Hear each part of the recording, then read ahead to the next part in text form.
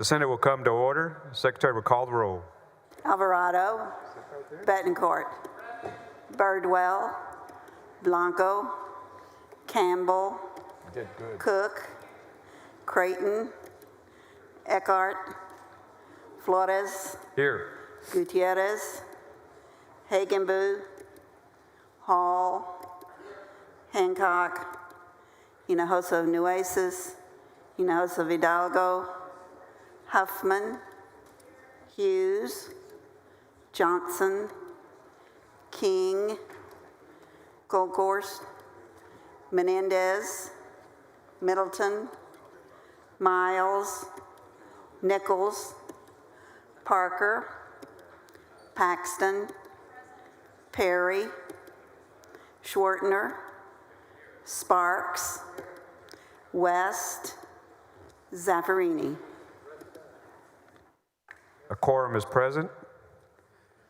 Welcome on behalf of Lieutenant Governor Dan Patrick and the Senate in the gallery. Welcome to the Texas Senate. Please rise for the invocation to be delivered by Chaplain Ricky Richards, St. Paul Lutheran Church in Crawford, Texas. Good morning. Let us pray. Lord God, we come before you today in humble gratitude for the blessing you have bestowed upon us. We thank you for planting us in such a wonderful place to live where we have freedom and are free to worship you.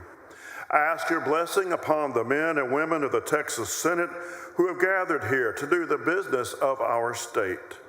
Please forgive them when they fall short. Lift them up and strengthen them for the tasks at hand.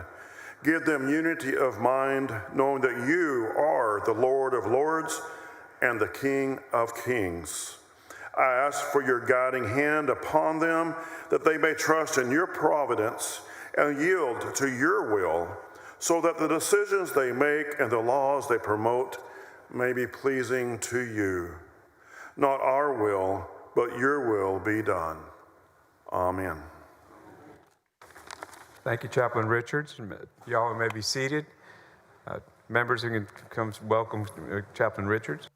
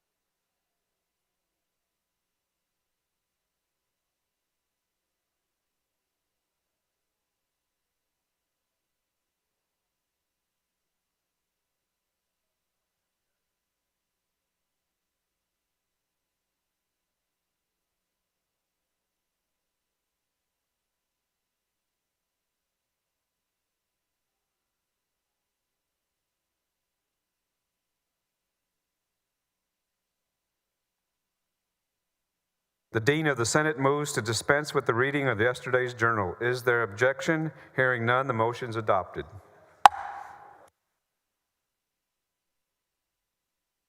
Mr. Doorkeeper? Mr. President, there's a message from the House. Admit the messenger. Mr. President, I am directed by the House to inform the Senate that the House has taken the following action. The House has passed the following measures. HCR 56, Harris-DeVilla,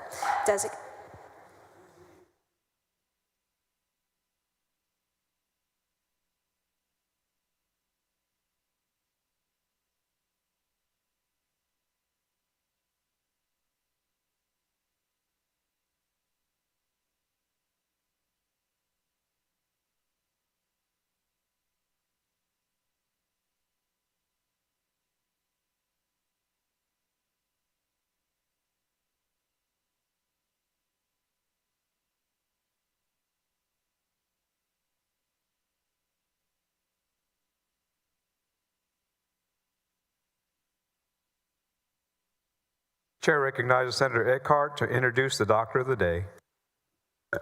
Thank you so much, Mr. President. Members, help me in welcoming our Doctor of the Day, Dr. Victoria Shepard.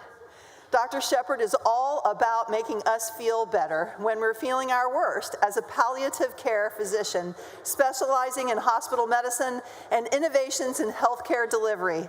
Dr. Shepard's experience has taken her all around the world, from Tyler, Texas, where she's from, to the University of California, where she received her degree in geography, which enabled her to pursue services in the U.S. Peace Corps in Kenya. She came back to Texas in time to attend medical school at UT, then back up I-35 to complete her family medicine residency at John Peter Smith Health Network in Fort Worth. There, she was elected chief resident by her peers and would go on to complete her fellowship in geriatrics at UT. Now, Dr. Shepard is an assistant professor in the Department of Population Health, joining the teaching faculty at UT's Family Medicine program in 2020. When not informing the next generation about their responsibility and role in public health, Dr. Shepard loves to pack up her teardrop trailer. Oh my God, I'm so jealous. I want a teardrop trailer. And hits the road, hitting up Goodwill outlets and sewing along the way. Dr. Shepard, thank you for sharing time with us in the chamber today and for all of your dedicated work to our community and the health of our community. Members, please.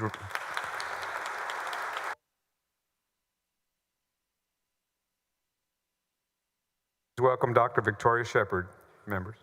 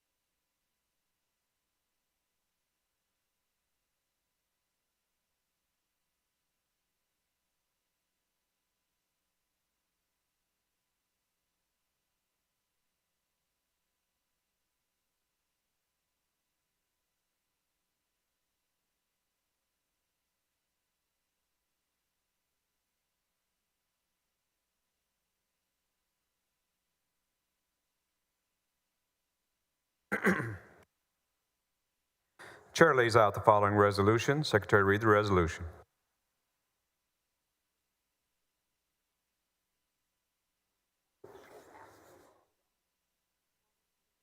Senate Resolution 456 by Hall and Paxton, recognizing the Texas chapters of Blue Star Mothers of America at the state capitol. Chair recognizes Senator Hall on the resolution.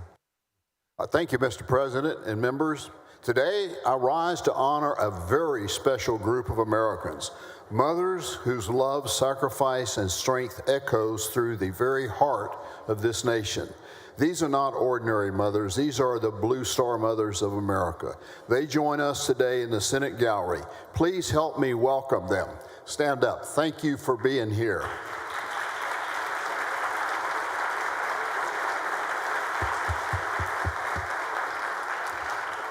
In January 1942, just weeks after Pearl Harbor shook our country to its core, an Army captain named George Maines placed a simple ad in a Michigan newspaper. He called on the mothers of service members to gather, and they did, in strength and courage, with hearts willing to serve alongside their sons and daughters who wore the uniform. From that humble beginning, a movement was born.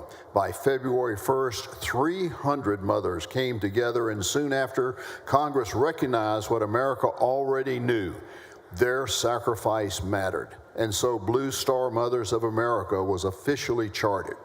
Today, that proud spirit lives on through more than 200 chapters nationwide, including at least 10 chapters right here in Texas. These remarkable women ship care packages to troops deployed far from home. They visit hospitalized veterans who may have no one else to come sit by their side. They support veterans organizations tirelessly. And perhaps hardest of all, they stand together in solemn remembrance for those who never came home. Members, the courage of the Blue Star Mothers is quite immense. Their service is unseen by many, but essential to all. Today, the Texas Senate stands united in gratitude, and we honor the Blue Star Mothers who lift up our troops, who care for our veterans, and who bind our communities with threads of patriotism, compassion, unbreakable faith. We owe them a debt that words can scarcely repay. But today, we offer these words nonetheless. Thank you. Thank you for standing the watch alongside your children. Thank you for carrying the burden of service with grace and with love. And additionally and lastly, I want to deeply thank Senator Paxton for joining me on this very important resolution. Mr. President, I move adoption. Chair recognizes Senator Paxton. Thank you, Mr. President. Senator Hall, thank you so much. You always do such a great job of making a point to recognize these amazing women. I'm so glad you're here. I am officially a Blue Star mom now, and I became aware of the organization because of your presence at the Capitol, so thank you for that. That's a gift to me.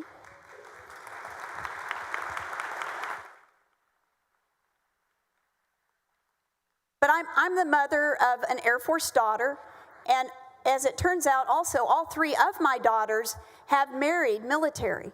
And so I am so thankful for the work that you do. When Abby was in Afghanistan, deployed there twice, I remember that was actually the first time I became acquainted with FaceTiming. I hadn't really done that before, and I loved being able to see her. And I will never forget hearing bomb sounds in the background, and I would say, "What was that?" And she would say, "Oh, it's just bad guys, Mom."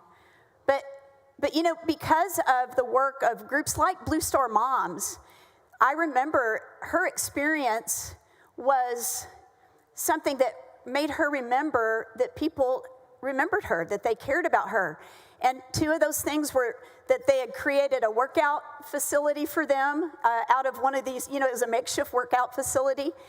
And then the other thing that y'all did, which was maybe the most important, was you sent Chick-fil-A sauce. And that was really important to her morale. And anyway, I appreciate the work that you've done through the years. I appreciate the opportunity to partner with you in that work, and thank you for your sacrifice. It defies quantification, but it matters. And God bless the Blue Star Moms. Thank you, Senator Hall, for bringing forth this resolution. Senator Birdwell, you're recognized. Thank you, Mr. President. Thank you, Senator Hall, for bringing us a very appropriate resolution in recognition of the Blue Star Moms. My mom passed away 2 years ago, and up until her passing, I was her Blue Star. She had the flag, one Blue Star, and that was me. And it isn't just the blessing is it did not become a gold star. But that Blue Star doesn't just represent a child serving in time of warfare, it's also in time of peace. But it isn't always peace. It can be in the militarized zone and between North and South Korea. It can be training deployments, humanitarian relief operations, in places where a Porta-John looks like a major home improvement. You've raised your children to love their country and to be prepared to pay in blood for life, liberty, and the pursuit of happiness. America is not just defended by those that wear the uniform. It's defended by those that teach their children to love their country and that no sacrifice is too great for liberty and freedom. God bless each and every one of you for what you taught your sons and daughters. Thank you, Mr. President. Thank you, members.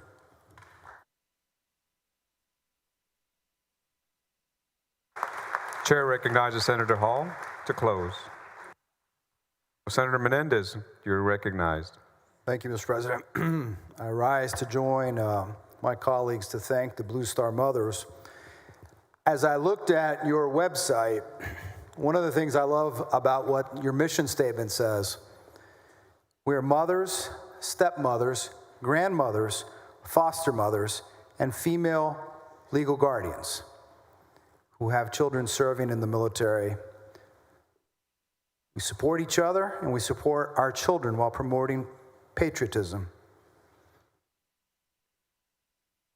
Earlier on in this, it says how the Blue Star Mothers is an organization that represents all aspects of America.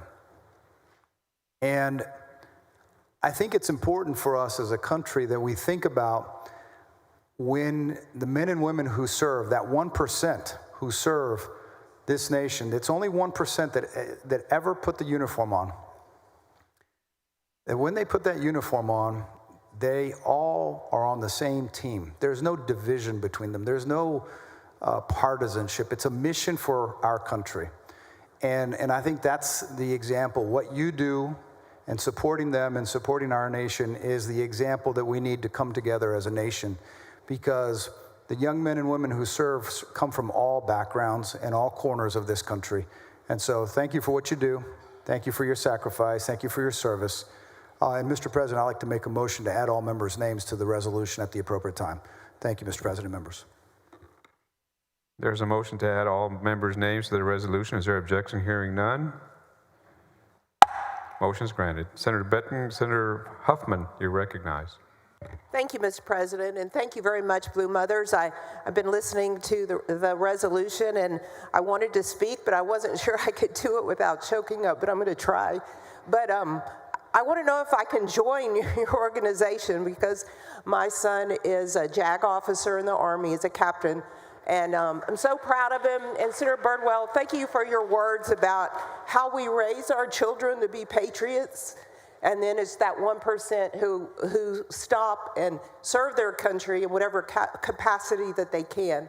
And so for all the mothers, and Senator Paxton, I understand, you know, the way you felt when your daughter and your other children and your in-law children and so forth were all involved in the military. We're very proud of them.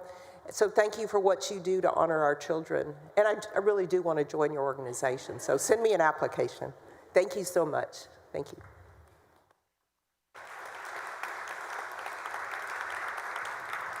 Senator Hall, you're recognized to close on the resolution. Mr. President, I move adoption of this very special resolution recognizing our Blue Star Mothers of America.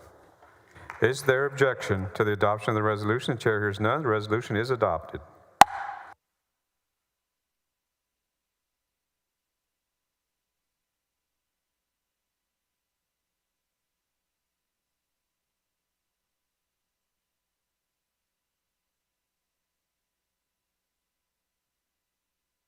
Chair recognizes Senator Campbell for a recognition.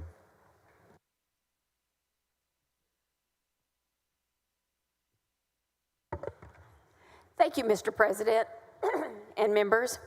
Excuse me, that was quite moving. Members, it's my great privilege today to welcome members of the fine arts education community from across the state to their capital. Any children or people associated with the Fine Arts Education Day, please stand up. There they are, a lot of them. All of them. And stay standing if you would. So over 300 fine arts students are in the Capitol today. They're not all in here, but they're in the Capitol today to perform and celebrate Capitol Fine Arts Education Day. We have student groups from Comal ISD, which is the district that I'm honored to serve in, who are performing at the Rotunda at 12:45. It's a choir, and they are practicing, warming up now. But we've got Cleburne ISD, Forney ISD, Grand Prairie ISD, Klein ISD, Leander ISD, Lubbock, McKinney, San Benito, and many more. Additionally, we have representatives who are from the Fine Arts Education Associate organizations that teach, coach, and serve over 1.9 million Texas students each year, including, and I'm just going to list a few of the associations, the Texas Music Educators Association, Texas Arts Education Association, Texas Thespians, Texas Educational Theater Association, Bandmaster Association, Texas Fine Arts Administrators, Parents for Arts Education, Orchestra Directors Association, Texas Choir Director Association. Fine arts courses have shown to improve attendance rates in school, academic outcomes, and student engagements. I've seen this in my district and in my family.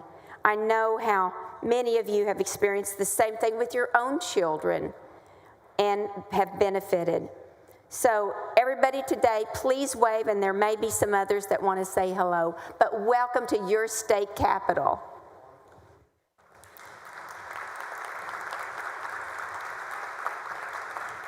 Chair recognizes Senator Bettencourt to speak on the resolution.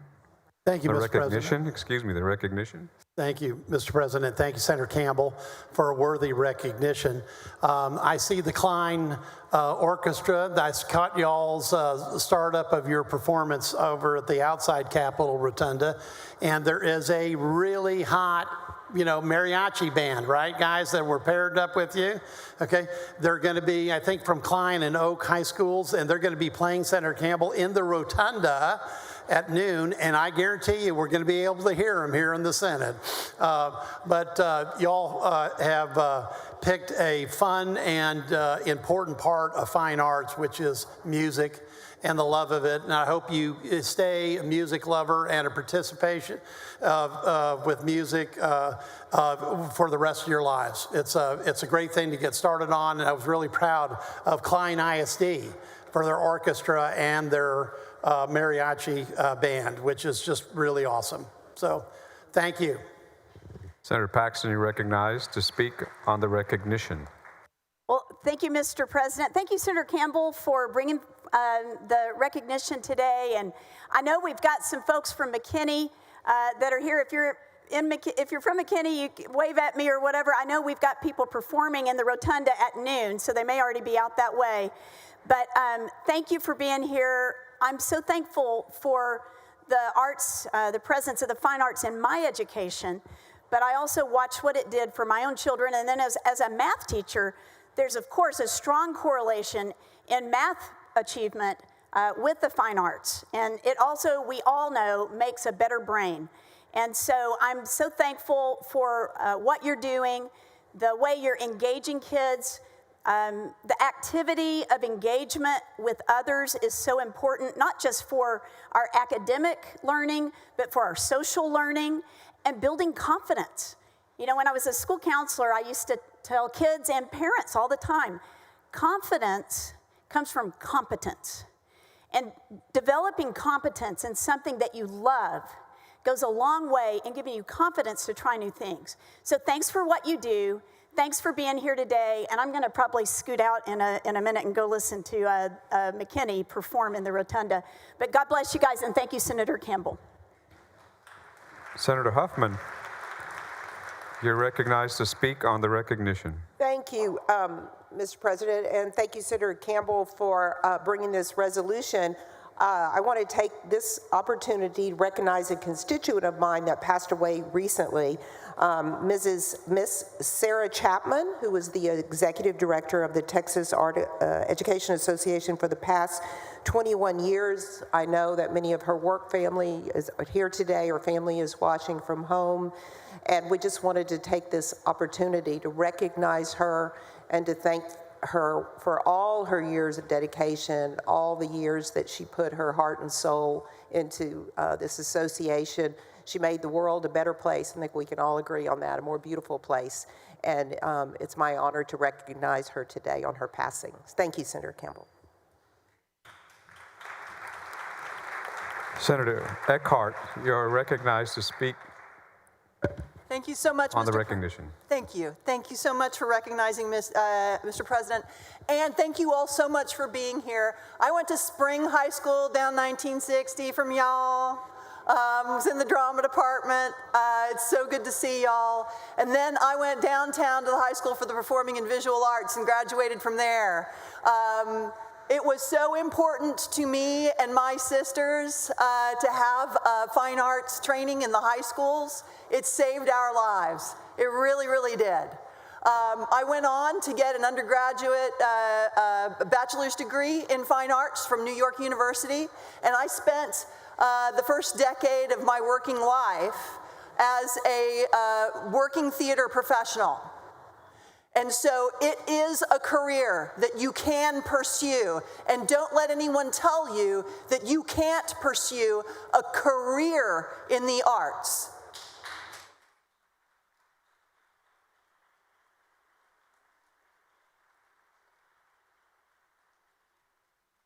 And I want to thank the administrators and the teachers up there too that are making a home for the arts in public education. And thank you so much for y'all's advocacy, because you know better than we on this floor that when public education funding goes down, often it's your programs that are the first ones that get cut. And that hurts all of these kids up here. I also want to give a shout out to academic freedom in higher education, because the arts also are under attack in higher education as not sufficiently worthy because of the career paths that are opened to you from a academic path in fine arts. Fine arts, we must have them in society.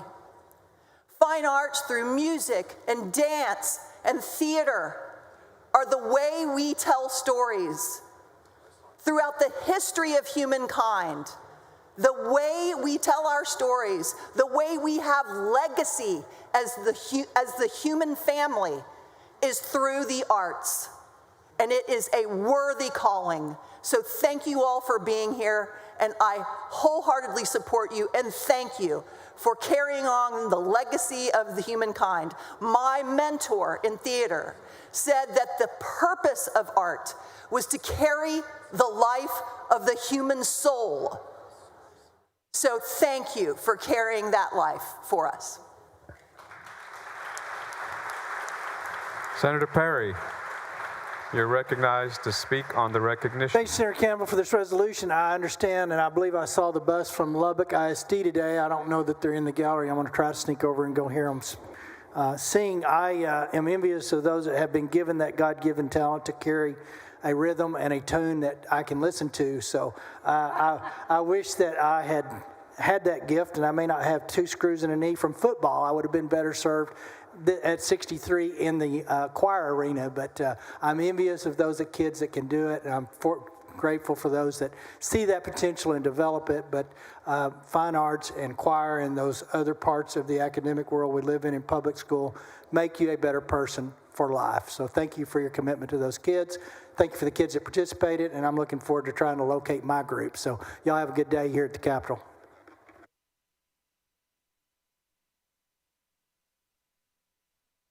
Senator Hagenbu, you're recognized to speak on the recognition. Thank you, Mr. Chairman. I wanted to follow up what Senator Eckhart had to say. She was right about that. I'm a military guy and an engineer, and my son wasn't interested in any of that stuff when he was growing up. He was interested in theater, and I tried every sport known to man, and he didn't take to any of them. I played a lot of sports, but my wife figured out he was a performer. That was what the good Lord made him to do. And I had to figure that out. And we helped him out. He went to Carnegie Mellon's drama school. Now he's a TV actor in LA. Been working there for about a decade. I didn't think it was possible, but you're right. You follow your dreams. So I appreciate you all being here, and good luck to you all. Thank you. Thank you, Mr. Chairman.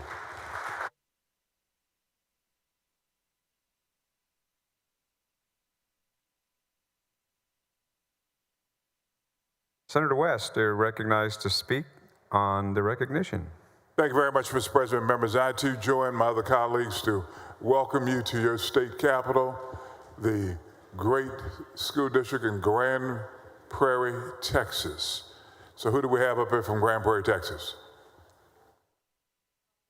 So they're probably in the rotunda. So I want to say congratulations to each and every student that's here today, and recognize that this is your capital, and one of these days you may very well be on the Senate floor greeting students from school districts way into the future. So welcome to your state capital. Thank you.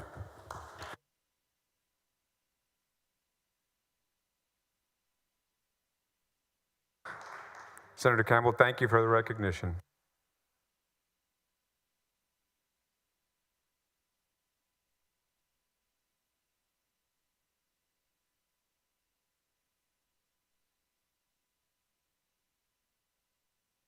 Chair lays out the following resolution. Secretary, read the resolution.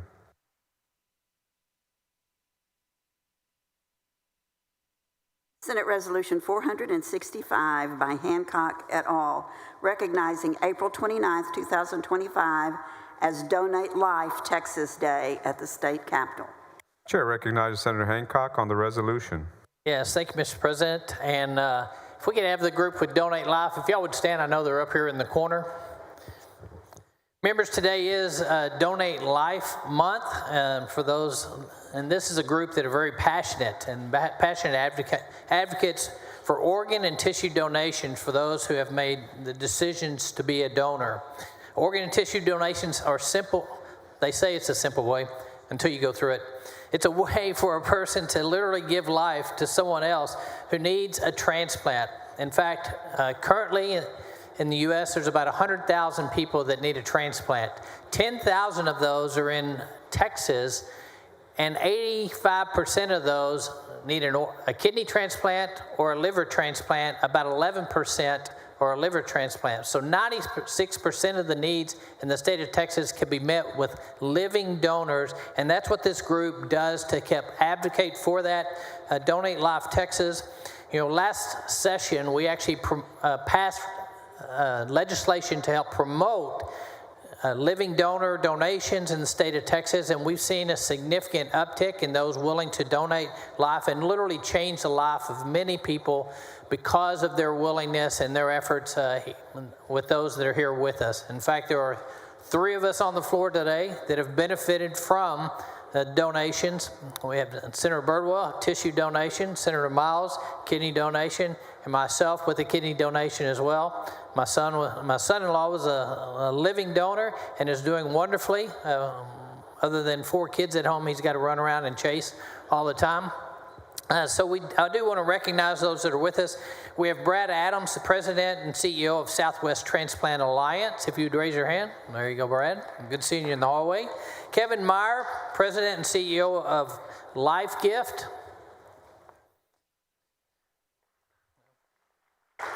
We have Joe Nesbraw, the President and CEO of Texas Organ Sharing Alliance.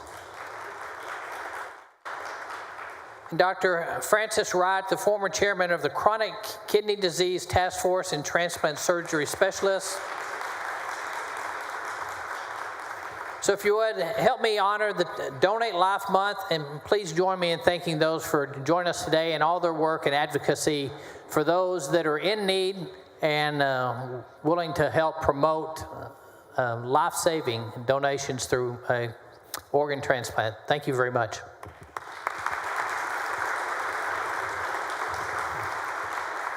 I move adoption of the resolution. Is there objection to the adoption of the resolution? The chair hears none. The resolution is adopted.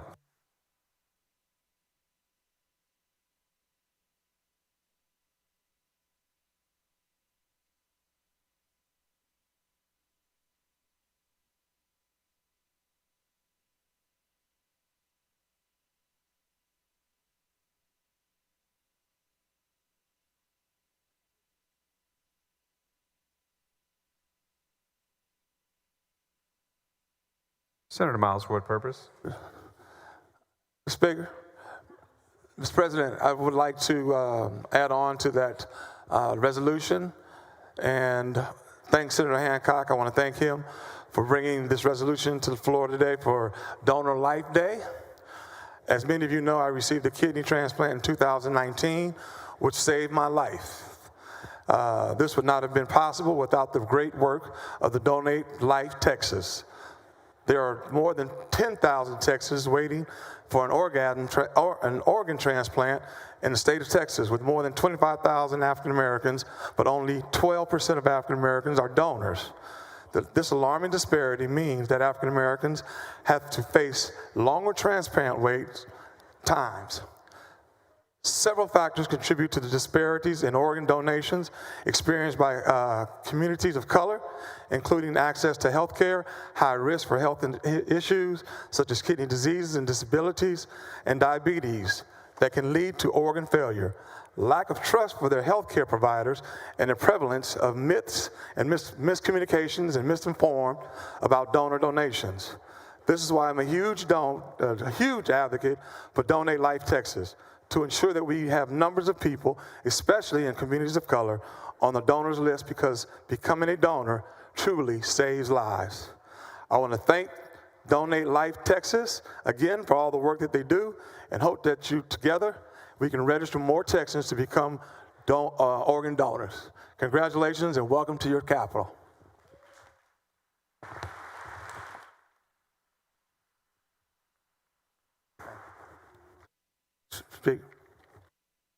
Chair recognizes Senator Menendez for recognition.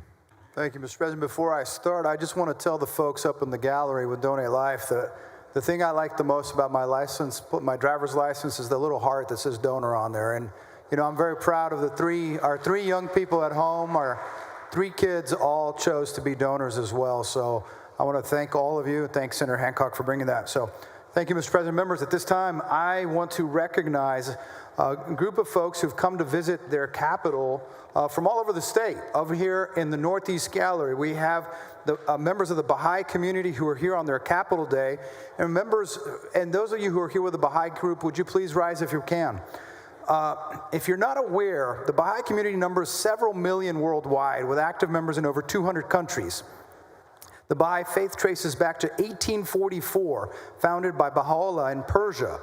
And Baha'u'llah's teachings were vital to humanity, painting a unifying vision of a future of society and nature's purpose of life, and offering hope to the troubled world. Some of their values that I find just uplifting: elimination of prejudice, universal access to education, racial and social justice, the equality of women and men, just to name a few.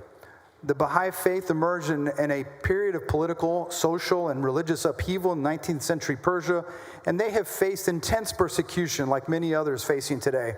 The Baha'i faith teaches that racism is one of the most destructive forces in society and must be actively eliminated through systemic change and dialogue.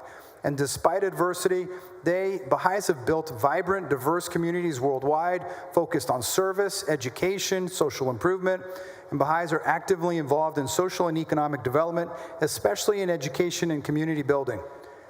That not only is shown by their advocacy here today, but by their dedication to community involvement. I understand that there are members of the San Antonio Baha'i community here, and a few things that they do is they hold devotional gatherings. They invite people of all backgrounds and beliefs to join each other in prayer, song, meditation. They have activities for kids, classes, and events like the Beacon Hill Book Adventure. I believe that I have two of my constituents, Linda Dupuy Rosen. If you're here, raise your hand. There you are, Linda. And Carrie Toledo. Carrie, and I see Don right next to you from the Austin Baha'i community. Good to see you, Don. So please join me in recognizing the Baha'i faith and their community at their Capital Day. And what I find the best, the most uplifting is if you ever get to meet folks and you get a chance to go to the Austin Baha'i Center, you'll find people who believe in let us stop doing things that divides us and look for things that bring us together as one humankind. And you'll find people, they don't have a clergy, they have their own independent search for the truth, and you can't just be born into the faith. You have to study and learn, and then you sign whether you want to join or not. And my mother-in-law and father-in-law converted to become Baha'is and raised my wife and her sister. And in the 33 years I've been around Baha'is, I've never met one that I wouldn't want to call a friend. Congratulations, and I'm glad to have you here. Welcome to your state capital. Thank you, Mr. President, members.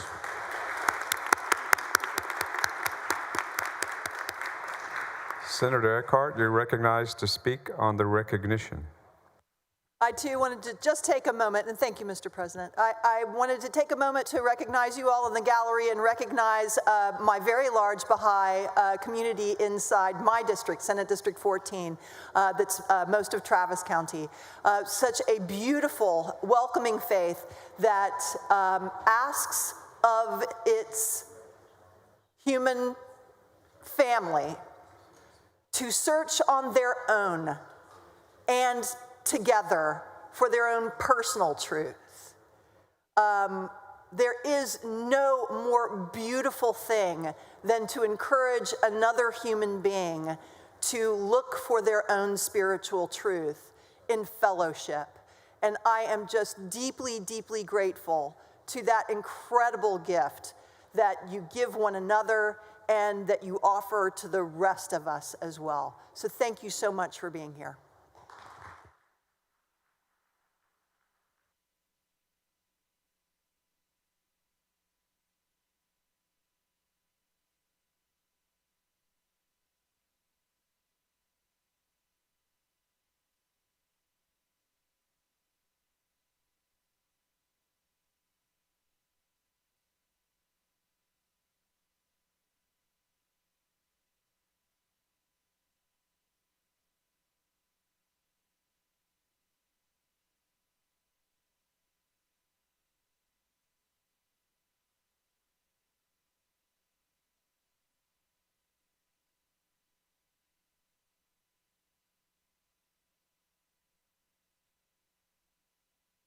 Chair lays out the following resolution. The Secretary read the resolution.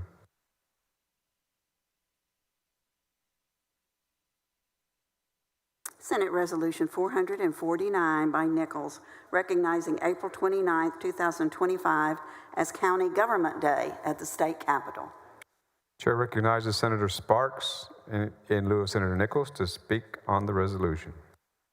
Thank you. It's my honor to lay this out for Senator Nichols today and welcome the Texas Association of Counties to the state capitol as we celebrate County Government Day. We have any of our friends up in the gallery? Yes, please stand if you are a county official. Yeah, thank you. So, as you guys know, I represent 45 counties, so quite a few here in the state of Texas. Throughout the month of April, we joined the National Association of Counties in observing National County Government Month to recognize the essential work county governments perform every day across our state and nation. County government is the oldest form of local government in the United States, and it remains a cornerstone of our democracy, delivering vital services that touch the lives of every Texan. From public safety to emergency response to election security, healthcare, and mental health services, just to name a few. Texas is home to 254 counties, more than any other state. The dedicated elected and appointed officials who serve our counties work tirelessly to meet the needs of our citizens. Their leadership and commitment ensures that Texas remains strong at every level. For more than 50 years, the Texas Association of Counties has supported this work, providing essential services and assistance to our 254 counties and more than 4,600 county officials. Their efforts strengthen local governance and improve the lives of millions of Texans. So today, we commend the Texas Association of Counties and all county officials for their countless contributions to our great state, and we warmly welcome them to Austin as they celebrate County Government Day here at the Texas Capitol. Thank you guys for being here.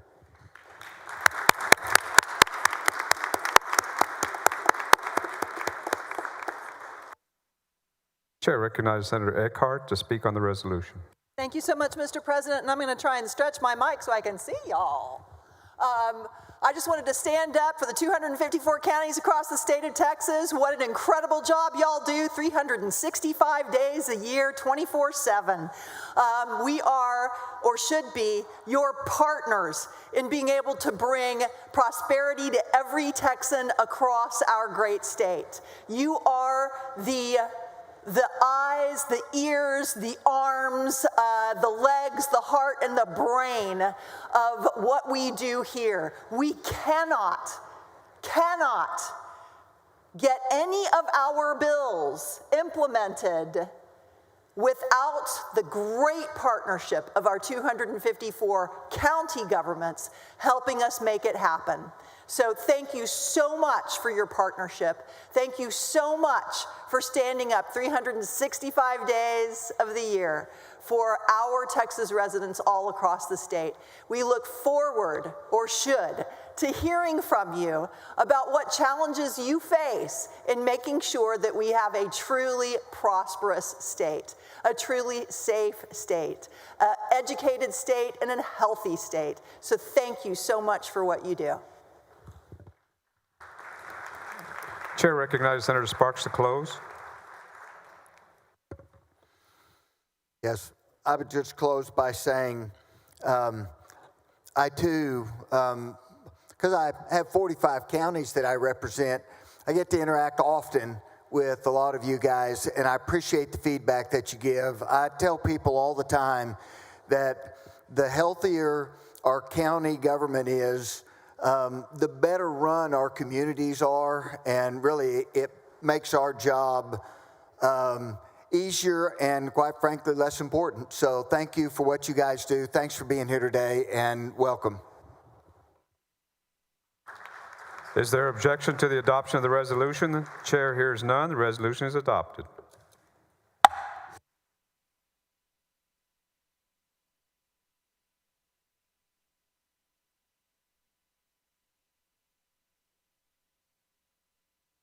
Chair lays out the following resolution. The Secretary will read the resolution.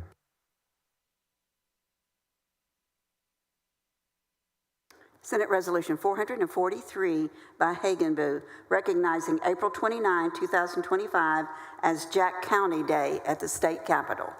Chair recognizes Senator Hagenbu on the resolution. Thank you, Mr. President. Mr. President and members, I've gotten to know, we don't have a lot of folks here today. I know everybody's busy, but I've gotten to know all of you a lot this session, and I've enjoyed that, but I've learned something about you, which is y'all don't know Jack. But that's all right. Today's Jack County Day at the Capitol. We're going to teach you a little about Jack County. Would the delegation from Jack County please stand up? All right. Hey, please give them a hand, yeah. We have County Judge Brian Keith Upfries, Sheriff T. Bob Hager, Jacksboro ISD Superintendent Brad Burnett, County Attorney Brad Dixon, Commissioner Terry Ward, Chief Deputy Doug Angel, Constable Clyde Watson, County Clerk Vanessa James, Tax Assessor Collector Tracy Ogle, EMCIT Director Frank Hefner, and Jacksboro EDC Director Brenda Tarpley, to name just a few of the group that's here today. We have about 50 people from Jack County today, which is fantastic. Welcome you all to your capital. Members, Jack County was established on August 27th, 1856, is a rich heritage from its early days as home to the Caddo and the Comanche tribes and its role in the Texas frontier. It's named after William H. and Patrick C. Jack, both soldiers of the Texas Revolution. Agriculture and cattle ranching built the foundation of Jack County's economy with corn, grain, and cotton as staple crops. The arrival of the Chicago, Rock Island, and Texas Railways in 1898 spurred further expansion. And in the 1920s, the discovery of oil just transformed the county. Petroleum production became a major part of the economy. Today, Jack County is home of nearly 9,000 people and residents and continues to grow in industries like oil and gas, healthcare, and construction. The county seat is Jacksboro. It's one of the earliest settlements in North Texas and known for its welcoming community and historic downtown. The county's other towns like Bryson, Perrin, and German, they reflect the hardworking spirit of Texans.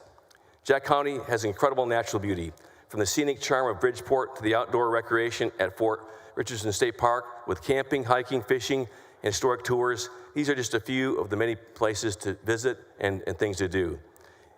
And the annual events like the Chili Fest and the Main Street Car Show bring the community together, celebrating Jack County's proud heritage. Members, please join me in welcoming the delegation from Jack County to their Texas capital. Thank you all for being here. Appreciate it. Thank you, Mr. President. Senator, do you move adoption? Yes, move for adoption, yes, sir. Is there objection to the adoption of the resolution? Chair hears none. Resolution is adopted.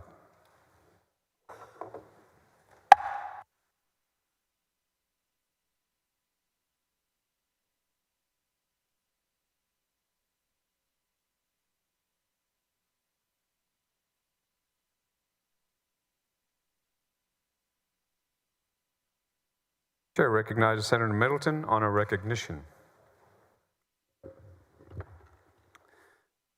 Thank you, Mr. President. Members, today we're honoring a veteran of a conflict that we frankly don't honor enough, and that is the Cuban Missile Crisis.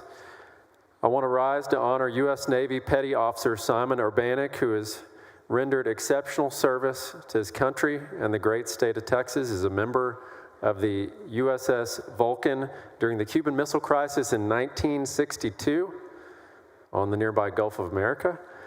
A native of Galveston, Mr. Urbanek served as an opticalman, petty officer, 3rd class on the USS Vulcan. His responsibilities on the ship included repairing binoculars, telescopes, and navigation equipment.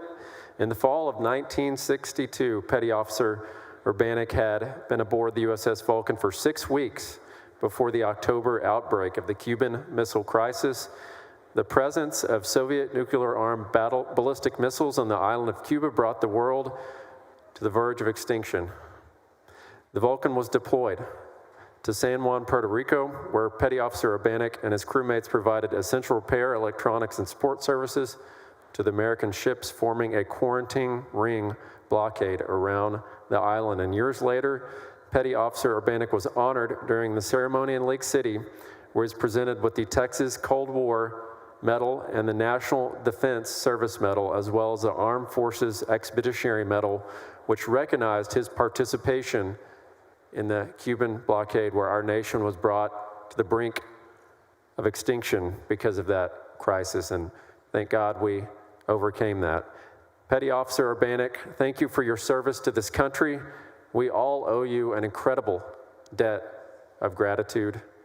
This chamber, this state, is proud to recognize you. And members, please join me in standing and honoring Simon Urbanek for demonstrating exemplary skill and dedication in the face of the enemy, upholding the highest ideals of the United States military, and exemplifying Texas values of selfless service and perseverance to protect and defend our great nation.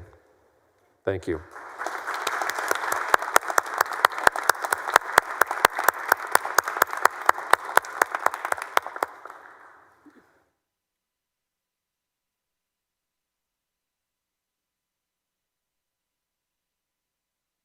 Following message from the governor, the secretary read the message.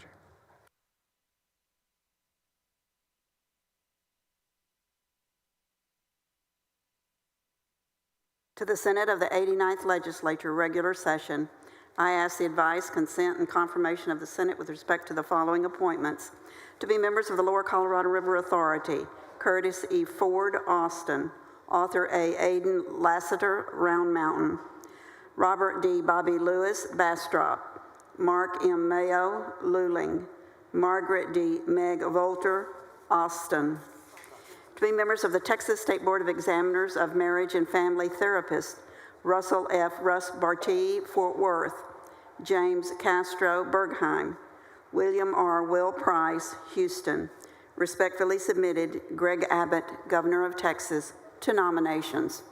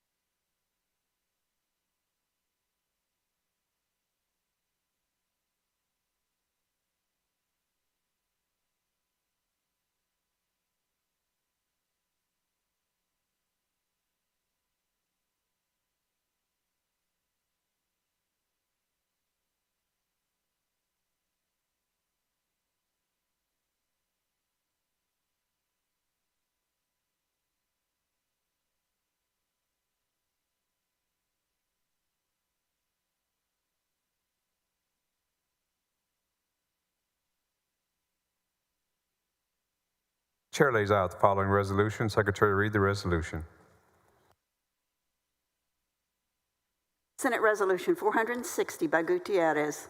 Whereas proud residents of Crockett County are gathering in Austin on April 29, 2025, in celebration of Crockett County Day at the state capitol.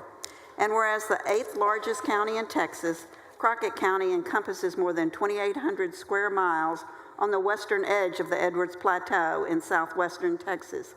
Its earliest inhabitants were members of the Comanche, Apache, Kiowa, Mescalero, and Lipan tribes who hunted the herds of buffalo that once roamed the land. The first Europeans to arrive were Spanish explorers Alvaro Nunez Cabeza de Vaca and Francisco Vázquez de Coronado during the 16th century. But Anglo-Americans did not begin settling the frontier in earnest until after the Civil War. And whereas in 1875, the Texas legislature established Crockett County from a portion of Bayer County, and a subsequent election in 1891 formalized its organization, with Ozona chosen as the county seat. It was named in honor of Colonel David Crockett, who was among those who perished while fighting in defense of the Alamo in 1836. The nascent county's economy was dependent on sheep and cattle ranching, which continues to be a primary industry today alongside the oil and gas business. And whereas Ozona, whose motto is "the biggest little town in the world," is home to more than 2,000 people and remains the only town in Crockett County. Area residents pride themselves on the rugged beauty of the land and their friendly nature, and their deep-rooted heritage is preserved at the Crockett County Museum, which chronicles local history from 10,000 BC to the present day. Young Texans in the county are served by the Crockett County Consolidated Common School District, and school activities play an important role in community life. And whereas with its strong rural character and rich agricultural legacy, Crockett County exemplifies the essence of the Lone Star State, and it is indeed fitting to honor this unique region and the hardworking and industrious people who reside there. Now therefore be it resolved that the Senate of the 89th Texas Legislature hereby recognize April 29, 2025 as Crockett County Day at the state capitol. Chair recognizes Senator Gutierrez on the resolution. Thank you, Mr. President. Members, if I can get your attention to the west side of the gallery up here, we have all of our friends from Crockett County. Thank you for coming here today. I want to tell you, this is a town that I stop in about 4 times a year, and I need to get out there more for sure. But when I've talked about West Texas often, and I talk about going to Brewster County down to Big Bend, I always stop in Ozona, Texas at a certain Stripes and fuel up. And I have a few friends there. But beyond that, there's this street on there, and you see these old houses, and they're just these big mansions. And they're part of the great Old West. They're part of those cattle barons that formulated part of this thing. You'd think you were in River Oaks or in Olmus Park. It's a beautiful town with an incredible town square. If you get to drive around, go to Ozona, which was named after what you would think, the ozone. It had incredible pure air, and they changed the name some years ago to Ozona. We have our friends, County Judge Frank Tambunga here with his wife, Irma, and son Noah. Judge, if you don't mind standing up. Sheriff Victor De La Garza and his wife, Constable Carlos Martinez and his fiancee Roxanne, Sheriff with his wife Josephine, thank you. District and County Clerk Ninfa Preddy with Deputy Monique Castro and Emergency Management Coordinator Eddie Martin and wife Susan. I've often talked to you guys about a book. It's The Empire of the Summer Moon. And for those of you who read it, it's a fantastic book, and those of you who hadn't, I urge you to read it because it tells you a little bit about the history of Texas. But it's the history of our Comanches, it's the history of Quanah Parker, and it's the history of this community, because these Native Americans were all over this area, and this area that myself and Senator Perry and a few others happen to have the good fortune to represent. And they're the most beautiful communities in Texas. I know, everybody says that, but you have to just drive out there and you get lost out there, and it really is my spiritual place. So I want to thank you all for being here. Welcome to your state's capital. Your oil and gas is running this state, and you're doing so much for us, and we dearly appreciate you. Thank you so much. Members, if you would help me welcome them to our capital. Thank you.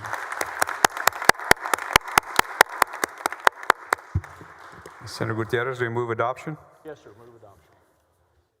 Is there objection to the adoption of the resolution? The chair hears none. The resolution is adopted.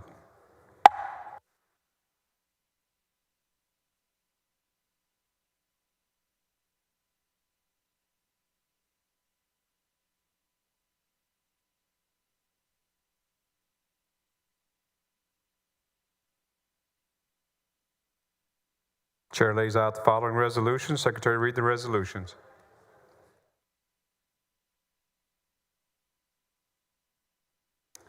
Senate Resolution 455 by Perry and Senate Resolution 462 by Middleton.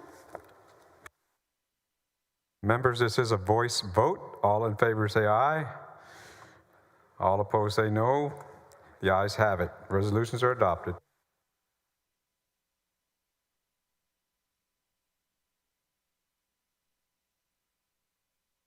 Members, if there is no objection, I would like to postpone the reading and referral of bills and resolutions until the end of today's calendar.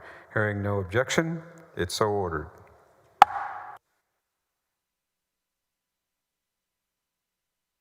Members, that concludes the morning call.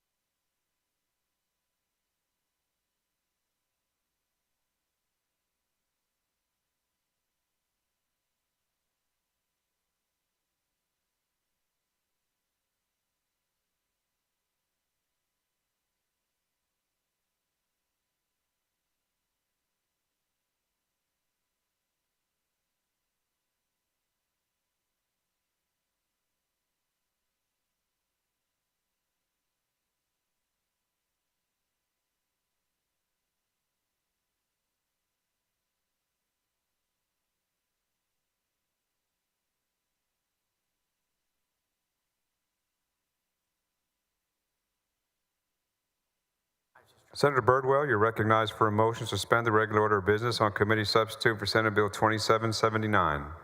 Thank you, Mr. President. Members, I move to suspend the Senate's regular order of business, take up and consider committee substitute Senate Bill 2779.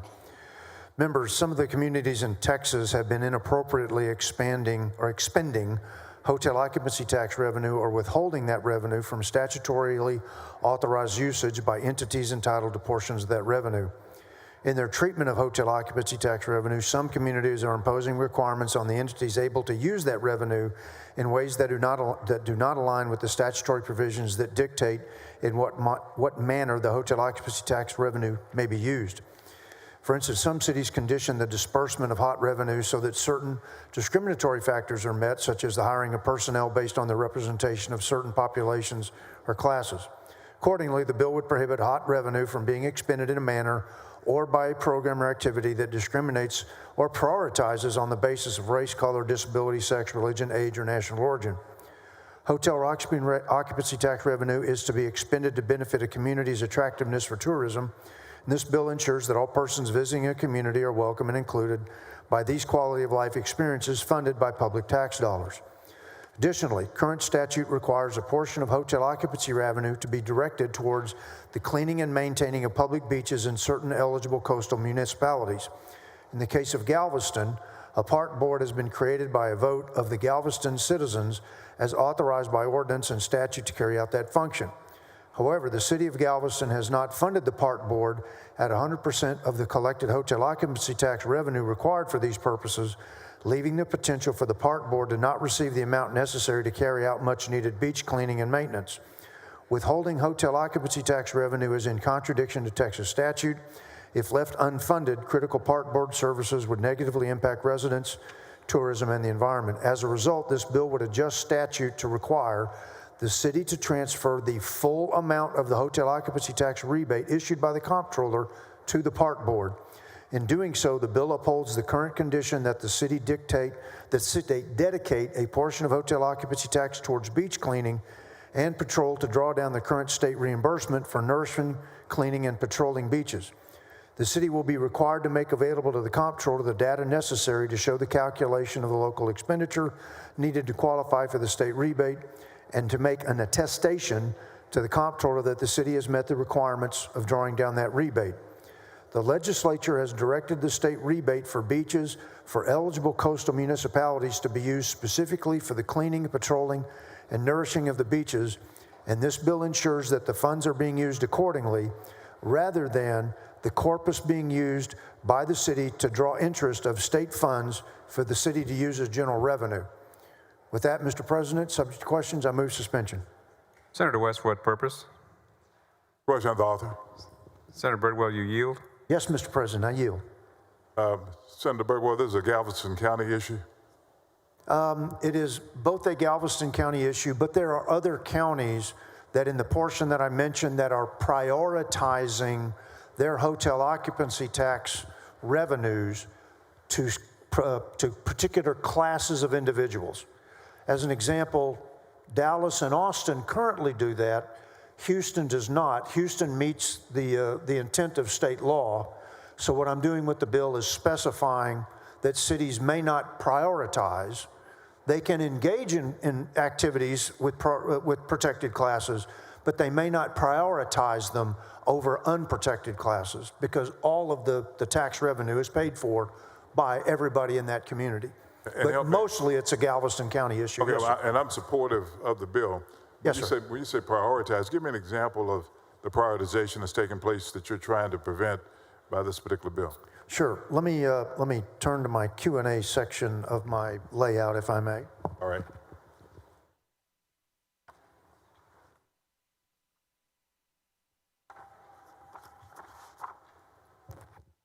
So as an example, in the case, as I mentioned, Dallas and Austin, their hotel occupancy tax programs give prioritization to applicants who are involving, representing, or centering around people in communities most impacted by racism and other forms of discrimination.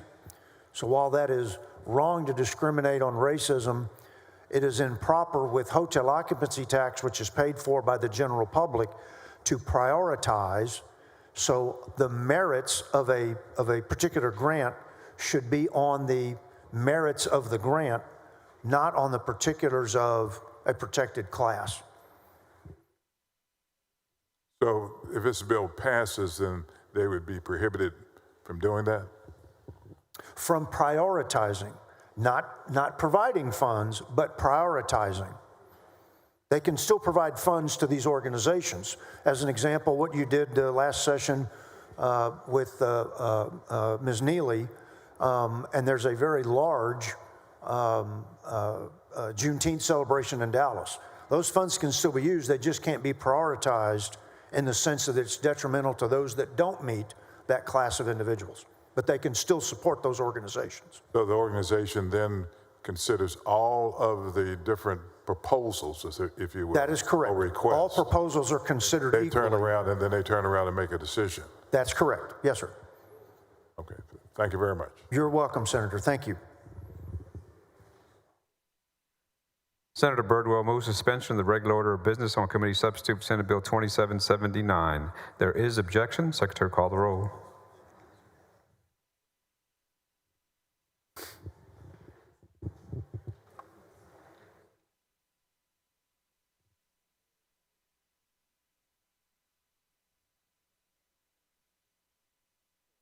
Alvarado, Betancourt, Birdwell, Blanco, Campbell, Cook, Craig. 25 ayes, 6 nays. Rules are suspended. Chair lays out on second reading committee substitute 2779. Secretary will read the caption.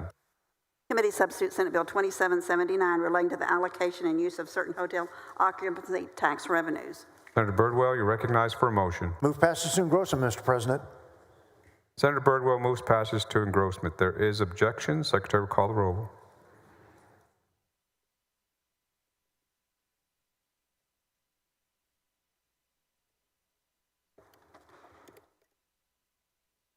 Alvarado, Betancourt, Birdwell, Blanco, Campbell, Cook. 25 ayes, 6 nays. Bill is passed to engrossment. Senator Birdwell, you're recognized for a motion to suspend the constitutional 3-day rule. So moved, Mr. President. Senator Birdwell moves suspension of the 3-day rule. Secretary, call the roll.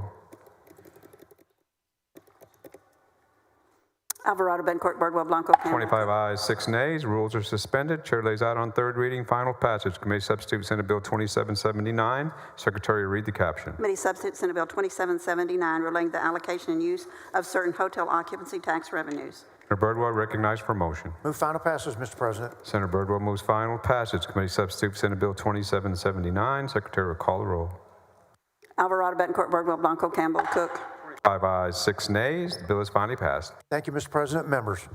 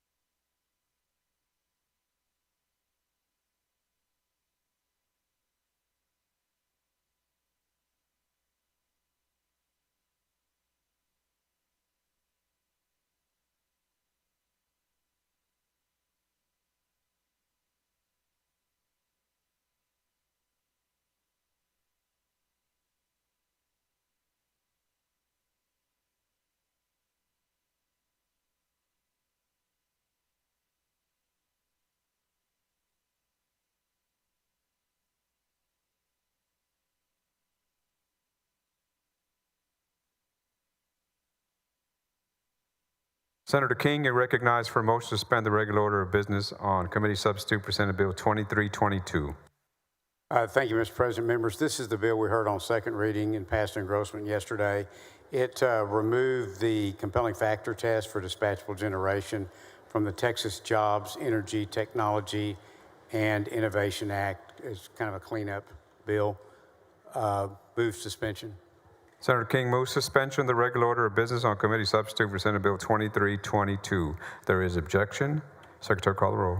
Alvarado, Betancourt, Birdwell, Blanco, Campbell. 20 ayes, 11 nays. Rules are suspended. Chair lays out on third reading and final passage of committee substitute for Senate Bill 2322. Secretary, read the caption. Committee substitute Senate Bill 2322 relating to the findings required to be made by the Controller of Public Accounts in order to recommend for approval an application for a limitation on the taxable value of eligible property for school district maintenance and operations.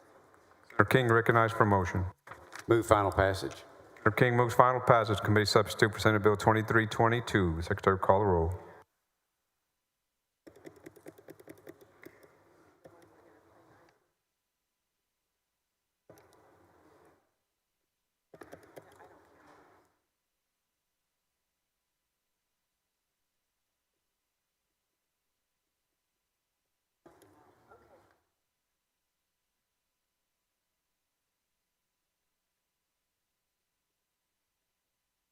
Alvarado, Bencourt, Birdwell, Blanco, Campbell, Cook, Creighton, Eckhart. 20 ayes, 11 nays. The bill is finally passed. Thank you, Mr. President and members.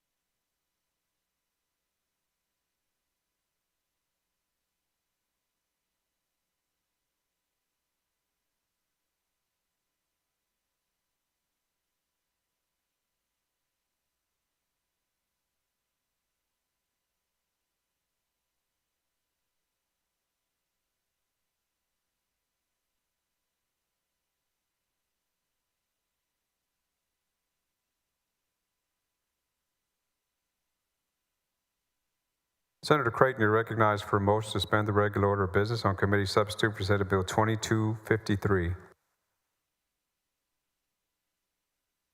Thank you, Mr. President. Members, the future of Texas public education hinges on one important factor: the quality of the teachers in our classrooms.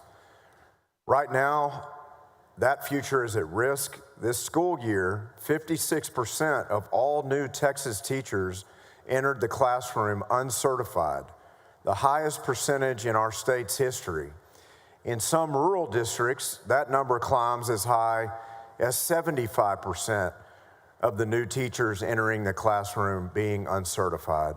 These are not small deviations. They are alarming trends and warning signs of a teacher pipeline in crisis. Committee substitute for Senate Bill 2253 is about reversing that trend. It's about ensuring every Texas student is taught by a well-prepared, certified teacher, especially in foundational subjects of reading and math. This isn't just a certification bill, it's a student success bill. It's a workforce stability bill, and it's a long-term investment in the quality of public education across our state. This legislation ends the practice of assigning uncertified teachers to K-3 reading and math classrooms by 2026 and 2027, with full certification required in core subjects by 2029 and 2030. The bill also increases transparency by requiring parent notification if a teacher is not certified, and it eliminates current waiver practices that obscure that information. The legislation builds out 4 high-quality preparation pathways for our teachers. It also provides increased stipends and funding support for residents, mentors, and grow-your-own candidates so more Texans can afford to become teachers without sacrificing training quality. The legislation also ensures that educator preparation programs meet high standards. Members, the data is clear. Our current teacher pipeline is not producing enough classroom-ready educators. This bill corrects that course by shifting incentives, elevating standards, and providing the support our schools and our aspiring teachers need. If we want better outcomes for our students, we must invest in the people and pathways that teach them. Committee substitute for Senate Bill 2253 does exactly that. And with that, Mr. President, I move suspension of the regular order of business to take up and consider committee substitute for Senate Bill 2253. Senator West, for what purpose? Question of the author. Senator Creighton, you yield? Yes, I yield.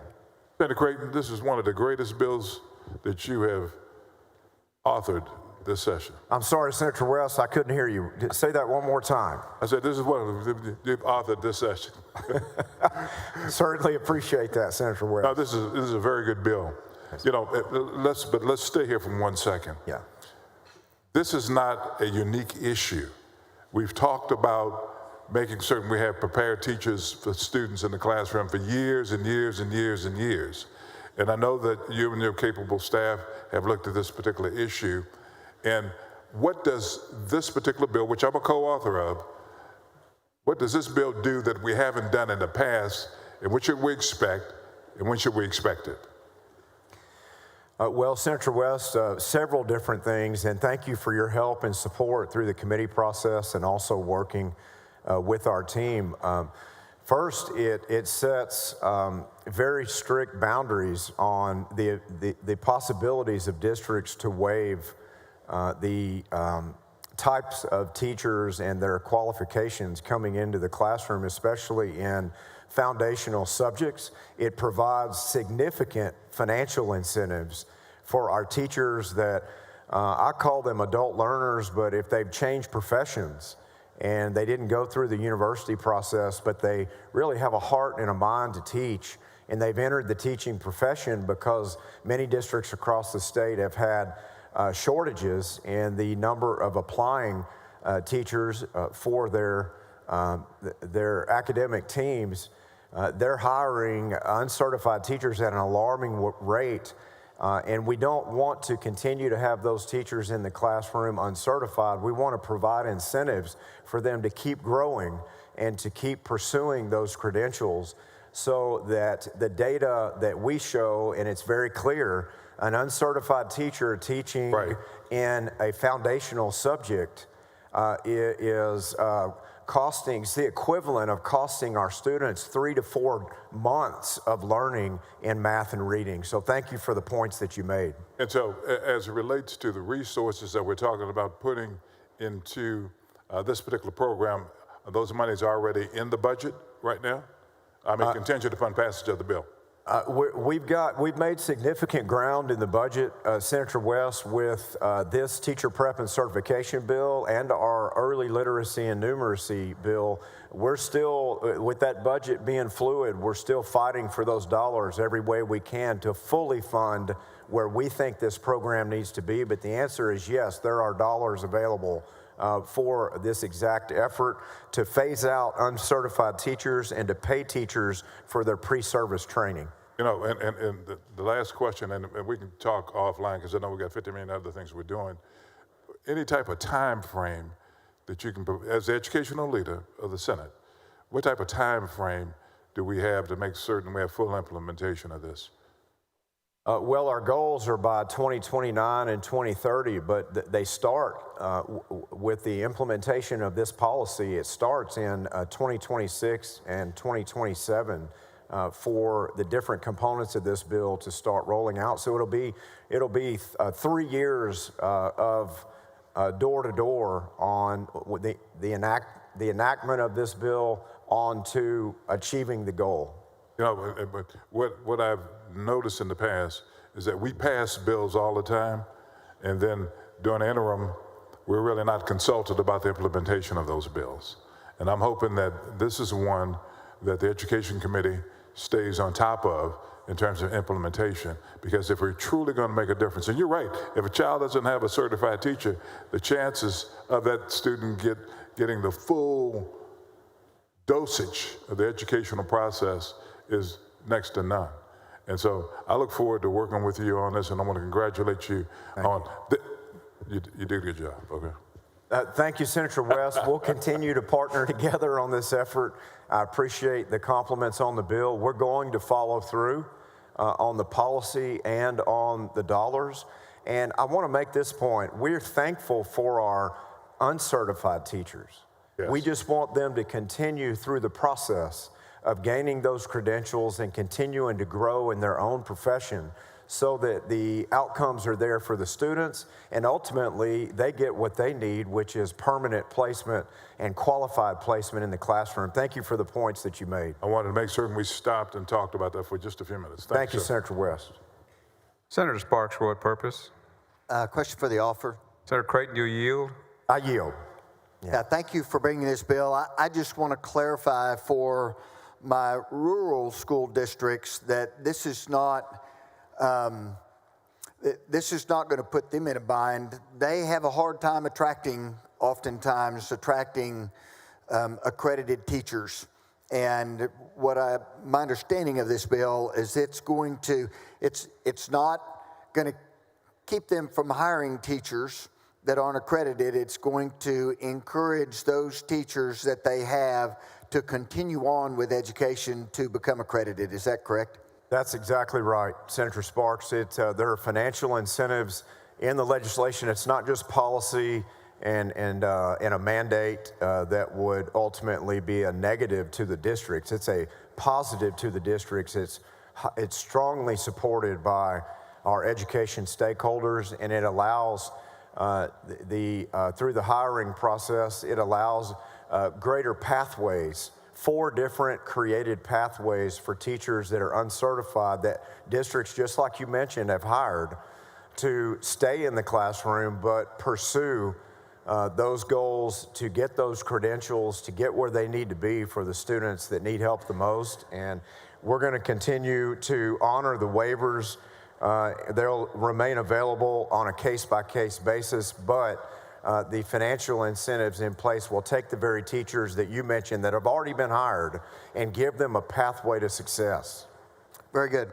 Well, I appreciate your work on all of this, and especially for making sure we're continuing to take care of our rural school system. So thank you, Senator Creighton. Thank you, Senator Sparks. Our districts both have many rural school districts to serve, and we're going to make sure that they're a priority set at the top of the list, just like the other different types of diverse districts out there. Thank you very much for those strong points on behalf of our rural districts. Senator Creighton moves suspension of the regular order of business on committee substitute for Senate Bill 2253. Is there objection? There is. Senator Gutierrez.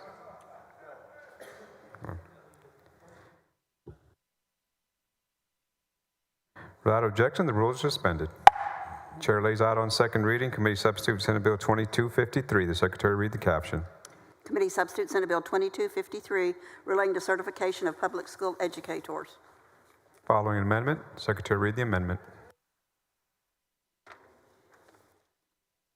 Floor amendment number 1 by Creighton. Senator Creighton, you're recognized. Thank you, Mr. President. Members, this amendment updates the bill to use more precise language related to teacher certification. It replaces the terminology of classroom teacher with teacher of record to align with how educator roles are typically referred to in statute. It also changes references from the word issued to required certification to clarify that what matters is whether a certification is required for a particular assignment, not whether one has simply been issued. These small adjustments will help ensure that the bill language accurately reflects current law without changing the bill's intent. I move adoption. Thank you, Mr. President. Questions on the adoption floor amendment number 1. Is there objection? Hearing none, the amendment is adopted. Following amendment, Secretary read the amendment.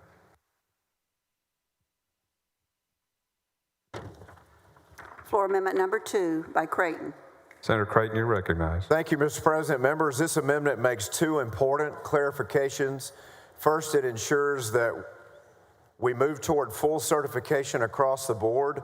Only districts with a District of Innovation plan can hire uncertified teachers in the 2026-2027 school year, and only for non-ELA or math courses in grades above 5. Without this fix offered in this amendment, the language could have unintentionally allowed all districts in Texas to hire uncertified teachers, conflicting with existing law. Second, it clarifies that districts can still pay certified teachers differently than uncertified teachers, but may base pay solely on the certification pathway, like whether someone used a traditional or alternative route. This ensures we continue to value certification and avoid discouraging uncertified teachers from becoming certified, which is the point of the bill. I move adoption. Question is on the adoption of floor amendment number 2. Is there objection? Hearing none, the amendment is adopted. Following an amendment, Secretary read the amendment.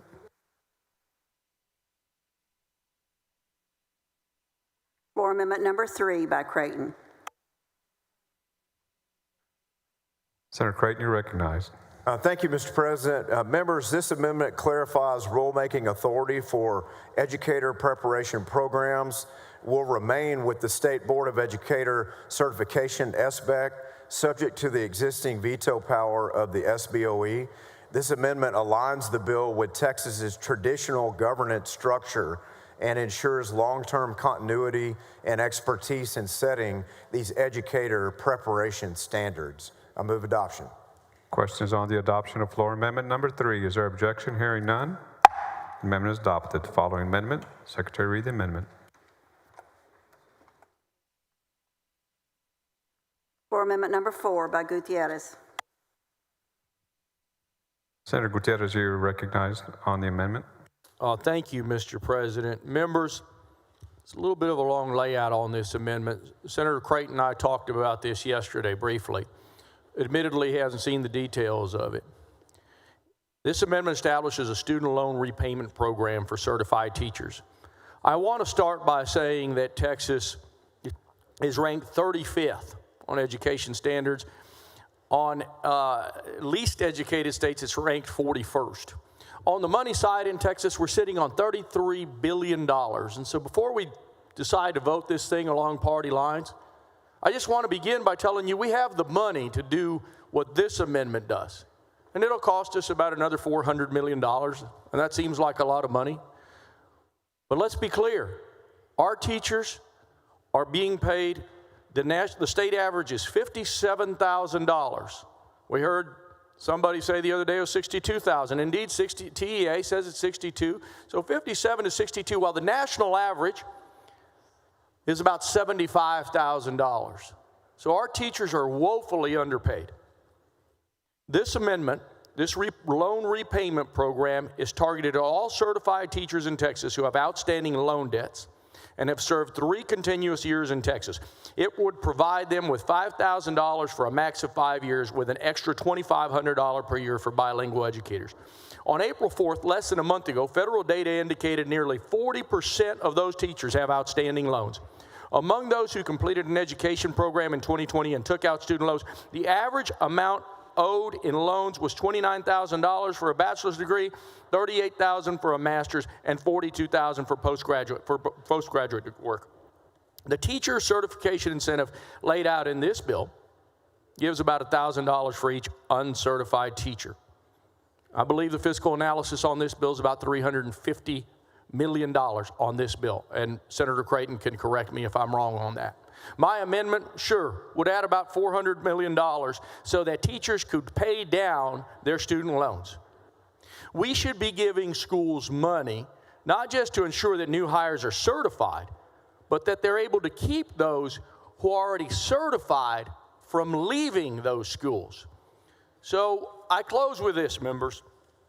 We have the money to do this. Before we run down some party line vote, when are we finally going to say that we're going to pay teachers accordingly as they are paid in other states? When are we going to say that we're going to do what's right by our school teachers? When are we going to say that we're going to limit our classroom size? When are we going to say that we're actually going to attack the real problems that are facing education? And so I ask you, members, to consider this amendment from the perspective that your teachers are paid so little, they make more money selling cell phones at the AT&T store. They're doing well for our kids. We need to do well for them in this student loan repayment program, so I move adoption. Chair recognizes Senator Creighton. Thank you, Mr. President. Members, we have an incredible package, both of policy and budget, to lift up our public school teachers more than ever before, with the largest teacher pay raise in Texas history on a permanent new teacher pay allotment that lives on and on as a budget culture.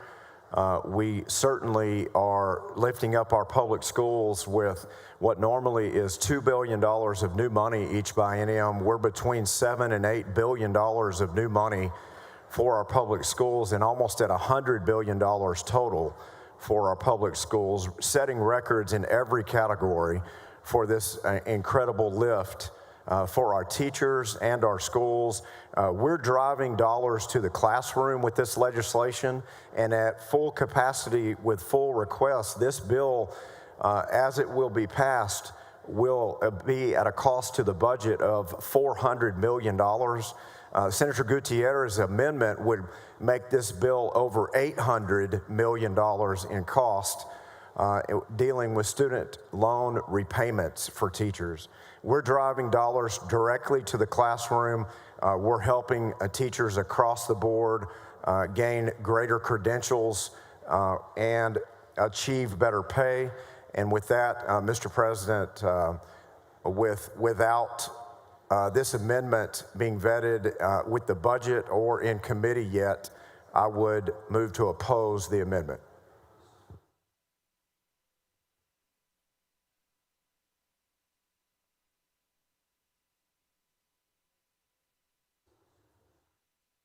Members, the question is on adoption.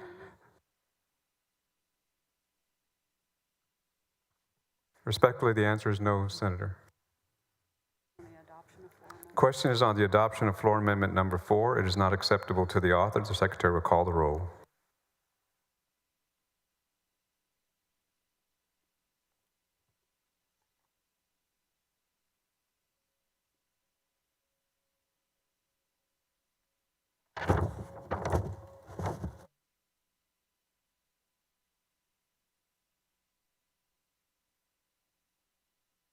Alvarado.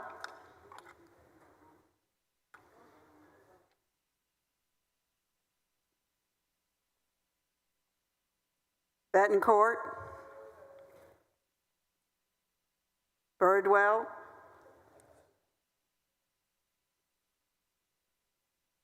Blanco. Campbell. Cook. Creighton.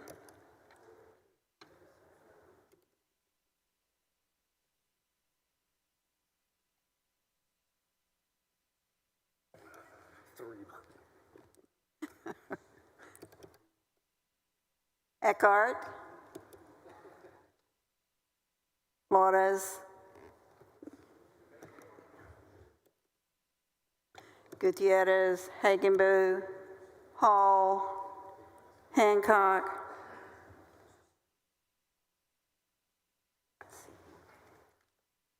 Is he over there? Hinojosa of Nueces. Hinojosa of Hidalgo. Huffman. Hughes.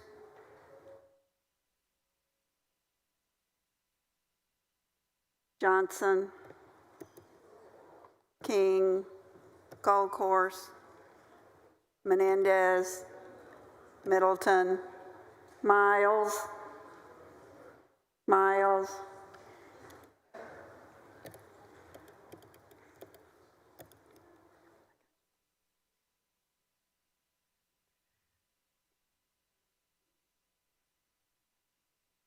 Nichols. Parker. Paxton. Perry. Schwertner. Schwertner. Sparks.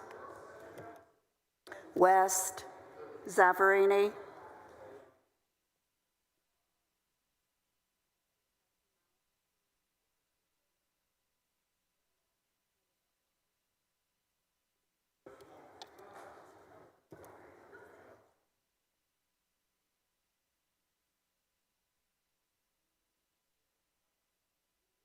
They've all been here, but I don't see them now.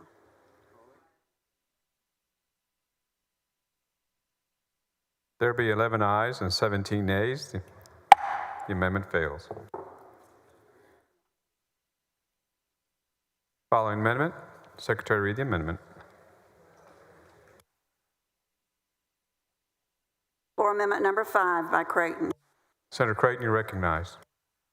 Thank you, Mr. President. Members, this is a fiscal responsibility amendment. We're working diligently with Chair Huffman on Article 3 and making sure we provide, again, a historic lift to our public schools. This amendment is necessary pending ongoing budget negotiations with the House to adequately fund this legislation, which was the very reason why I had to also oppose the previous amendment. I move adoption.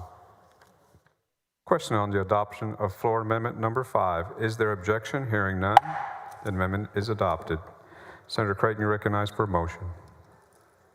Thank you, Mr. President. Move passage to engrossment for committee substitute for Senate Bill 2253.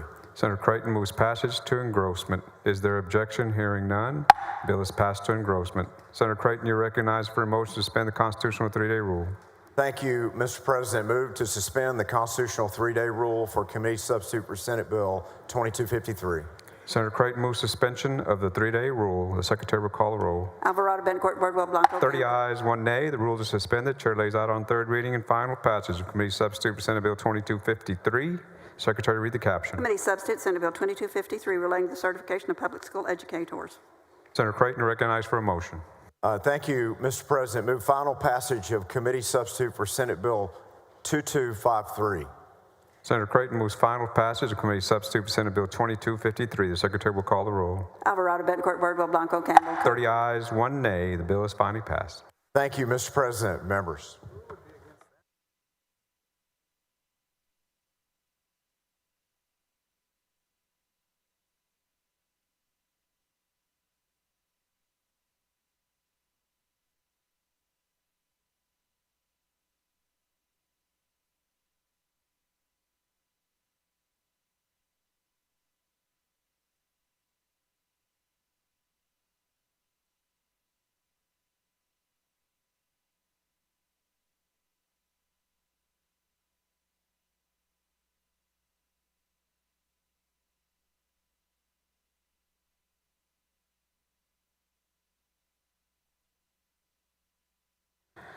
Senator Nichols, you recognized for a motion to suspend the regular order of business on committee substitute for Senate Bill 2371. Thank you, Mr. President. I move to suspend the regular order of business on committee substitute for Senate Bill 2371. Members, this is a crime-related bill. The Financial Crimes Intelligence Center currently coordinates responses to skimming devices found on motor fuel payment terminals. However, since skimming activity is now occurring in other types of electronic terminals, such as point-of-sale terminals, virtual currency kiosks, and ATMs, this bill updates Texas law to reflect that shift. It creates a similar reporting process for other terminals, requiring merchants to report skimmers to law enforcement as well as Financial Crimes Unit, and to disable the terminal until it can be inspected. And with that, I move to suspend the regular order of business on committee substitute for Senate Bill 2371. Senator Nichols moves suspension of the regular order of business on committee substitute for Senate Bill 2371. Is there objection? Hearing none, rules are suspended. Chair lays out on second reading. Committee substitute for Senate Bill 2371. Secretary, read the caption. Committee Substitute Senate Bill 2371 relating to skimmers on electronic terminals. Senator Nichols, you recognized for a motion. I move passage to engrossment. Senator Nichols moves passage to engrossment. Is there objection? Hearing none, bill is passed to engrossment. Senator Nichols, you recognized for a motion to suspend the constitutional 3-day rule. I move to suspend the 3-day rule. Senator Nichols moves suspension of the 3-day rule. Secretary, call the roll. Alvarado, Bencourt, Bardwell, Blanco. 31 ayes, 0 nays. The rules are suspended. Chair lays out on third reading and final passage. Committee substitute Senate Bill 2371. Secretary, read the caption. Committee Substitute Senate Bill 2371 relating to skimmers on electronic terminals. Senator Nichols, you recognized for a motion. I move final passage of committee substitute for Senate Bill 2371. Senator Nichols moves final passage of committee substitute for Senate Bill 2371. Secretary will call the roll. Alvarado, Bencourt, Bardwell, Blanco, Campbell. 31 ayes, 0 nays. The bill is finally passed. Thank you, Mr. President and members.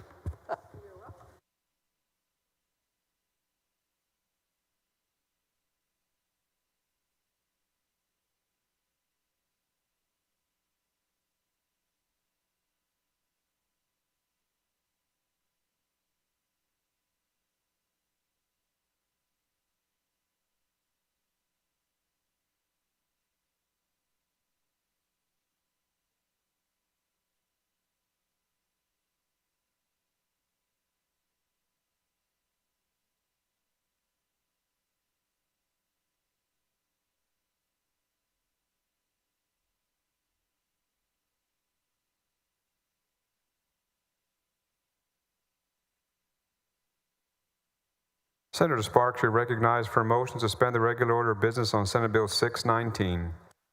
Thank you, Mr. President and members. The First Amendment protects an individual's religious freedom, including the religious freedom of medical professionals. Dedicating your life to serving others should not mean you have to forfeit your religious beliefs. Senate Bill 619 seeks to safeguard healthcare providers from being compelled to participate in medical procedures that conflict with their moral, ethical, or religious beliefs. This bill establishes the right of individuals to decline participation in specific healthcare services, except in cases of emergency care or life-sustaining treatment.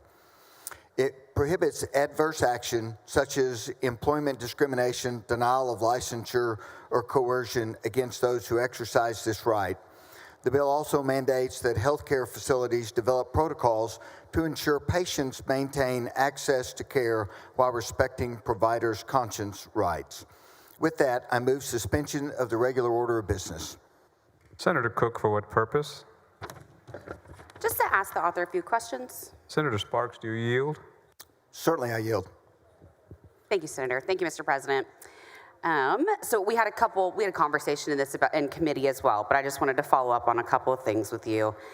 Texas already has pretty robust conscience protections and religious exemptions for folks who don't feel comfortable doing a certain type of procedure. Chapter 103 of the Occupations Code, the Health and Safety Code, Senate Bill 8 when it's specifically about abortions, and then the Texas Religious Freedom Restoration Act. So what happened that caused you to want to write this bill? What prompted it? So yes, there are protections both federally and in our state code, but there are gaps in that code for certain medical professionals.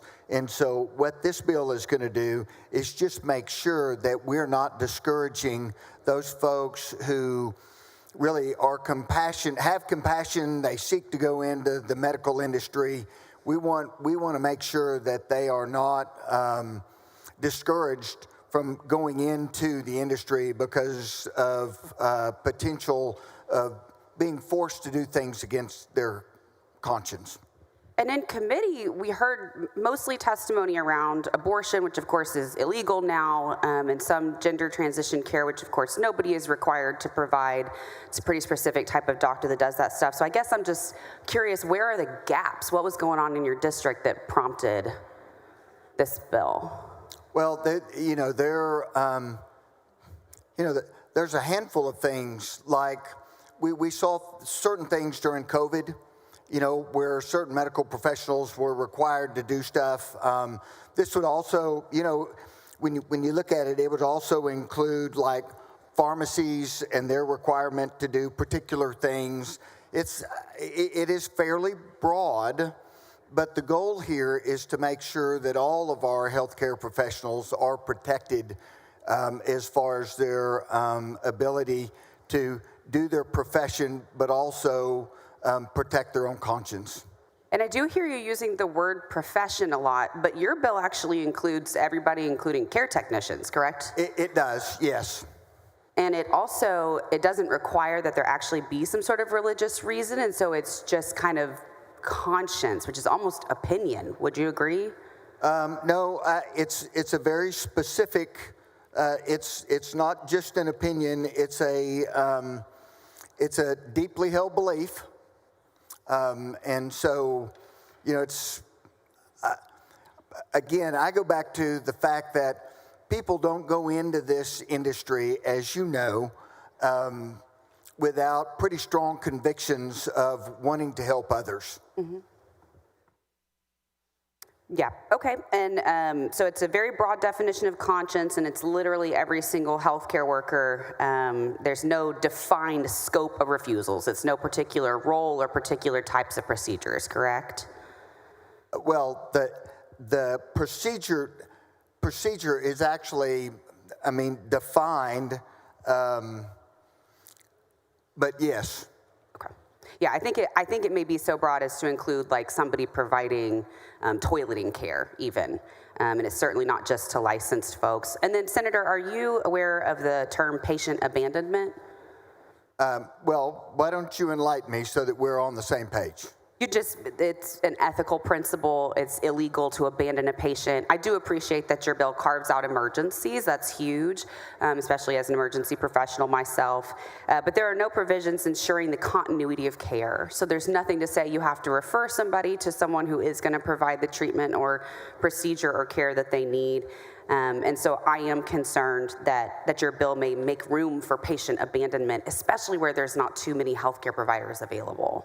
Well, I can understand that concern. I would tell you that the way the bill is designed, this is not something that happens last minute. The facilities are required to produce a protocol and, to make sure that they have continuance of care already taken care of. So it's not something that's going to happen at, unforeseen. Okay, I don't know if I read that, but okay. Well, thank you so much for answering my questions. I do just want the folks, our fellow members, to know that for a very long time we've developed medical ethics in a way that we don't impose paternalistically. We don't impose our morals onto other people. We use data and we help folks advocate for themselves. It's a pretty fundamental principle to medical ethics. Actually, every single medical show you've ever watched on TV has wrestled with this exact concept. And we've always arrived back at the place that paternalism is wrong and that it's very important for us not to impose our ethics and morals on others, but rather to treat them in a judgment-free zone. It gets us the best public health outcomes. So my reservations and fears remain. I'm voting no on this bill, but I really appreciate you answering my questions. Thank you. Well, I appreciate your questions, and I don't believe this bill is trying to impose anybody's particular moral or ethics on anyone else. So thank you for your questions. Thank you. Senator Eckhart, for what purpose? To ask questions of the author. Senator Sparks, do you yield? I certainly do. Thank you so much, Senator Sparks. Following on with Senator Cook's questions, one statement of that requirement of not abandoning a patient and living up to one's Hippocratic oath says, it's not a physician's job to tell patients how to live according to the physician's personal code of ethics, whether religious or secular, nor should a physician withhold treatment from a patient simply because they fail to adhere to his or her personal standards of morality. Do you agree with that? I'm sorry, would you repeat that one more time? Absolutely. It's not a physician's job to tell patients how to live according to the physician's personal code of ethics, whether religious or secular, nor should a physician withhold treatment from patients simply because they fail to adhere to his or her personal standards of morality. Right. I would say that, again, we're trying to make sure that we don't put our healthcare workers in a position where it challenges their conscience, right? So I do have a little bit of an issue with the statement. So I would assume that it's, you believe that a physician should be able to withhold treatment from patients because the patient's failure to adhere to to the doctor's standards of morality. No, not necessarily. I think that mischaracterizes it. Again, this bill contemplates these things being determined ahead of time. So I don't think it puts him in a position where the doctor or the healthcare provider is actually trying to impose his or her moral or religious convictions. So should a pediatrician be able to withhold a measles vaccine because they have a moral issue with vaccination? I think that would be covered under this, yes. I think it would be covered, yes. So that would require the patient to go find another physician willing to provide this completely legal vaccine. Yes, I believe that's true. Similarly, if the physician has a moral issue with antibiotics and their patient has requested antibiotics for a illness that's indicative of being treated by antibiotics. If the physician has a deeply held moral issue with antibiotics, that patient must find a different physician. I believe that's true, yes. Contraception, same thing. If the physician has a deeply held position with regard to contraception, that patient would need to go find a different physician, even though contraception is legal. Yes. Thank you for answering my questions. Yeah, thank you for your questions. Senator Menendez, for what purpose? Questions of the author, Mr. President? Senator Sparks, do you yield? I certainly do. Thank you, Mr. President. Thank you, Senator Sparks. Senator Sparks, on page 1, line 39, where I think I'd heard a exchange of questions on what has to rise to the definition of sincerely held moral convictions. It says here on line 41, a belief in or relation to God, B, a religious faith or spiritual practice, or C, a moral philosophy or ethical position without regard to whether the philosophy or position is related to a religious faith. So it could have nothing to do with a person's faith. It could be on C, a moral philosophy or ethical position without regard to. So you're proposing that we pass this bill that would apply to, I think it starts, healthcare facilities start on line 57 of page 1. And then on page 2, it goes on to say private physician's office, pharmacy. Now, where I get a concern here is this also would apply to a nursing home. And underneath that, a nurse, a nurse's aide, a medical assistant, a hospital employee, allied health professional. So what if there's a patient in a nursing facility that is espousing views that are in contradiction to that person's, the definitions that you had over here in the beginning, their belief or relation to God, their faith, or their moral philosophy? Would someone, a nurse, a health tech, an employee in a nursing facility, would this bill give them the excuse to decline to participate in that health care service because of their conscience? Yes, I believe it would. And it would require the facility to have the protocol in place as to how that would actually transpire. So whether it's someone sitting in a nursing home needing help to do something personal, how would the loved ones of that patient know that they had been refused service? Would the person self-report? Would they go to tell their bosses, we're not going to serve them? The way the bill is designed, again, is that would be spelled out in a protocol. And so, yes, that worker would basically self-report and acknowledge.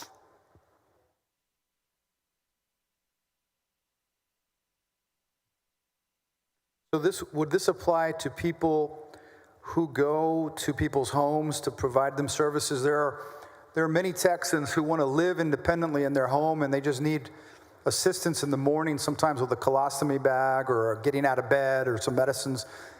Then that person leaves the home, and then they go on to someone else, and that person stays and living independently, and it helps the state. It's cheaper than putting someone in a nursing home, and it's it's better for the person who wants to maintain their independence. Would this apply to them too?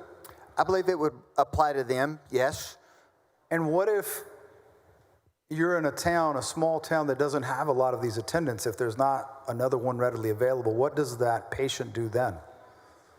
Well, again, that patient is getting these services through some type of organization, and that organization is required to put together their protocol ahead of time. I think sometimes we look at these, we look at legislation like this and we try and come up with the absolute worst case scenario. I would say again that people that generally go into these types of fields are predisposed to wanting to be caregivers to others.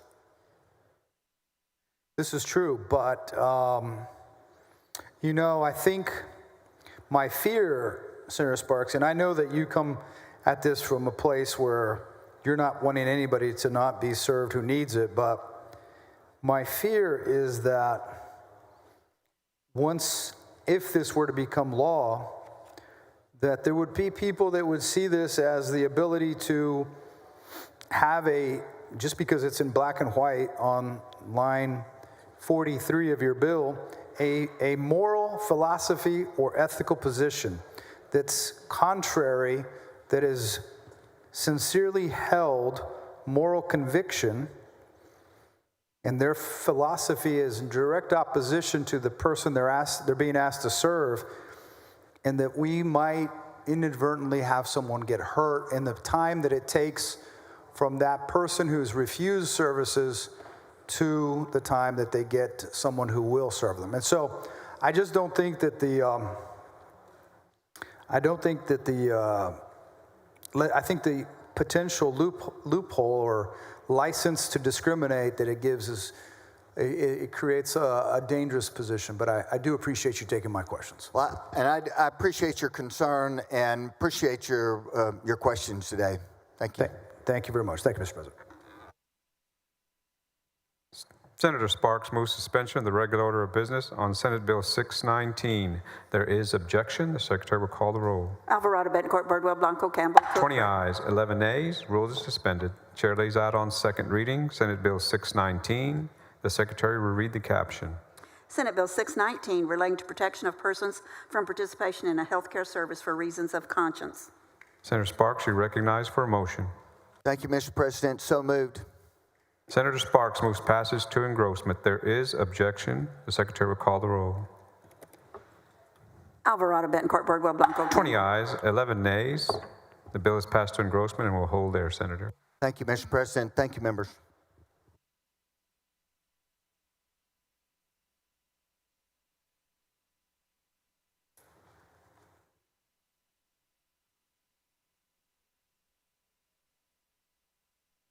Mr. Doorkeeper. Mr. President, there's a message from the House. Admit the messenger. Mr. President, I am directed by the House to inform the Senate that the House has taken the following action. The House has passed the following measures. SB 487, Alvarado, sponsor Flores, relating to the confidentiality of identifying information.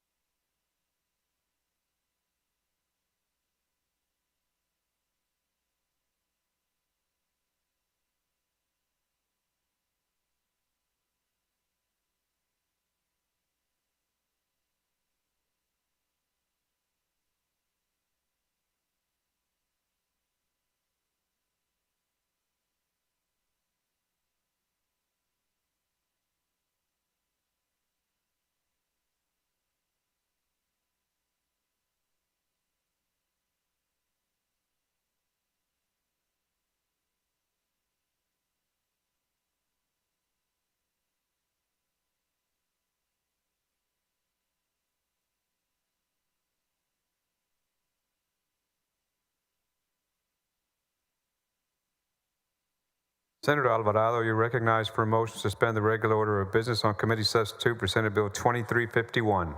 Thank you, Mr. President. I move to suspend the regular order of business to take up and consider the committee substitute for 2351, Senate Bill 2351. Senator Alvarado moves suspension of the regular order of business on committee substitute for Senate Bill 2351. There is objection. Secretary will call the roll. Alvarado, Bettencourt, Birdwell, Blanco, Campbell, 27 ayes, 4 nays. Rules are suspended. Chair lays out on second reading. Committee substitute Senate Bill 2351. Secretary read the caption. Committee substitute Senate Bill 2351 relating the construction of certain concrete plants under a standard permit. Senator Alvarado, you recognized for a motion. Move passage to engrossment. Senator Alvarado moves passage to engrossment. There is objection. Secretary will call the roll.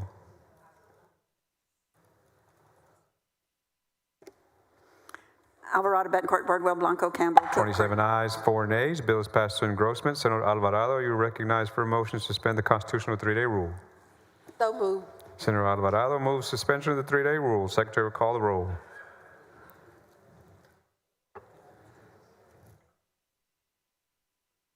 Alvarado, Bettencourt, Birdwell, Blanco, Campbell. 27 ayes, 4 nays. The rules are suspended. Chair lays out on third reading. Final passage. Committee substitute Senate Bill 2351. Secretary read the caption. Committee substitute Senate Bill 2351 relating to the construction of certain concrete plants under a standard permit. Senator Alvarado, you're recognized for a motion. Move final passage. Senator Alvarado moves final passage of committee substitute Senate Bill 2351. Secretary will call the roll. Alvarado, Bettencourt, Birdwell, Blanco, Campbell, Cook, 27 ayes, 4 nays. Bill is finally passed. Thank you.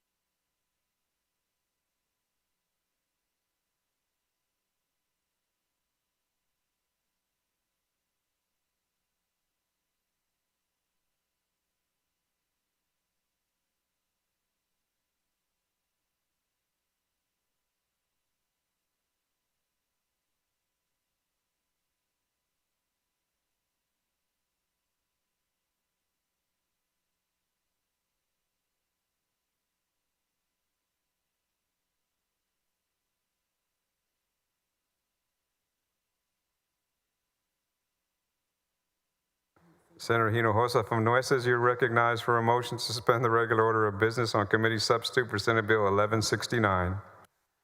Thank you, Mr. President. I move to suspend the regular order of business to take up and consider committee substitute for Senate Bill 1169. Senate Bill 1169 addresses a critical problem faced by our state's small and rural communities as well as disadvantaged residents who lack access to adequate water and wastewater services. This is a very big issue in my district, as well as other areas of the state, and I believe this bill helps provide those areas with an extra tool to try and solve that problem. Currently, many of these communities are struggling with dilapidated or abandoned utilities. The lack of adequate resources and capital investment has prevented these systems from applying for funding for necessary maintenance. Senate Bill 1169 would encourage and facilitate cooperative approaches between public entities by adding clarity and additional protection to Chapter 572 of the Local Government Code. A public utility agency model promotes regionalization, a recommendation exemplified in the Water and Ag Committee and with our chairman, Perry, who I'm thankful to be one of my co-authors, especially for the systems with compliance challenges. The bill does not mandate regionalization or consolidation, but rather encourages voluntary cooperation between public entities. By forming a public utility agency, public entities will benefit from economies of scale, shared resources, and the ability to apply for public funding. The bill does not authorize cross-collateralization unless approved joint projects have been considered and authorized by each respective participating entity. Lastly, the committee substitute makes abundantly clear that no rights to eminent domain are granted to any PUA under this legislation. And with that, Mr. President, I move suspension. Senator Hinojosa of Hidalgo, for what purpose? Will the Senator yield for questions? Senator Hinojosa of Nueces, do you yield? Yes, I yield for your question. Thank you, Mr. President. Senator, I'm just trying to get a little bit of clarification.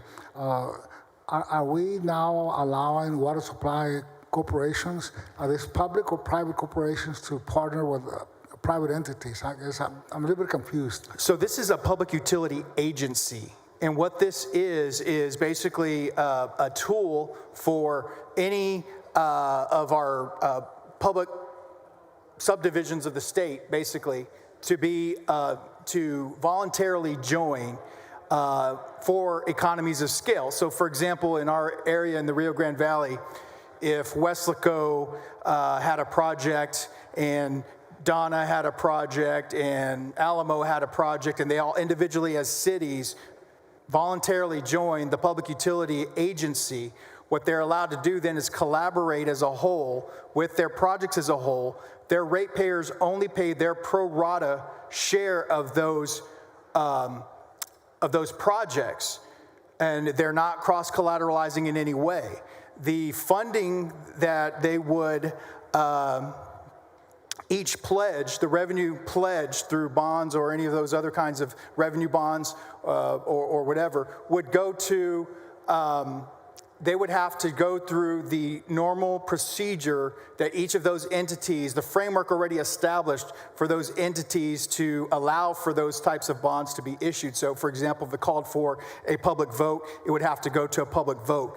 But every one of those entities would be allowed one member to the public utility agency as a representative on the board that oversees it. So let me see if I, from your explanation, so you have 3 public utility agencies from 3 different cities. A subdivision, you mean a public subdivision or an entity? Well, you say a municipality, 3 municipalities. Correct, and that's what I was getting. Yes, sir. So each municipality has a public utility agency that provides water. Under your bill, they will be able to unite and, let's say, call it a regional or semi-regional public utility agency to coordinate and maximize the resources of the 3 municipalities, including maybe the 3 public utility companies? Is that what we're So the public utility company is different than what this is. This is a public utility agency. I know it's a bit confusing, but I'll be happy to try to answer as succinctly as I can. So it would allow for these individual municipalities in this example to each join voluntarily. And what would happen is, so for example, if Alamo's project was $5 million for wastewater improvement, and Weslaco needed water supply, and their project was $10 million, and so on and so forth, the collaborative whole of that $15 million or $20 million, however much that all of that would take to fund, then the PUA would go for that funding to the state, to the Water Development Board or NADBank in this particular case, if another tool, to have those funding options to be able to fund those projects pro rata. Okay. So then Alamo's ratepayers, instead of them going on their own to try to acquire it, especially if they don't have the capacity, they don't have the resources, they don't have the ability to on their own sustain their own project. Working together on that gives that ability for the funding to come as this, and they could partner with other public entities. Sir? They could partner with other public entities. They would have to do so in full disclosure. They'd have to do so in full consent. But yes, they could. And so each one of these little projects that each town has, they could be funded individually. But for example, a collaborative effort could be on the flooding issue.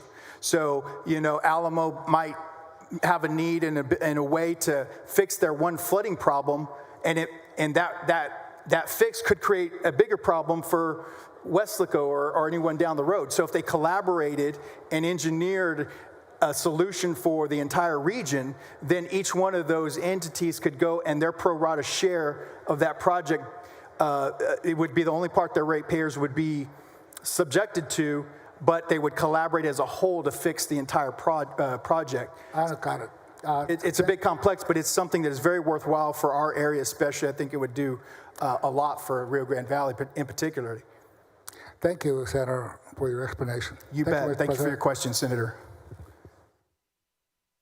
Secretary will call the roll. Alvarado, Betancourt, Bardwell, Blanco, Campbell, Cook, Creighton. 27 ayes, 4 nays. Rules suspended. Chair lays out. Second reading. Committee substitute for Senate Bill 1169. Secretary will read the caption. Committee substitute Senate Bill 1169 relating to the provision of water or sewer service by public entities operating jointly or concurrently. You're welcome on passage to engrossment. Thank you, Mr. President. I move passage to engrossment. Any objection? We'll call the roll since there were 4 votes.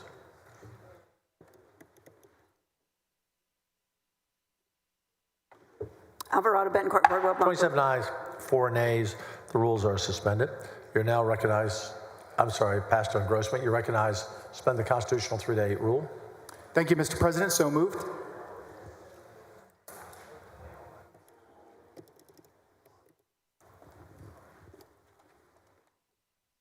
Secretary will call the roll. Alvarado, Betancourt, Bardwell, Blanco. 27 ayes, 4 nays. Rules suspended. Chair lays out third reading, final passage. Committee substitute for Senate Bill 1169.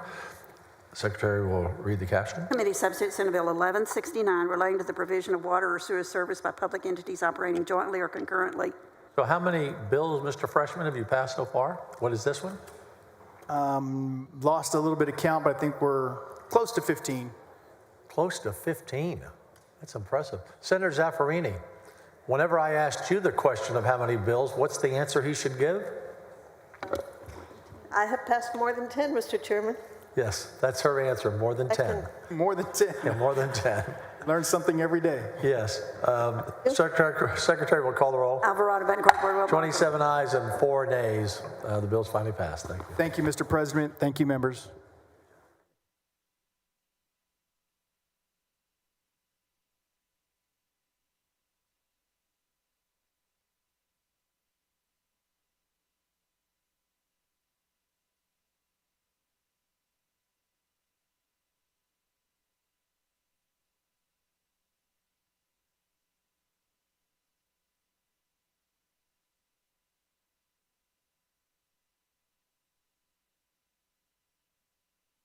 Welcome to everyone in the gallery.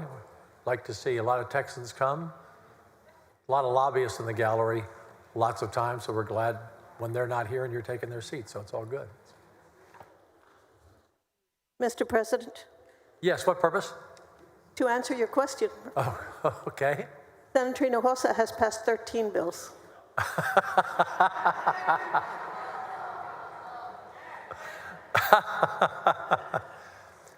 Senator Hinojosa, you were exaggerating, were you?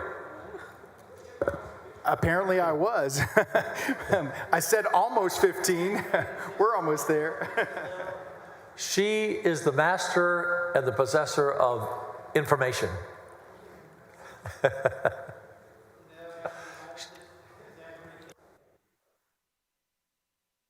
And by the way, Senator Hinojosa, you have passed twice as many as I did as a freshman, so you're doing fine.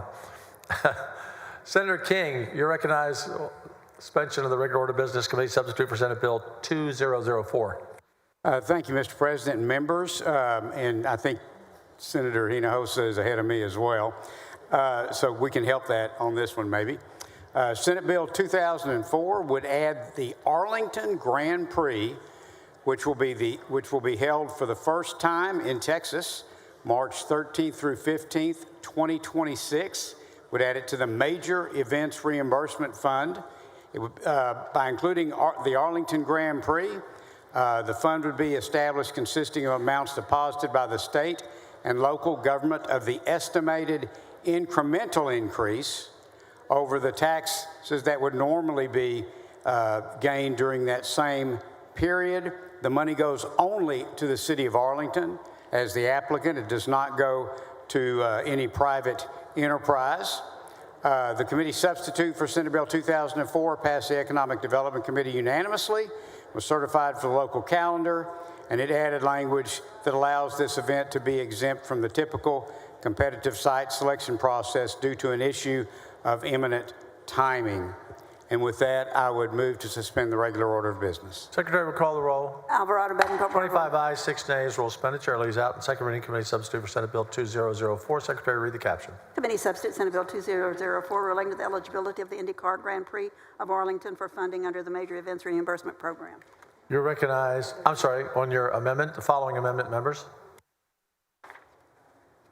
Floor Amendment Number 1 by King. You're recognized. Thank you, Mr. President. Amendment's very simple.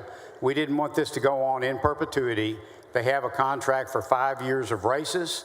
This will sunset this from the Major Events Fund at the end of that 5th year. Move adoption. Any objection? Hearing none. Amendment is adopted. Recognize passage to engrossment. So move.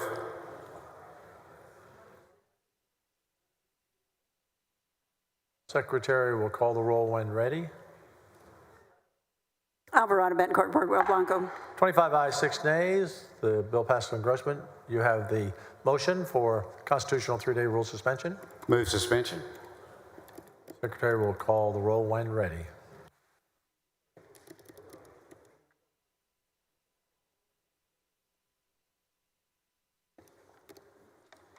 Alvarado, Betancourt, Bardwell, 25 Blanco. ayes, 6 nays. Rule suspended. Chair lays out in third reading and final passage. Committee substitute for Senate Bill 2004. Secretary, read the caption. Committee substitute Senate Bill 2004 relating the eligibility of the IndyCar Grand Prix of Arlington for funding under the Major Events Reimbursement Program. You're recognized on final. Thank you. Move final passage.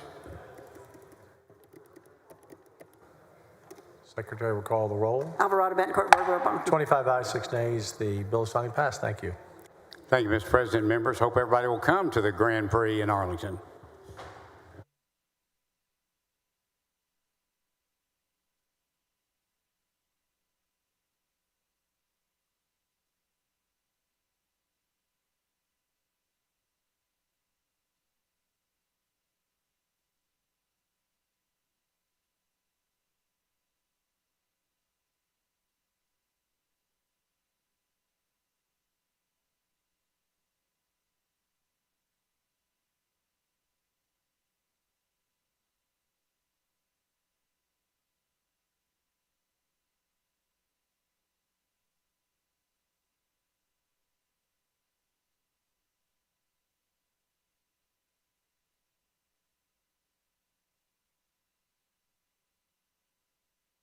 Senator Zaffarini, was that Senator Hinojosa from Nueces actually checking your work to make sure you were accurate? Did he dare challenge the dean? He simply wanted more information, Mr. Chairman. I showed him the information alphabetically by senator and then alphabetically and ranked by committee, all of which I have every day. Senator Betancourt, did you realize that? He actually went back to her desk while Senator King was on the floor with his bill, challenging her math and her accuracy. Can you imagine that, Senator Blanco? You know, I think that was a real mistake, Senator Hinojosa. I would never challenge the dean. She's like the hugest, the best, the greatest. You know, she's got 74,000 continuous votes. You're lucky to be at 400 at this point. So stand in that woman's shadow. That'd be my opinion. You're one bold freshman. If I may, Mr. President, I was just thanking her for correcting me and then, just seeing the other stats that she has. Very interesting. Very well done.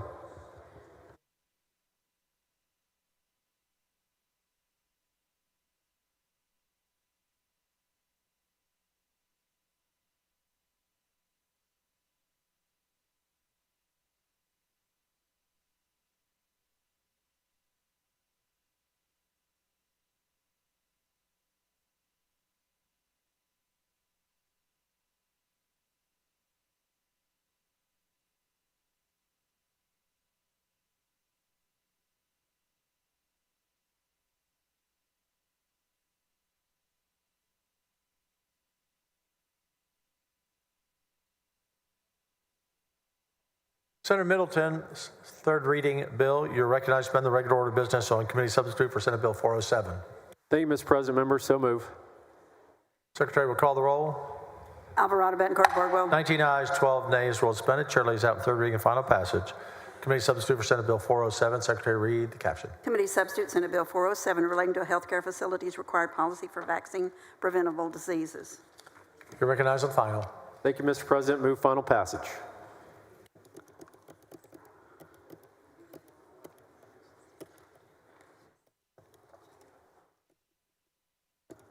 Secretary will call the roll. Alvarado, Betancourt, Bardwell. 19 ayes, 12 nays. Bill is finally passed. Thank you.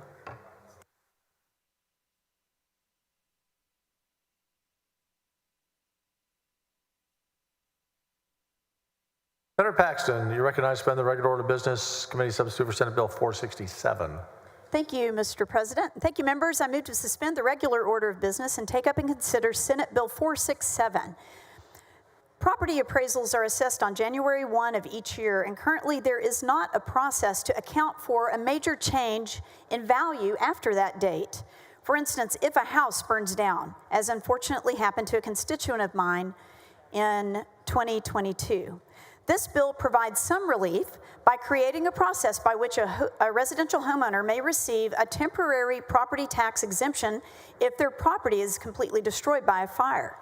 This legislation is accompanied by SJR 84 by Senator Bettencourt, which if voters approve, will allow this bill to take effect and provide relief to those who have lost their home by fire. I move to suspend.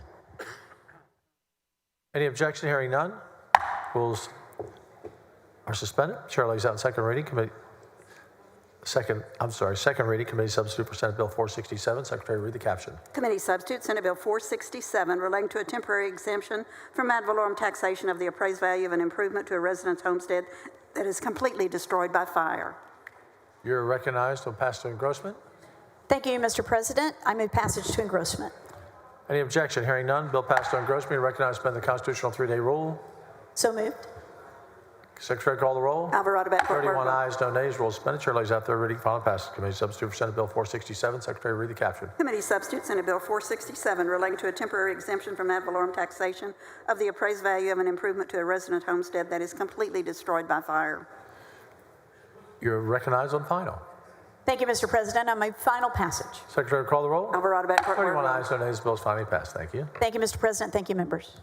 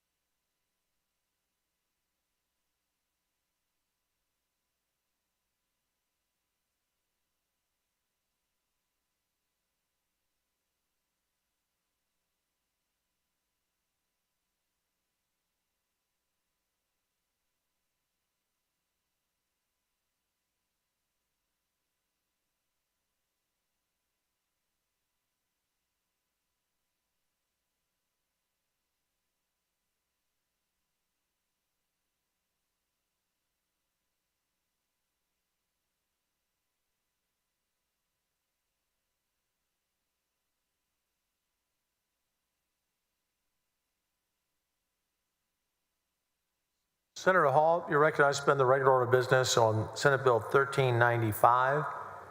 So moved, Mr. President. Secretary will call the roll. Alvarado, Bettencourt, 21 ayes and 10 nays. The rules are suspended. Chair lays out in third reading and final passage. Senate Bill 1395. Secretary, read the caption. Senate Bill 1395 relating to the membership of a school district's local school health advisory council. Recognized on final. So moved, Mr. President.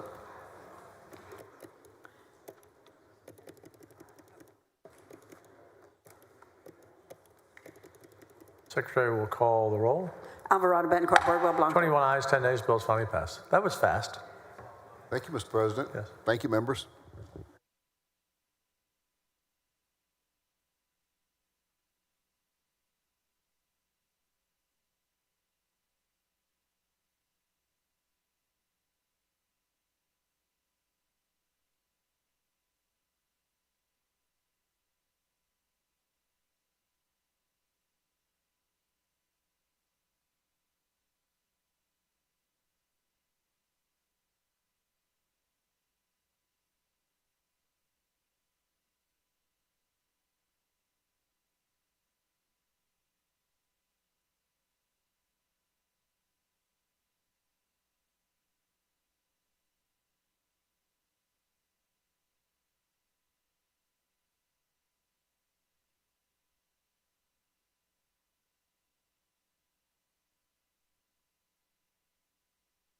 Senator Hagenbo, are you ready? You're recognized to suspend the regular order of business committee substitute for Senate Bill 2742. I like the three-piece suit there. Very, very dapper today. Thank you, sir. I'm following your lead with a vest today, so I like the vested suits. They look good. appreciate that. I hope this bill goes as well as the outfit. Thank you, Mr. President and members. Committee substitute for SB 2742 addresses electioneering by independent school districts. In the lead up to the 2024 general election, the Office of Attorney General was made aware of multiple cases of electioneering by ISDs across the state. Current statute states that Texas school officials may not use public resources for political advocacy, but there is currently no penalty for such violations. Committee substitute for SB 2742 would create a means to deter ISDs from electioneering by establishing a civil penalty for this behavior. In addition to creating a civil penalty for the Board of Trustees of school districts who violate this act. The bill also creates a civil penalty for the responsible officer or employee of the school district. The purpose of committee substitute for SB 2742 is to uphold the integrity of public institutions and ensure taxpayer resources are not misused for political purposes. Mr. President, I move to suspend the normal order of business, take up and consider committee substitute for SB 2742. Secretary will call the roll. Alvarado, Betancourt, Birdwell. 21 ayes, 10 nays. The rule is suspended. Chair lays that second reading. Committee substitute for Senate Bill 2742. Secretary, read the caption. Committee substitute Senate Bill 2742 relating to the enforcement of electioneering prohibitions and the unlawful use of public funds for political advertising. You recognize passage to engrossment. President, I move for passage to engrossment. Please.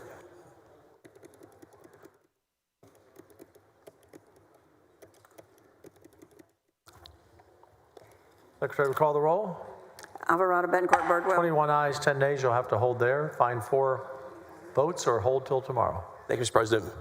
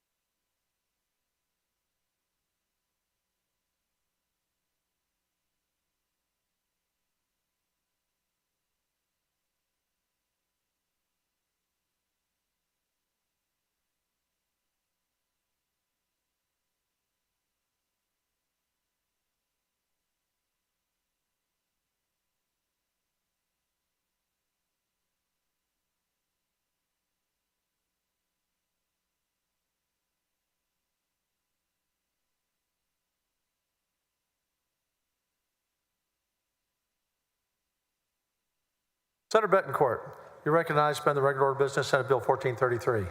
Thank you, Mr. President. I move to suspend the regular order of business and take up and consider Senate Bill 1433. We'll tally the votes for you here.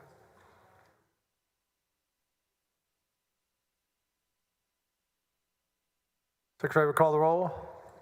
Alvarado, Betancourt, Birdwell. 21 ayes, 10 nays. The rule is suspended. Chair lays out now on third reading and final passage. Senate Bill 1433. Secretary will read the caption. Senate Bill 1433 relating the assertion of a legislative privilege by the Attorney General in certain legal challenges. You're recognized on final. Thank you, Mr. President. I move final passage of Senate Bill 1433.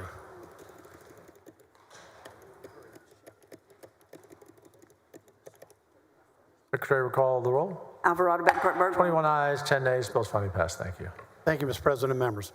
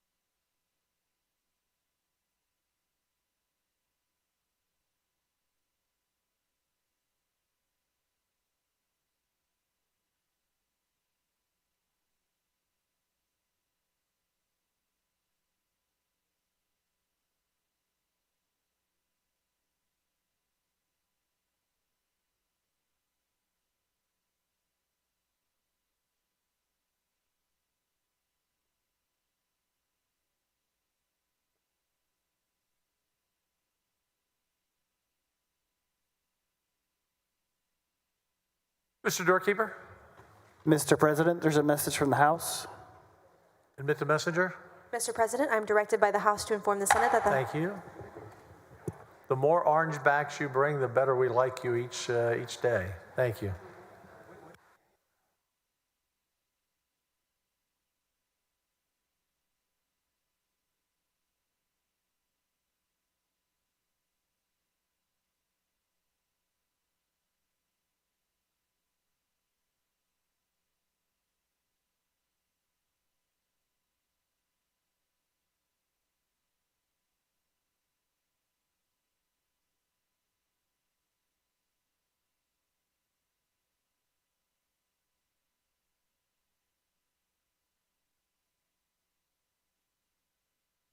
Senator West, you're recognized. Suspend the regular order of business. Senate Bill 646.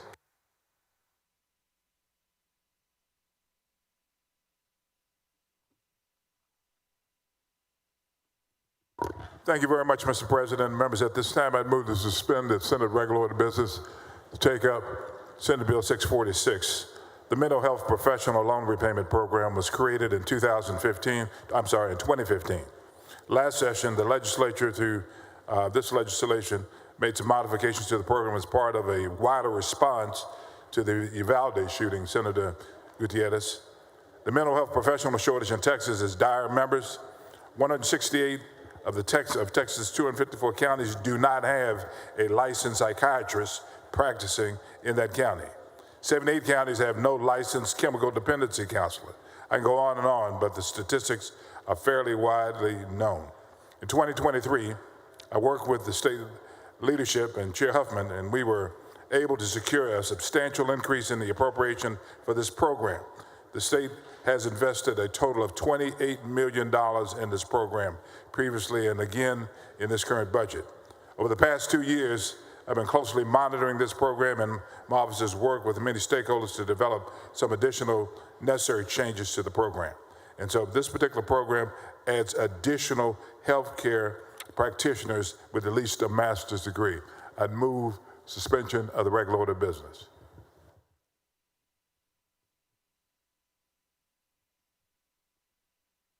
Secretary will call the roll. Alvarado, Betancourt, Birdwell. 22 ayes, 9 nays. The rules are suspended.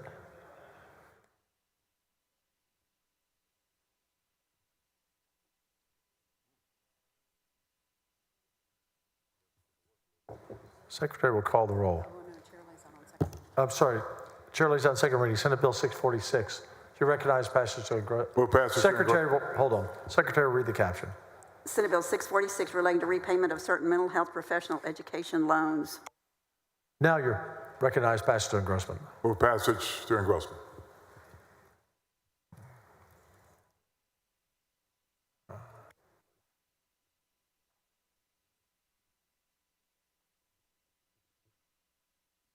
Alvarado, Betancourt, Birdwell, Blanco, Campbell, Cook. 22 ayes and 9 nays. And we're going to hold right there, Senator West. I think so.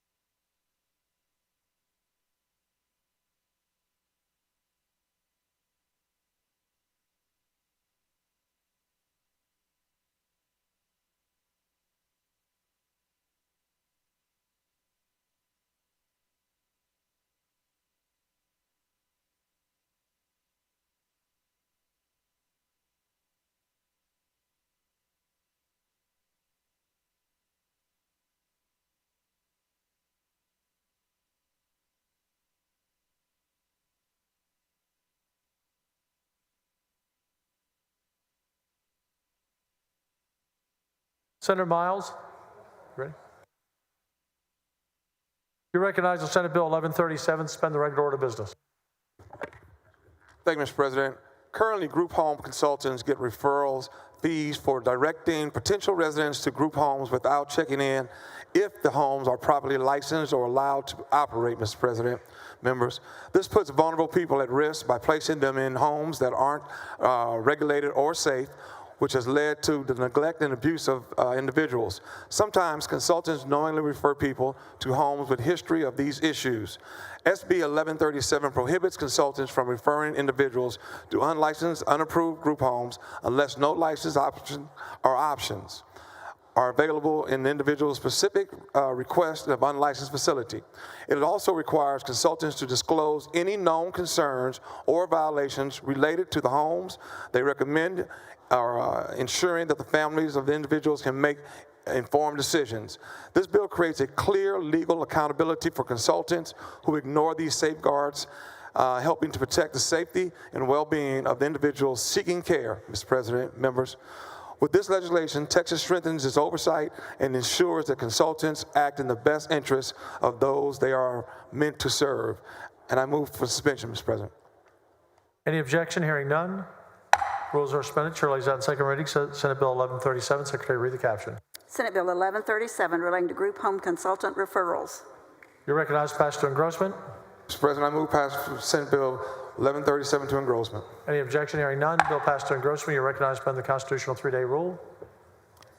I move to suspend the constitutional 3-day rule for this bill to be heard on 3 days.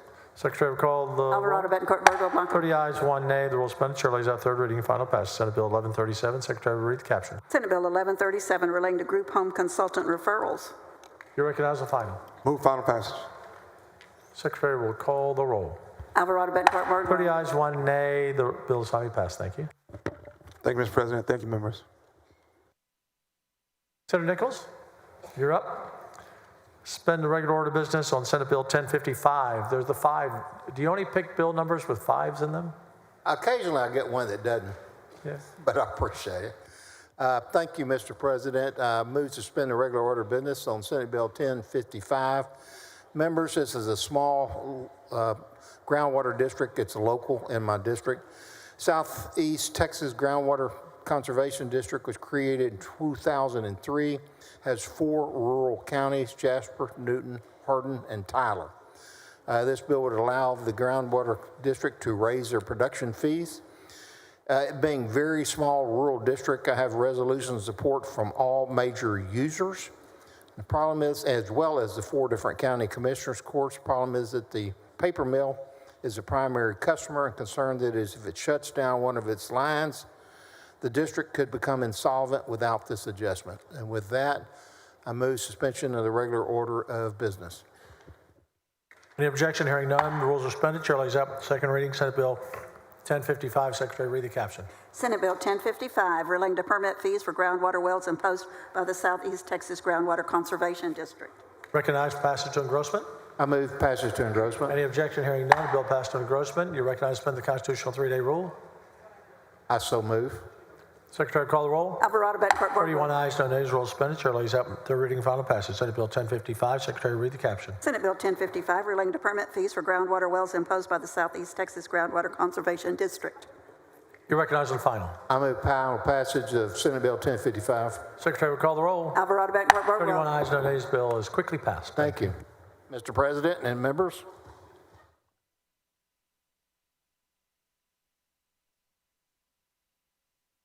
Senator Hughes, you're recognized to suspend the regular order of business, Senate Bill 1026. Thank you, Mr. President. I move to suspend the Senate's regular order of business to take up and consider at this time Senate Bill 1026. Senators, this has to do with prosecution of election crimes. As this body is well aware, the Texas Court of Criminal Appeals found in the Stevens case that the Attorney General is not required by law to prosecute election law violations. Because of the way the statute was drafted and its interplay with the Texas Constitution, the court ruled that the authority did not exist for the Attorney General to prosecute election crimes. Of course, that statute had been in effect since the 1980s, and countless cases had been prosecuted.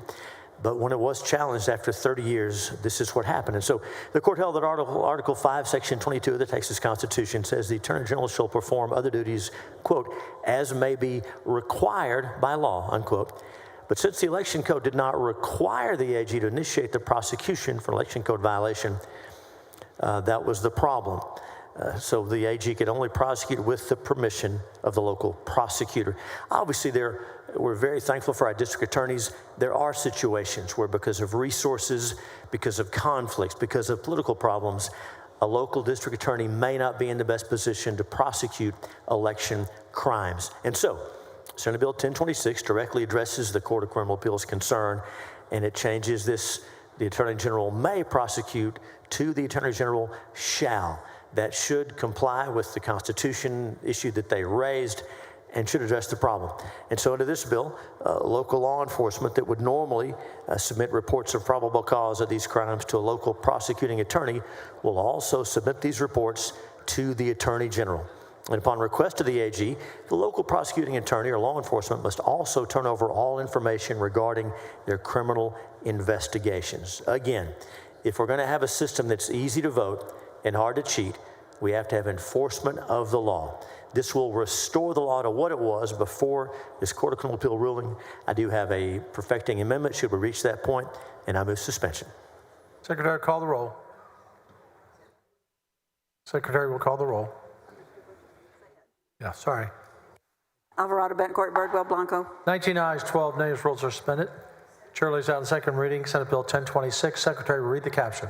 Senate Bill 1026, relating the duty of the Attorney General to prosecute criminal offenses prescribed by the election laws of this state. There is an amendment. Secretary will read the amendment. Floor amendment number 1 by Hughes. You're recognized on your amendment. Thank you, Mr. President. This perfecting amendment addresses the concern raised in the hearing on the bill. The original language in the bill could be read to say that the AG must prosecute every case rather than investigate and exercise the AG's discretion. And so this makes it clear that the AG maintains prosecutorial discretion on whether to pursue formal charges after investigation. That's what the amendment does. It's acceptable to the author. I move its adoption. Thought it might be. Any objection? Amendment is adopted. Now you recognize passage and engrossment. Move passage and engrossment. Secretary will call the roll when ready.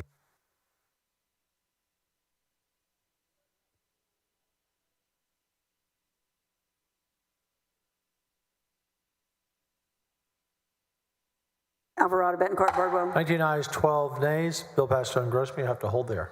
Thank you, Mr. President. Thank you, Senators.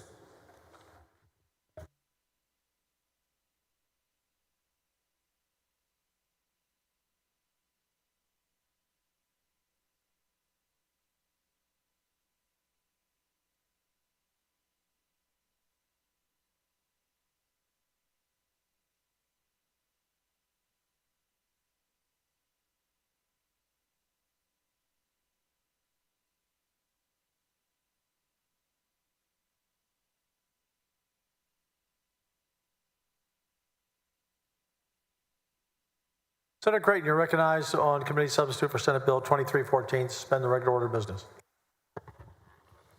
Thank you, Mr. President. Members, for students and parents across Texas, the process of applying to college and understanding the most financially viable options can certainly be overwhelming. Families often have to navigate multiple application portals, research financial aid opportunities, and analyze which post-secondary path is best suited for their child, all without a centralized resource to guide them. To address these challenges, the Higher Education Coordinating Board has developed and launched a portal called My Texas Future, which provides students with a portal to explore college and financial aid opportunities. Direct admissions administered through My Texas Future provides students with a list of participating Texas institutions where they qualify for acceptance before even applying. Committee substitute for Senate Bill 2314 requires public schools to inform high school students of the option to opt in or out of sharing their records to explore their post-secondary opportunities through this direct admissions program. By making the college application and financial aid process more transparent and accessible, this bill will help more students in Texas pursue higher education by ensuring they have the tools and information needed to make the best choices for their future. With that, Mr. President, I move suspension of the regular order of business to take up and consider committee substitute for Senate Bill 2314. Any objection? Hearing none. Rules suspended. Chair lays on second reading. Committee substitute for Senate Bill 2314. Secretary will read the caption. Committee substitute Senate Bill 2314 relating to the creation of an electronic platform and submission portal known as My Texas Future. You recognize pass to engrossment. Move passage to engrossment. Any objection? Hearing none. Bill passed to engrossment. You recognize suspend the constitutional 3-day rule. Thank you, Mr. President. Move to suspend the constitutional 3-day rule.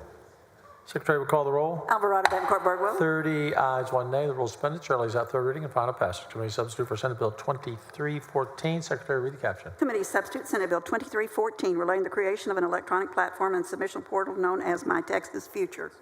You recognize on final. Thank you, Mr. President. Move final passage. Secretary will call the roll. Alvarado, Bettencourt, 30 ayes, 1 nay. The bill finally passed. Thank you. Thank you, Mr. President, members.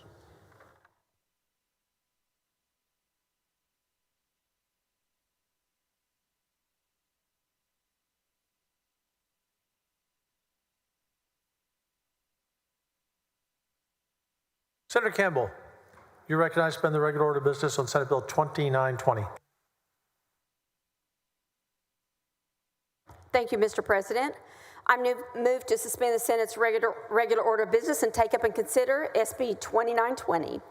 This bill reinforces UIL fairness by explicitly excluding anabolic steroids for gender transitioning as a medical exemption in the Texas Code, aligning with the Attorney General's opinion and the minor gender transition ban in the Health and Safety Code. And with that, Mr. President, I move suspending the regular order of business. Secretary will call the roll. Alvarado, Bettencourt, Birdwell. 22 ayes, 9 nays. The rules are suspended. Chair lays out on second reading. 2920. Secretary, read the caption. Senate Bill 2920 relating to the regulation of steroid use by students participating in athletic competitions. You recognize pass to engrossment. I move passage to engrossment. Secretary will call the roll.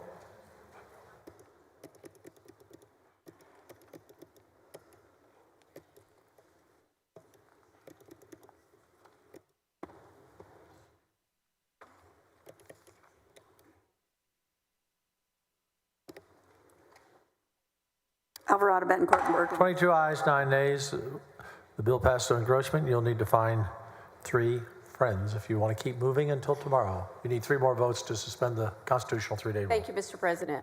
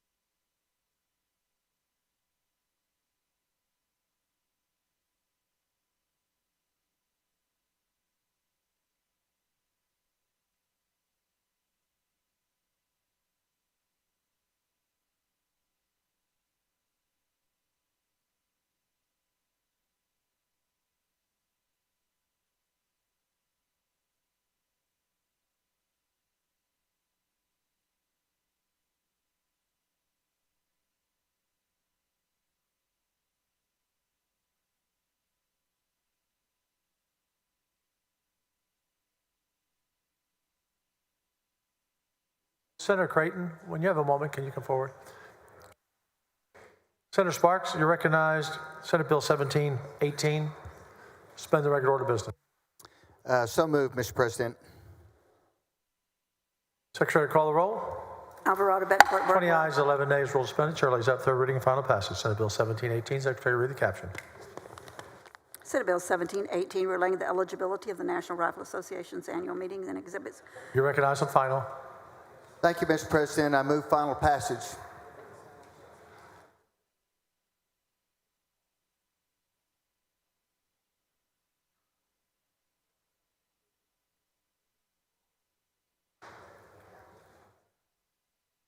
Secretary, call the roll. Alvarado, Bettencourt. 20 ayes, 11 nays. The bill is finally passed. Thank you.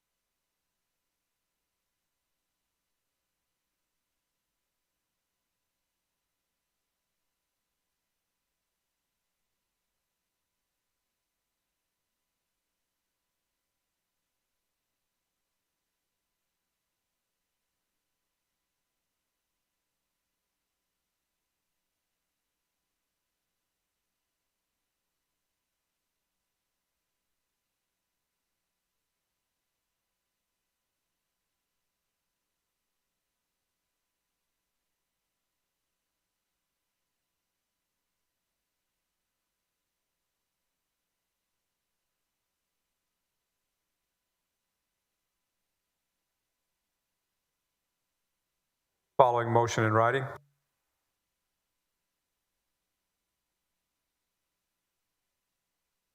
Motion in writing. Mr. President, I move suspension of Senate Rule 5.14, the intent calendar rule, in order to move the intent calendar deadline to 4:00 p.m. today. Motion by Zaffarini. Is there any objection? Hearing none. Motion is adopted. Senator Huffman. Senator Huffman, you're recognized for a motion to suspend the regular order of business on committee substitute for Senate Bill 816. Thank you, Mr. President and members. Members, under current Texas law, there are constraints on law enforcement's ability to obtain electronic customer data in urgent, life-threatening situations when a criminal investigation is not underway. To address this bill, the committee substitute, Senate Bill 816, creates an exception for disclosure in immediate life-threatening situations, allowing providers of electronic communications and remote computing services to disclose electronic customer data with government entities if the provider in good faith believes that there is an immediate threat to life, to assist in preventing any death or serious bodily injury. The bill clarifies that a person cannot take legal action against providers or their officers, employees, or agents for disclosing this information. And I will have a floor amendment just to clarify, because there appeared to be some concerns, but the original intent was that the government entity is specifically law enforcement agencies. So with that, I move suspension of the regular order of business. Senator Huffman moves suspension of the regular order of business on committee substitute for Senate Bill 816. There is objection. Secretary, call the roll. Alvarado, Bettencourt, Birdwell, Blanco, Campbell. 27 ayes, 4 nays. The rules are suspended. Chair lays out on second reading. Committee substitute, Senate Bill 816. The Secretary read the caption. Committee substitute, Senate Bill 816, relating to authorizing the disclosure of certain electronic customer data by a provider of an electronic communications service. Following amendment. Secretary read the amendment. Floor amendment number 1 by Huffman. Senator Huffman, you recognize.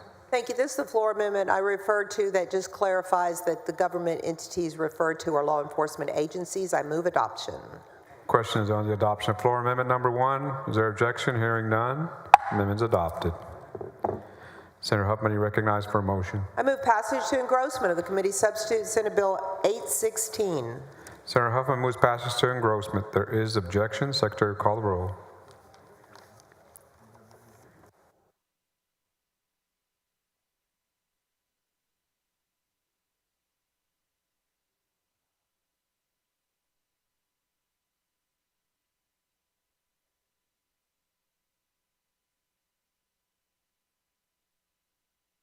Alvarado, Betancourt, Bardwell, Blanco, Campbell. 27 ayes, 4 nays. Bill is passed to engrossment. Senator Huffman, you recognize for a motion to suspend the constitutional 3-day rule. So moved, Mr. President. Senator Huffman moves suspension of the 3-day rule. Secretary, call the roll.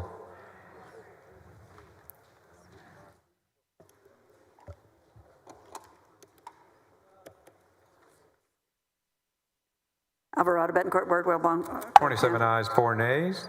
The rules suspended. Chair lays out on third reading, final passage. Committee substitute for Senate Bill 816. Secretary, read the caption. Committee substitute Senate Bill 816 relating to authorizing the disclosure of certain electronic customer data by a provider of an electronic communications service.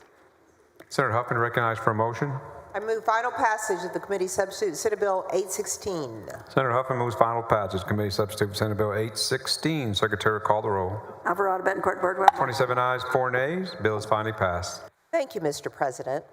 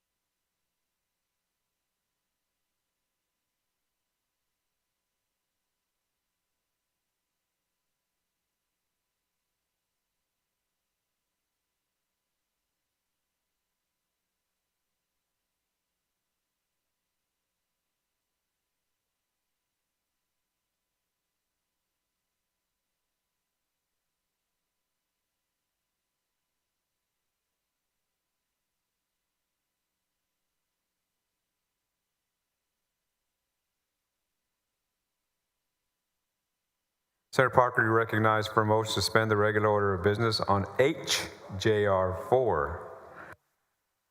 Thank you, Mr. President. Members, during COVID-19, states like New York and New Jersey proposed financial transaction taxes, prompting major exchanges like the New York Stock Exchange and the NASDAQ to consider relocating to Texas. Well, those proposals were ultimately abandoned. The threats persist. Meanwhile, Texas is developing its own integrated stock exchange to strengthen our position as a national financial leader. Texans rely on investment returns from their 401ks and IRAs and pensions. New taxes on financial transactions would erode these savings and hurt retirement security. Texas has historically avoided burdensome taxes through sound financial management. A financial transaction tax would jeopardize this tradition and deter investment in Texas. HJR 4 proposes a constitutional amendment prohibiting any new taxes on the transfer of securities or processing of financial transactions, protecting investors and businesses here in Texas. And with that, Mr. President, I move suspension. Senator Parker moves suspension of the regular order of business on HJR 4. There is objection. The Secretary will call the roll. Alvarado, Betancourt, Bardwell, Blanco, Campbell. 28 ayes, 3 nays. The rule is suspended. Chair lays out on second reading HJR 4. The Secretary will read the caption. HJR 4, proposing a constitutional amendment prohibiting the enactment of a law imposing an occupation tax on certain entities that enter into transactions conveying securities. Senator Parker, you recognize for a motion. Thank you, Mr. President. I move passage to engrossment. Senator Parker moves passage to third reading. Is there objection? The Secretary will call the roll. Alvarado, Betancourt, Bardwell, Blanco, Campbell. 28 ayes, 3 nays. Bill is passed to third reading. Senator Parker, you recognize for a motion to suspend the constitutional 3-day rule. So moved, Mr. President. Senator Parker moves suspension of the 3-day rule. The secretary will call the roll. Alvarado, Betancourt, Birdwell, Blanco, Campbell, Cook, Creighton. 28 ayes and 3 nays. The rules are suspended. Chair lays out on third reading and final passage of HJR 4. The secretary read the caption. HJR 4, proposing a constitutional amendment prohibiting the enactment of a law imposing an occupation tax on certain entities that enter into transactions conveying securities. Senator Parker, you're recognized for a motion. Mr. President, members, thank you for your support. This is a big step forward for Texas and our financial future and having a very vibrant capital markets environment in this state, second to none anywhere in the country. And with that, I move final passage. Senator Parker moves final passage of HJR 4. The secretary will call the roll. Alvarado, Betancourt, Birdwell, Blanco, Campbell, Cook. 28 ayes, 3 nays. The bill is finally passed. Congratulations. Thank you, Mr. President, members.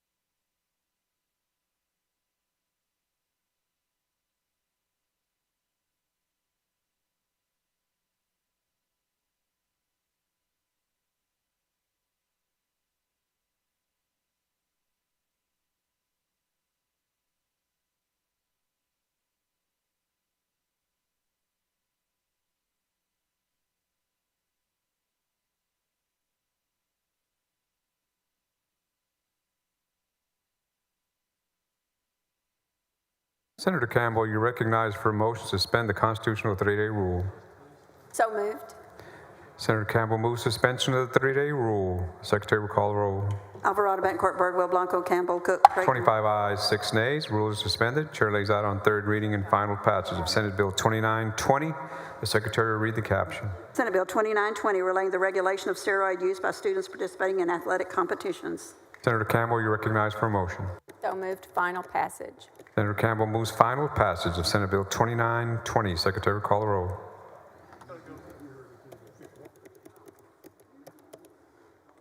Alvarado, Betancourt, Birdwell, Blanco, Campbell, Cook. 22 ayes, 9 nays. The bill is finally passed. Thank you, Mr. President. Thank you, members.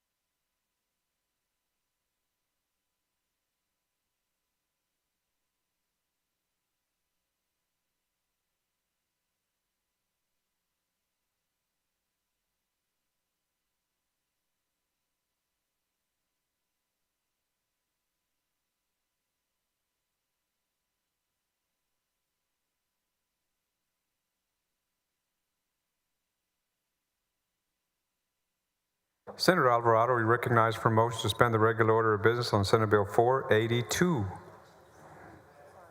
Thank you, Mr. President. Members, I move to suspend the regular order of business to take up and consider Senate Bill 482.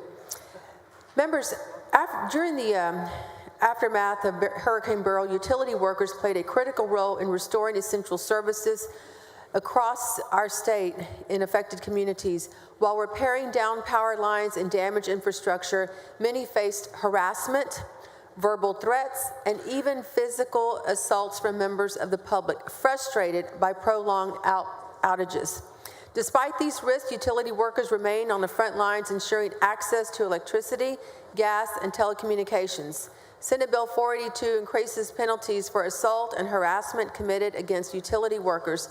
Under this legislation, harassment against utility workers is enhanced to a Class A misdemeanor, and assault is enhanced to a third-degree felony. This bill also details the definition of utility to include electricity, gas, telecommunications, and pipelines. These changes ensure that utility workers receive the same level of protection as other emergency personnel during times of crisis. And I do have an amendment. Senator Alvarado moves suspension of the regular order of business on Senate Bill 482. Is there objection? Hearing none, the rules are suspended. The chair lays out on second reading Senate Bill 482. The secretary will read the caption. Senate Bill 482 relating to increasing the criminal penalties for the offenses of assault and harassment committed against certain employees or agents of a utility. Following an amendment, the secretary will read the amendment. Floor amendment number 1 by Alvarado. Senator Alvarado, you're recognized. Thank you, Mr. President. This amendment is something that we worked on at the request of Governor Abbott's office. It maintains the enhanced penalties for the assault of harassment of a utility worker. It removes the requirement that the assault or harassment occur in a declared disaster or evacuation area. I move adoption. Questions on the adoption of floor amendment number 1. Is there objection? Hearing none, the amendment is adopted. Senator Alvarado, you're recognized for a motion. I move passage to engrossment. Senator Alvarado moves passage to engrossment. Is there objection? Hearing none, the bill is passed to engrossment. Senator Alvarado, you recognize for a motion to suspend the constitutional 3A rule. So moved. Senator Alvarado moves suspension of the 3A rule. Secretary will call the roll. Alvarado, Betancourt, Birdwell, Blanco, Campbell. 30 ayes, 1 nay. The rules are suspended. Chair lays out on third reading and final passage Senate Bill 482. The secretary will read the caption. Senate Bill 482 relating to increasing the criminal penalties for the offenses of assault and harassment committed against certain employees or agents of a utility. Senator Alvarado, you recognized for a motion. I move final passage. Senator Alvarado moves final passage of Senate Bill 482. The secretary will call the roll. Alvarado, Betancourt, Birdwell, Blanco, Campbell. 30 ayes, 1 nay. The bill is finally passed. Congratulations. Thank you, Mr. President and members, and Karina.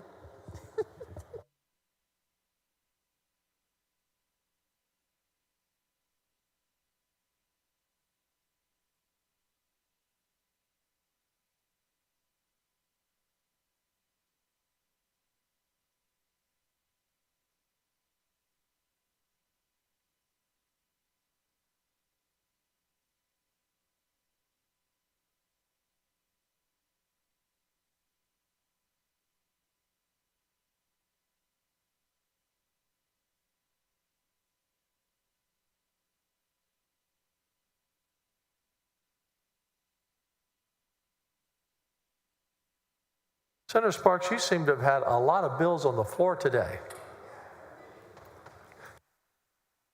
That's a good thing, you know.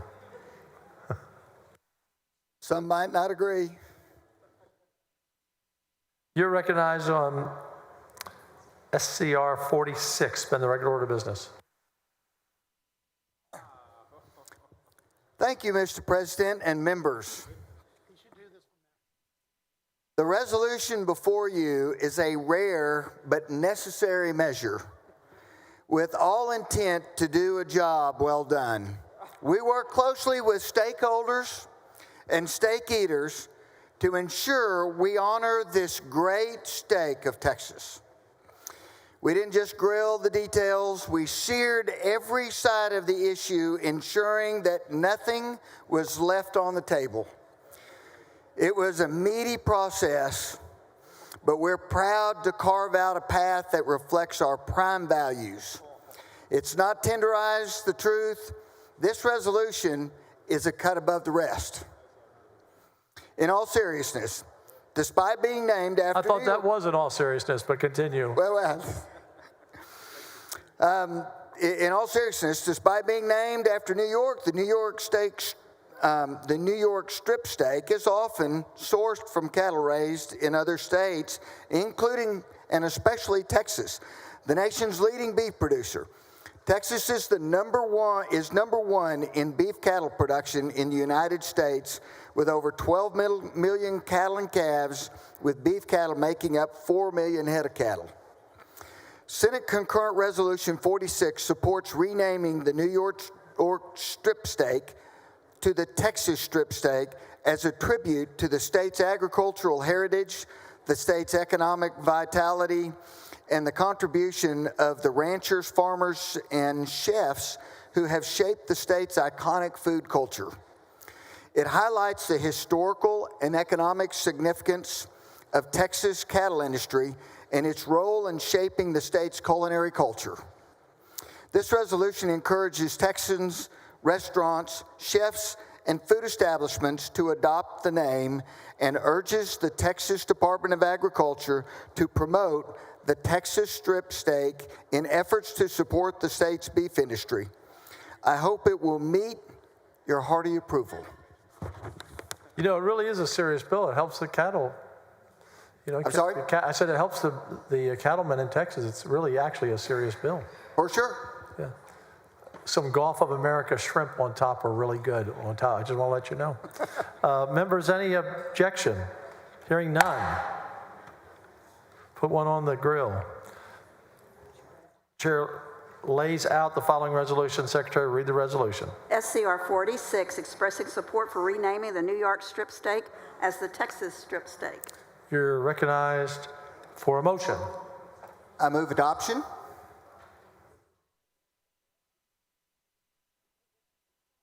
Senator Alvarado, did you wish to speak? It's a question, simple question.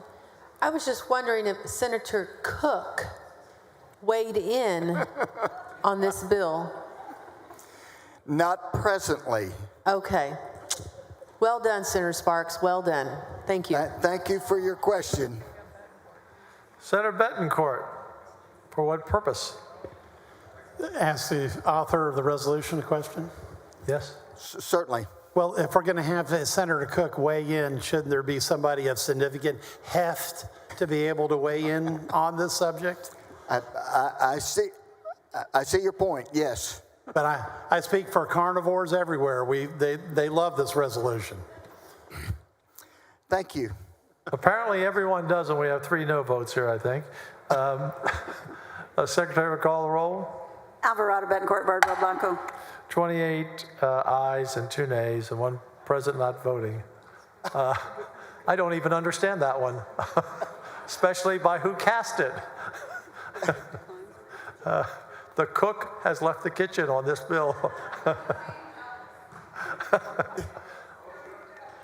The resolution is finally passed.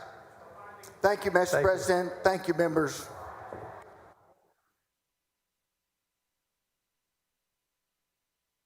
Senator Paxton said put a fork in it. Just want to add her 2 cents in there. She didn't have a microphone.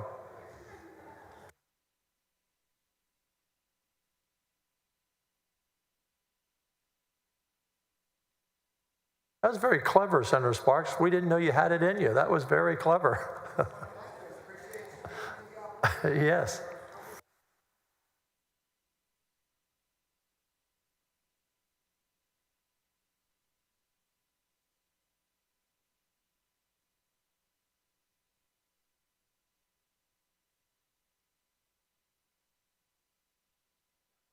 What group are you all with up there in all the black shirts? Where are you from? Oh, welcome to the Capitol.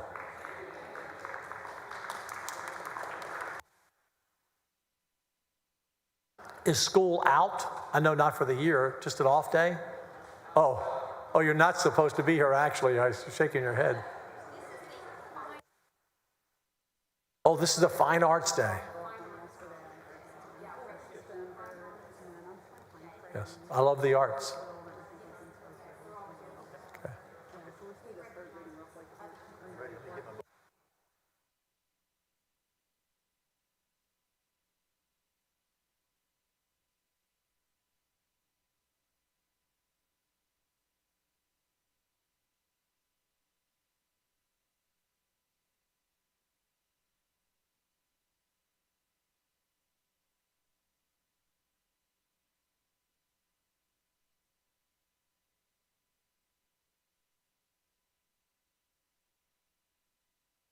Senator Hughes, you're recognized for motion to suspend the regular order of business on SB 2877. Thank you, Mr. President. I move to suspend the regular order of business to take up and consider at this time Senate Bill 2877. Senators, this is the bill related to the penalty for the crime of election fraud, increasing a criminal penalty that we passed on second reading yesterday. I move suspension. Secretary will call the roll. Alvarado, Betancourt, Birdwell, Blanco. 21 ayes, 10 nays. The rule is suspended.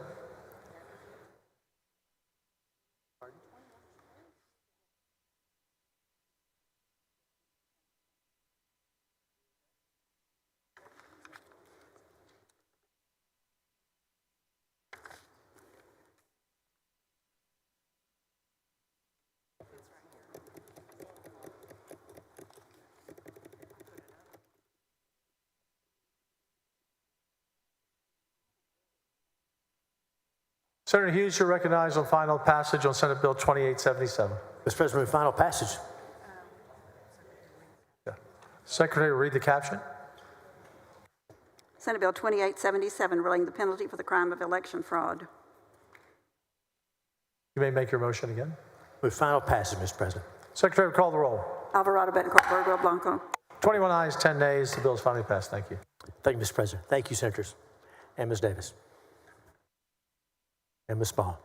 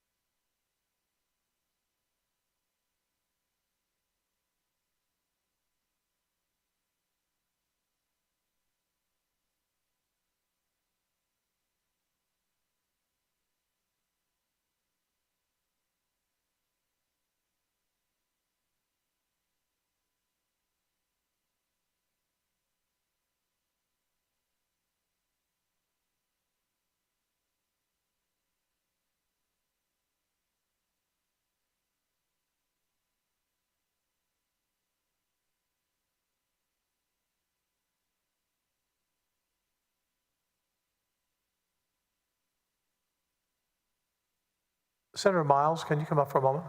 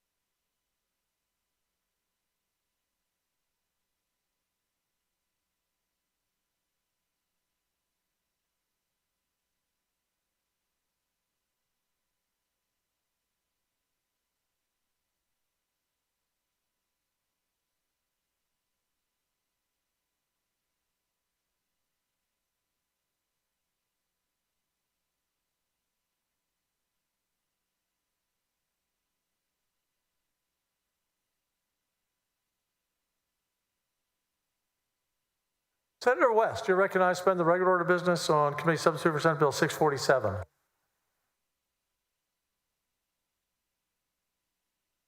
Thank you very much, Mr. President. This bill was passed out of committee unanimously. Mr. President, Senate Bill, I move to suspend the regular order of business of Senate Bill 647. No one's changed the votes, right? We're good. We're good. Well, it was unanimous, so we'll see. Title theft is a serious and increasingly common form of identity fraud that specifically targets property ownership. That this type of theft, along with title theft of personal property, occurs when an individual or group of successfully forges or steals your property deed, allowing them to transfer the ownership of your property into their name without your knowledge or consent. Senate Bill 647 makes two important changes to strengthen the existing law. First, it enhances the notice requirement to requiring notice to be sent to the last known owner of the property if their address is different from the address of the grantor, obligor, or debtor named in the document.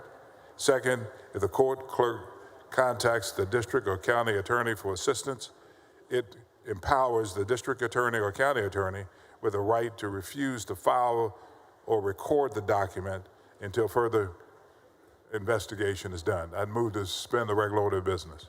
Any objection? Hearing none. The rules are suspended. Chair lays out second reading committee substitute for Senate Bill 647. Secretary, read the caption. Committee substitute Senate Bill 647 relating to the filing or recording of documents or instruments conveying or purporting to convey an interest in real or personal property. You recognize passage to engrossment. So move. Any objection? Hearing none. Bill passes to engrossment. You recognize to suspend the constitutional 3-day rule. So move. Secretary will call the roll. Alvarado, Betancourt, Birdwell. Can't get them all. 30-1. The rules are suspended. Chair lays out in third reading and final passage. Committee substitute for Senate Bill 647. Secretary, read the caption. Committee substitute Senate Bill 647 relating to the filing or recording of documents or instruments conveying or purporting to convey an interest in real or personal property. You're recognized on final passage. Mr. President, I move final passage of Senate Bill 647. Secretary will call the roll. Alvarado, Betancourt, Birdwell. 30 ayes, 1 nay. The bill is finally passed. Thank you, Senator.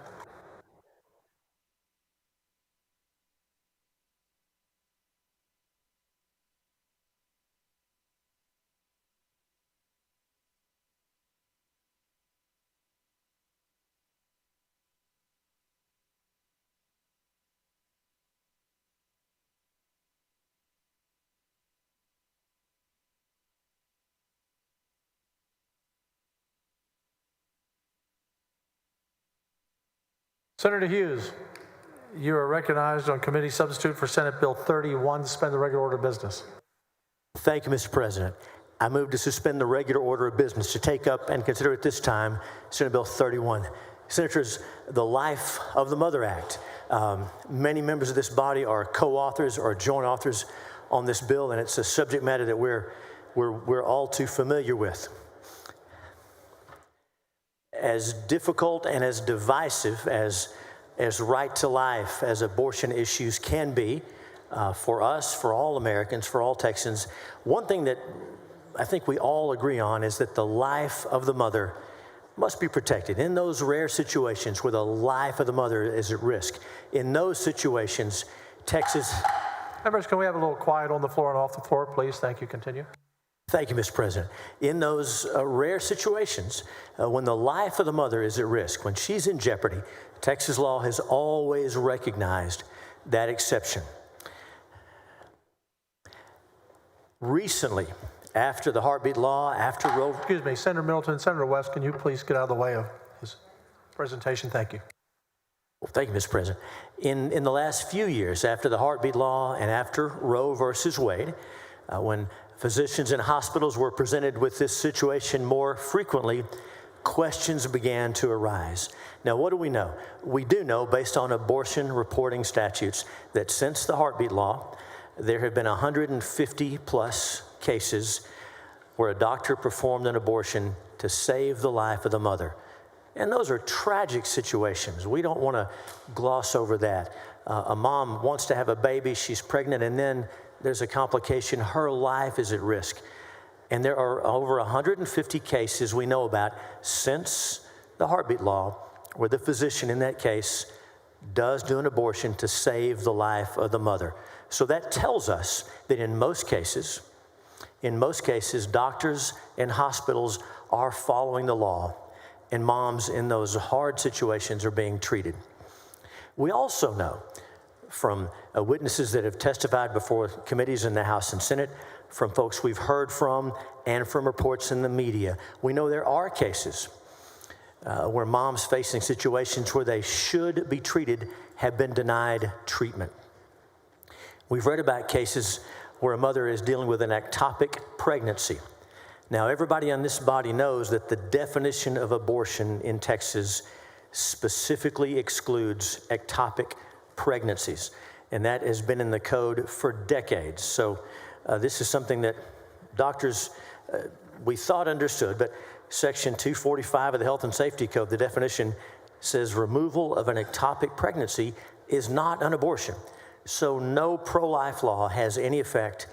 Nothing there should keep a doctor from treating an ectopic pregnancy. Dr. Campbell's told us about this from her own as a physician and the things that she sees. And so, sadly, we've read about some cases where doctors refuse to treat ectopic pregnancies or miscarriages. There have been a couple of tragic cases we've read about where a mom was miscarrying, and clearly under Texas law, her life was at risk. She should have been treated, and she was not. So because of cases like that, we all thought it important that the law be crystal clear. We don't want to have any reason for hesitation, and we want to make sure that doctors are trained on what the law is. So the bill before you goes through the abortion statutes in Texas, and it completely harmonizes the language that describes the medical emergency exception.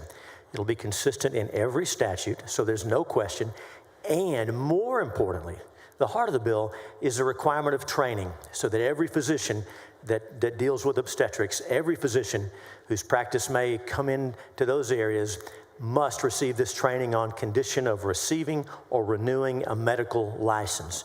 And because sometimes we know it's lawyers, maybe hyper-cautious lawyers or lawyers for whatever reason, sometimes it's the lawyers not letting the doctors do the care that the standard of care would require. There's also training for lawyers in this bill. A lot of details in Senate Bill 31 I'd be pleased to go through, but those are the broad concepts which you're familiar with. And so with that, thanking everyone for their work on this bill as we move forward, I move suspension of the regular order. Thank you. Senator Alvarado, what purpose? To ask the author some questions. Do you yield? Of course I'll yield, Mr. President. Senator Hughes, thank you very much for engaging our office, and I know Senator Johnson's office and many others have been involved in this. I see some of my colleagues from the House here. Certainly want to thank Representatives Howard and Johnson, and I believe Guerin is also here. Senator Hughes, you might know that clarifying the medical emergency exception has been a priority not only for me, but many in this chamber and in the House. I've pre-filed bills in 2023 and this session on this exact issue. Even before Roe was overturned, many of us talked about the medical community's concern about the potential uncertainty created by the language in the bills that were ultimately passed in 2021, particularly in light of the severe criminal penalties for medical providers. Now, I could stand up here and give a big old "I told you so" speech, but I won't. I wish we had addressed those concerns then and prevented some of the tragedies that have come to light over the last few years. But here we are now, and I'm glad that we're addressing this. I'd like to walk through some of the provisions in the bill with you to make sure that the public understands what this bill is. The first is the updated medical emergency definition. This bill makes it clear that a medical emergency is when a woman has a life-threatening condition that places her life at risk or could cause substantial impairment to a major bodily function. It defines life-threatening as capable of causing death or potentially fatal and specifies the life-threatening physical condition does not have to be actively injuring the pregnant woman. Is that correct? Senator, that's right. And that imminence requirement is very important because under the way the law was drafted before, and as you know, the medical emergency exception language that we used in the heartbeat law in 2021, we incorporated the existing statute, been on the books since 2011, so as not to create confusion. But nevertheless, in the last couple of years, some doctors, some really hospital lawyers, I think, read that language to say that they had to wait. So a mom's already got a dangerous condition, which we know is going to have really bad effects. But a few hospitals were taking the position, we have to wait until she gets really bad, even though we know she's going to, before we treat her. And of course, that was never the intent. So yes, ma'am, you're right. That clarification you just read is so important. The medical board addressed this, so did the Supreme Court. We want to put it in statute so there's no question. So yes, ma'am, that's so important. They're used in many of the situations that have been reported recently. Treatment was denied to women until they were suffering from sepsis and potentially irreversible damage to their organs. To address these types of situations, this bill codifies the Texas Supreme Court's recent decisions in the Cox and Zarowski cases that the risk of death does not need to be imminent, and it makes it clear that a physician does not need to wait to treat a pregnant woman until she is physically suffering or harmed. Would you say that's correct? Senator, that's right. If a mom has that condition and the docs can see where it's going, they don't have to wait until the mom gets even worse before they treat her. That's exactly right. Senator Hughes, during the committee hearing, a number of witnesses testified, including some of the plaintiffs in the Zarowski case. They raised serious concerns that some of the changes made by the bill would allow the state to prosecute a woman who obtained or tried to obtain an abortion. However, as you know, the courts, going back to 1880, have held that women cannot be prosecuted in this situation. You and I had many discussions over the last several weeks. We discussed it, and now the bill has language to ensure that women cannot be prosecuted. Would you say that's correct? Senator, that's right. You look at what sometimes is referred to as the 1925 statute, which even goes beyond that. And as you know, we have looked at every case going all the way back to statehood, and moms have never been prosecuted under Texas pro-life laws. And that's clear. It's always been the law, and that's reaffirmed here. You're exactly right. Thank you. And for those listening in case you're wondering, that is in Section 20 of the bill. Another concern raised at the hearing is that some of the changes made in this bill would also impact ongoing federal litigation on whether the pre-road road statutes or the 1925 laws you mentioned has been referred to recently are in effect. You've added language to this bill that by amending the medical emergency exception in the 1925 law, the bill does not affect whether the provisions of the 1925 law are reviewed or remain or have become good law, and will leave it in the hands of the courts. Would you say that's correct? Senator, that's exactly right. Back in 2021, the legislature did pass legislation that says those pre-Roe statutes are still in effect. They are still there. So the legislature spoke to that, and that's in front of the Fifth Circuit right now. So as you say, we're going to leave that to the Fifth Circuit to decide because the legislature has already spoken to that. Senate Bill 31 does not get into that discussion at all because that's already been held by the legislature. You're correct. Okay, and I appreciate your willingness to address these concerns. It's kind of been it was a moving target there for a while. Yes. Let me talk about what's not in the bill, okay? Are you familiar with the names of Lauren Hall, Samantha Cassiano, Dr. Austin Denard, Lauren Van Vliet, or D. Allen, sorry. I have seen some of those names, yes, Senator. Well, one of the difficult parts of preparing for this bill was reading about some of their stories. These women are all plaintiffs in the Zawoski case who had pregnancies where their fetus was diagnosed with anencephaly, a condition which prevents a fetus from developing a skull.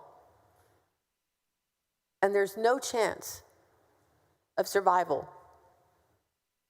Would your bill allow women in similar situations where there's a lethal anomaly to get treatment in Texas under the medical emergency exception? Senator, Senate Bill 31 is about the life of the mother and the risk to the mother's life, and it does not address that important topic you raised. Let's say they do not have the resources or travel out of state, then they would have to continue their pregnancy like Samantha Cassiano, like she did. To carry a pregnancy for months, knowing her child would not survive. Your bill does not make an exception for rape or incest. Is that right? Senator, that's right. This bill is about the life of the mother exception to make sure that the law is crystal clear and to make sure that doctors and hospitals know what the law is. And that's what this bill addresses. Yeah, you know, that's a real hard pill to swallow, that there's not an exception for rape or incest. I hope one of these days this body finds it in their heart to allow that exception. This bill is a good step forward. Wish we didn't have to have this conversation at all in the first place. I believe this bill will save lives, which is why I'm supporting it, not only supporting it, but co-sponsor with you. I hope that we can come back and do the same for women who are dealing with devastating fetal anomalies and women and girls who've survived the horror of rape or incest. Y'all, Texas women deserve better. Thank you. Thank you for answering my questions. And thank you, Senator Alvarado. Senator Hall, what purpose? Ask a couple of questions. Do you yield? Of course, I'll yield. Thank you, Senator, and thank you, Senator Alvarado, for some of your clarifications that, as we recall, in the hearing we had, the number of women that showed up and described what they had experienced. I am glad that we're now all going to accept the fact that we now have a bill that makes it crystal clear what the doctors can do, because every one of those women that showed up there should have been treated by the doctors, and it was obvious that the doctors chose not to treat them, and it was clear that their intent was to try to take that action to overturn the law we had passed. And it's a shame.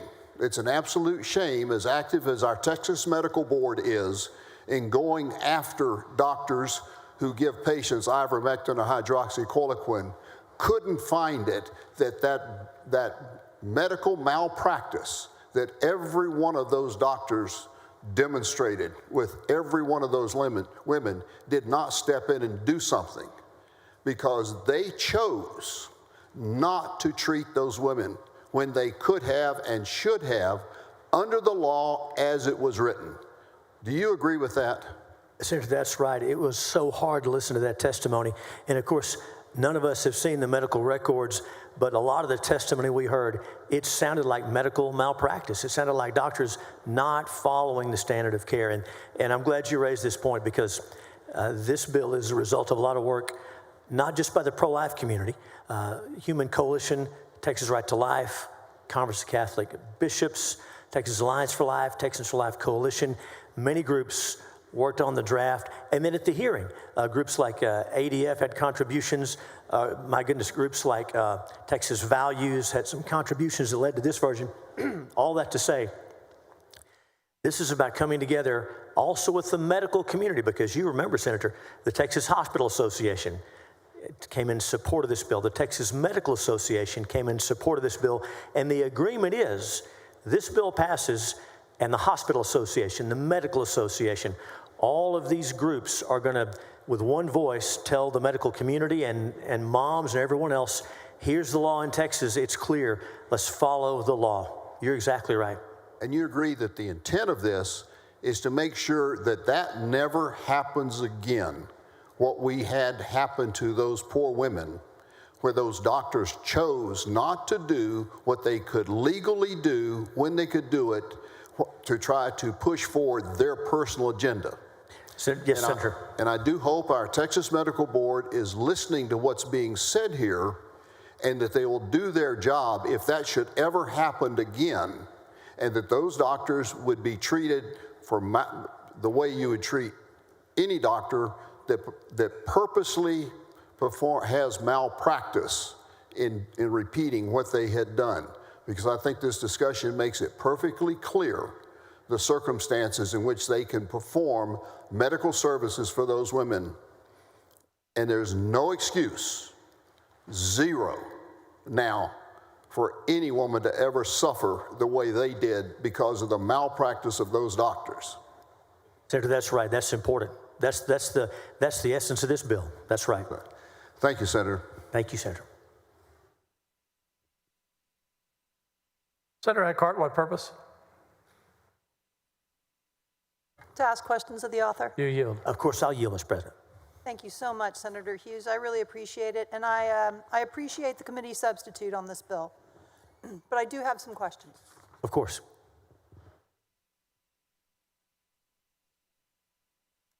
First, have you watched the Zurofsky versus Texas documentary?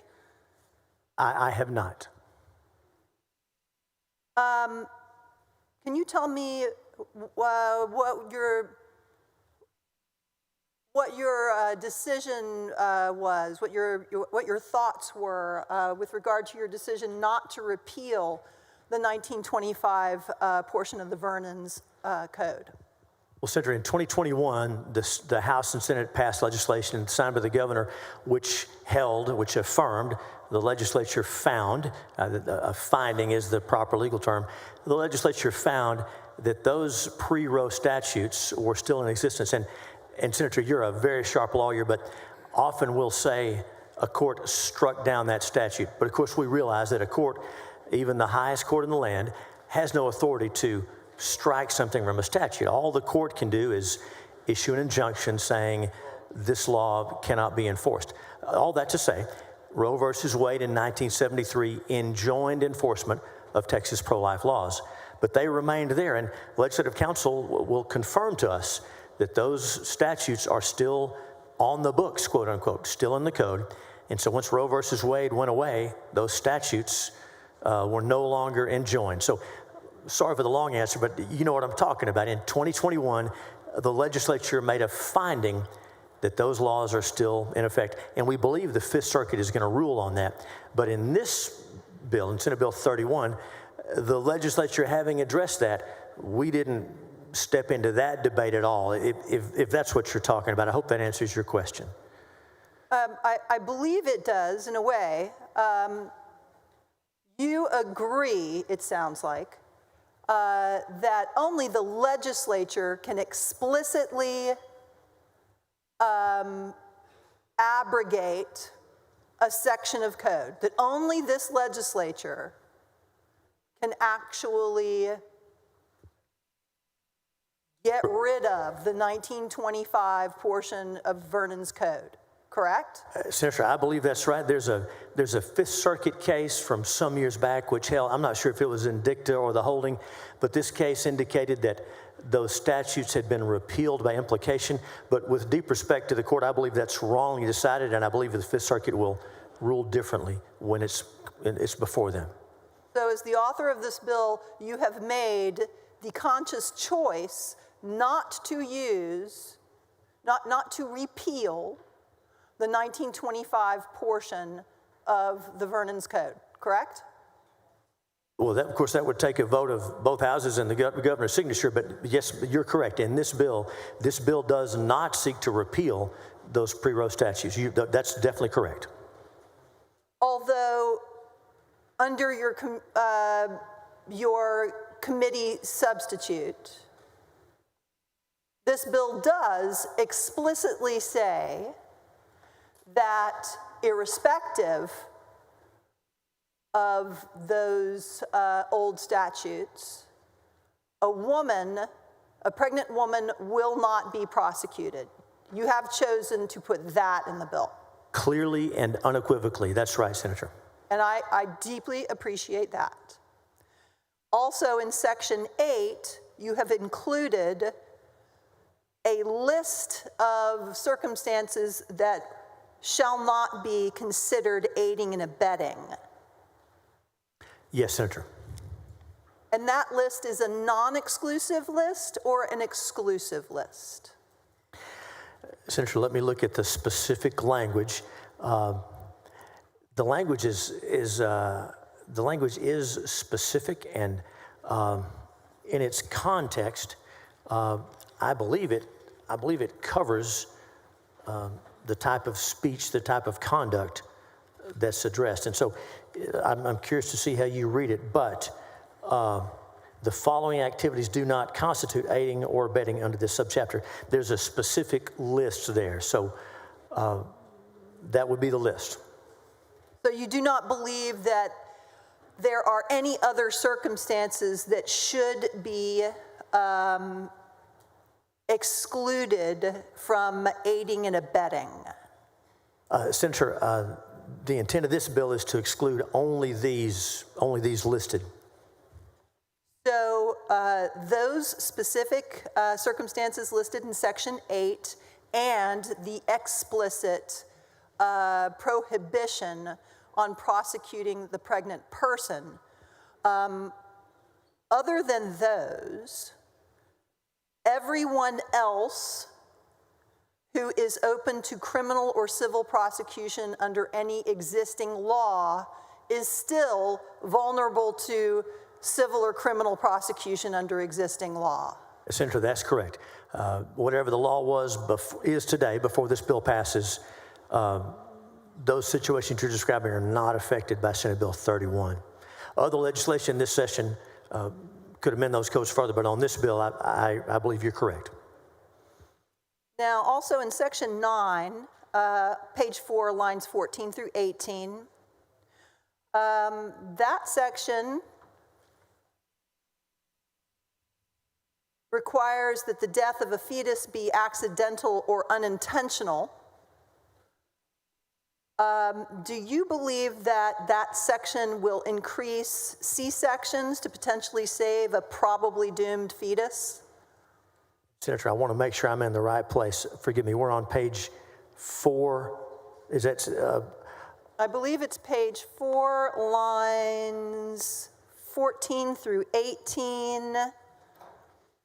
This is in an exception to the application of each law described by subsection A. The death or injury of an unborn child resulted from treatment provided to a pregnant female based on a physician's reasonable medical judgment if the death of or injury to the unborn child was accidental or unintentional. Well, Senator, that's abortion. Of course, is using means to intentionally take the life of the unborn child. And so that language restates that if there's not an intentional act of taking the life of the unborn child, then that would not be an abortion. If a doctor is trying to save the life of a patient and they know that the procedures that they are deploying to save the life of the patient are also going to cause the death of the unborn child, is that accidental or unintentional? Oh, Senator, forgive me, are we talking about a situation where, and if I'm wrong, you tell me, are we talking about that situation where a pregnant mother may be diagnosed with cancer and may need aggressive cancer treatments? And so the doctors, in some cases, will say, this cancer treatment that the mom needs, this could harm or kill the unborn child. I want to make sure, is that the situation we're referring to? I want to make sure I'm in, because that is addressed in the bill. Yes, it is. Whether it's cancer or some other serious illness like renal failure or some other circumstance that is clearly life-threatening. Thank you, Senator. The language in the bill is to make sure that that is not, if a treatment is given to a mom and it is not given with the intent of taking the life of the unborn child, that's not an abortion. So if that's helpful, I think we're talking about the same thing. And I deeply appreciate that. I just wanted to get the legislative intent on the record that even if the doctor knows that the treatment to save their patient's life will cause the death of the fetus, that is not considered intentional. Because it's the life of the mother. You're exactly right. Yes, ma'am. I wanted to make sure of that. And in that circumstance, does the patient have the right to explicitly choose treatment or an abortion if the situation qualifies as that kind of medical emergency? Or is that entirely the physician's decision?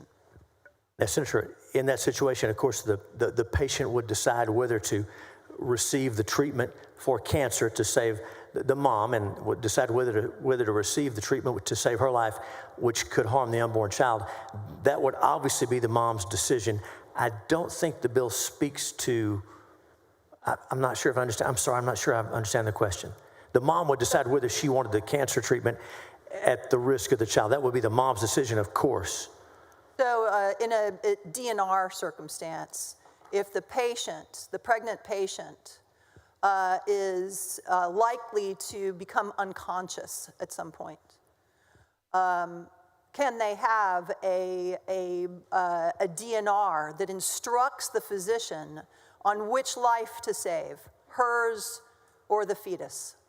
Senator, that situation is not expressly provided for in the bill or any other Texas abortion laws that I'm familiar with. That's not specifically provided for in this bill. But again, I agree with you. I just wanted to make sure. I'm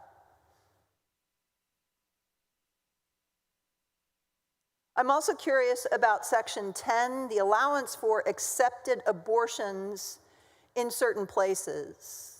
In Section 10, an accepted abortion can occur outside of a hospital circumstance, but only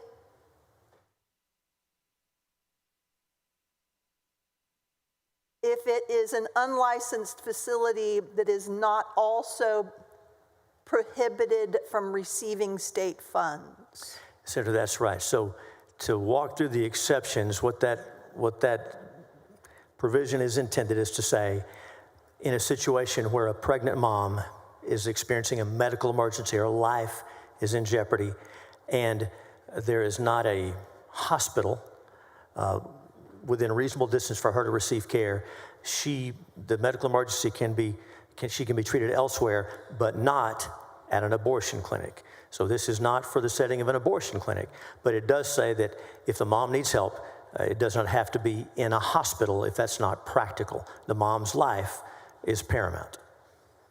So it can occur at a birthing center, for instance. That's right. That's what this language is about. Can it occur at home, in a home birth circumstance? And that would not be an individual or entity to which funds appropriated by the legislature and General Appropriations Act are prohibited from being distributed. That would not be affected by this. Yes, ma'am, it can. But it could not occur at a Planned Parenthood facility. That's correct.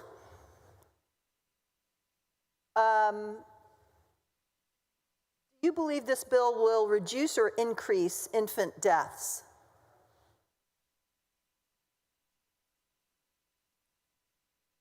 Obviously, the focus is for this bill is on the life of the mother, but if the moms are getting care, Senator, I don't believe this bill will directly affect infant deaths, and if I'm missing something, please help me.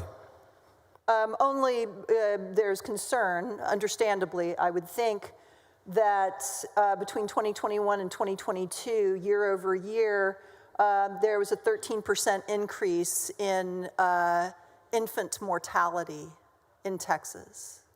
Well, Senator, if broadly, and I think what I'm about to say is logical if we think about the numbers. If more live births are taking place, if there are fewer abortions and therefore more live births, then whatever the rate or whatever was happening with the number of live births we had before, if there are more live births, there'll be more complications, more even infant mortality, because there are more births. Those little babies aren't being aborted. The births are taking place. And so if the number of births goes up, the number of everything else rises with that, if that's what you're talking about. I don't think that's affected by this bill, but please help me if I got that wrong. Well, I'm asking you whether you think this bill, and it sounds like you do, think that this bill will result in more live births and therefore a higher percentage of those live births with, structural abnormalities and fatal abnormalities in certain circumstances. Well, Senator, and I was probably imprecise. When I talked about the law resulting in more births, I was referring to the heartbeat law in 2021, which led to more births, and of course the overturn of Roe versus Wade, which led to more births. So that was those were the numbers I was talking about. Senate Bill 31, of course, is about life of the mother and protection of the moms in medical emergencies. Yes, and I recognize, I think that we will agree that this bill is neutral with regard to fatal fetal anomalies, rape, and incest. Those are already not an exception under your Senate Bill 8. That's right. That's correct, Senator. And so I suppose what you're suggesting is, since they're already not exceptions under your Senate Bill 8, that now your Senate Bill 31 will not increase live birth of fatal structural anomalies, that it was actually your Senate Bill 8 that did that. Well, if all births increase, then all births will increase. And so across the board, the rate isn't affected, but the raw numbers are. More babies being born. We generally agree that's a good thing, but when the numbers go up, all the numbers go up. Thank you for answering my questions. I appreciate it. Thank you, Senator Eckhart. Senator Gutierrez, what purpose? Will the gentleman yield for a few questions? Of course, I'll yield. Thank you, Mr. President. Thank you, Senator. Of course. This is always a difficult bill to discuss for all of us. It's a difficult bill. You and I are, to state the obvious, we're not women. I imagine for the women in this room, it's probably even more difficult. For me, as a father of two girls, it gets very difficult. Life comes along and when you marry a woman and then you start having family and you have two beautiful daughters. And you never think that these kinds of things are going to make a difference. And so far, thank goodness they haven't in my life. But I always wonder. And so every time when these bills come up, I think about my two daughters. And it gets difficult for me to remain calm. And I'm going to try to do that. I apologize to you in advance if I get too overstrident here, and I'm going to try not to.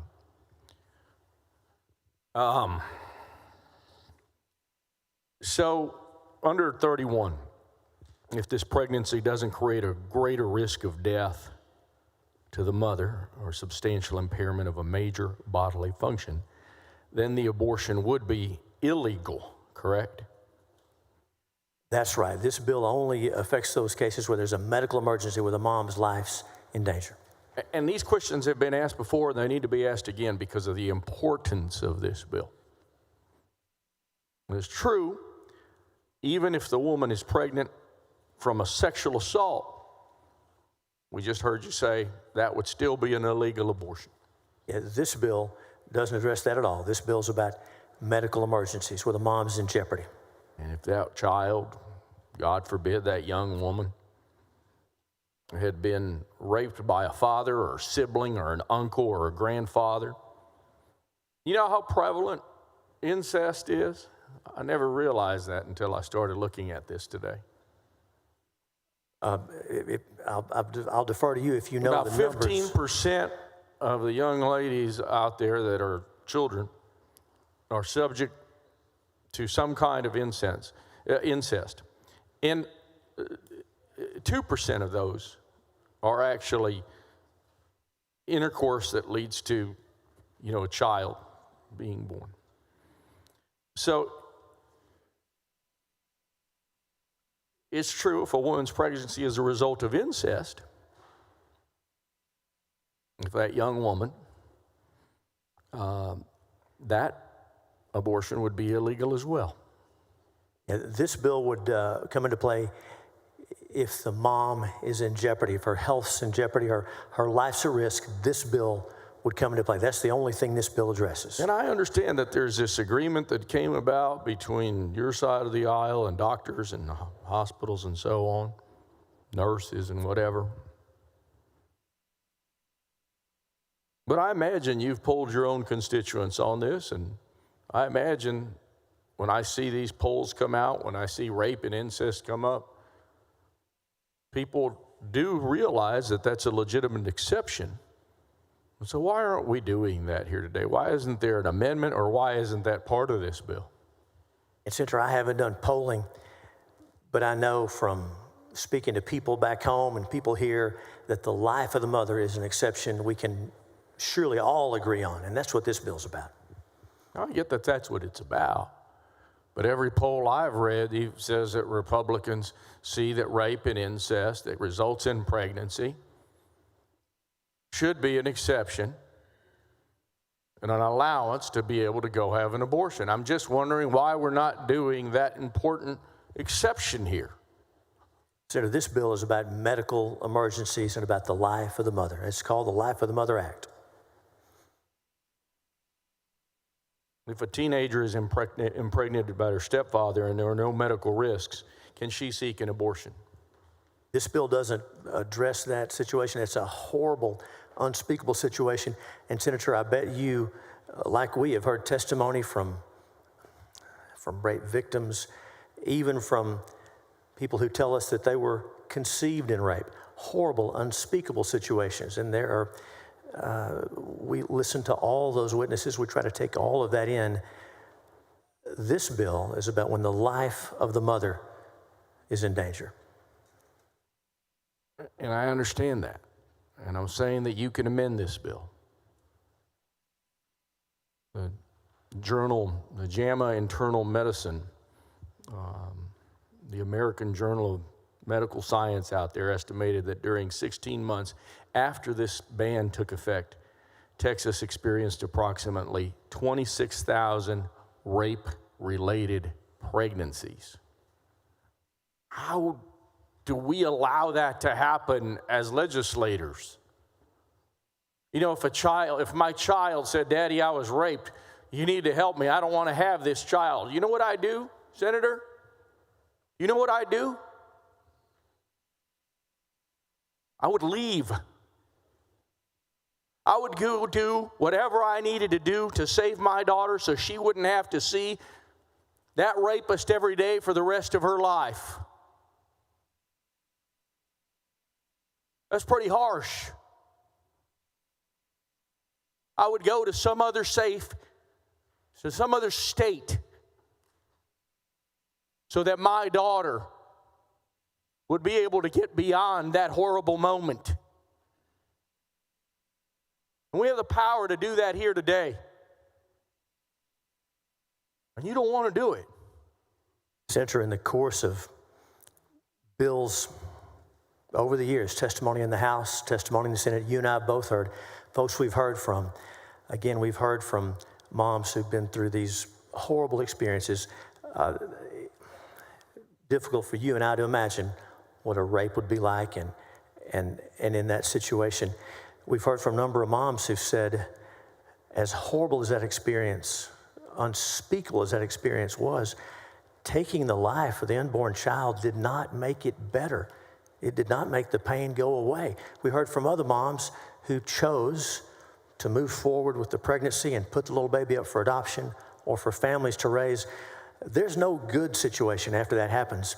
But we've heard from so many moms who told us, this is my little baby, and now my grown child or adult child, that life is worth living.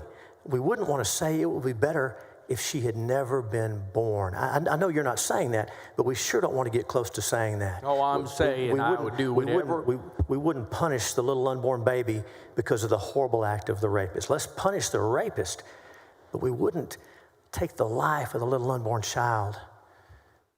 A horrible situation we could make even worse by taking a life. Senators,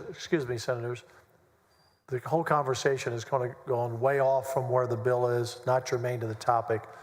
Again, as I've said before, suspension is to ask questions of the author about the bill on the floor, not to delve into other issues anytime on the floor. So if you can continue, Senator Gutierrez, but please keep it to the bill. And Senator, same for you.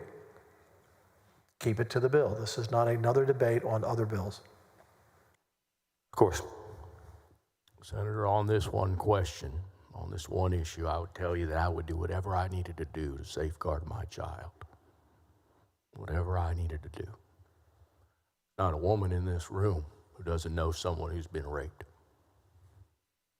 And some of them might know people that have been raped and had to carry that child to term and raise that child. And yeah, I understand the value of that child in life and so on. But imagine looking your rapist in the eye every day, looking at his eyes. Just imagine that.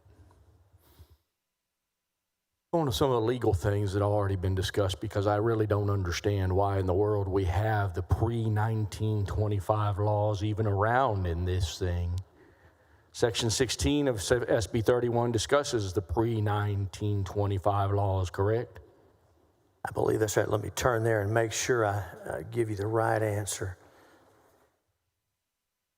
But the 1925 law is discussed, and Senator, you know the reason why. Because in 2021, the legislature found that those pre-Roe statutes were still in effect.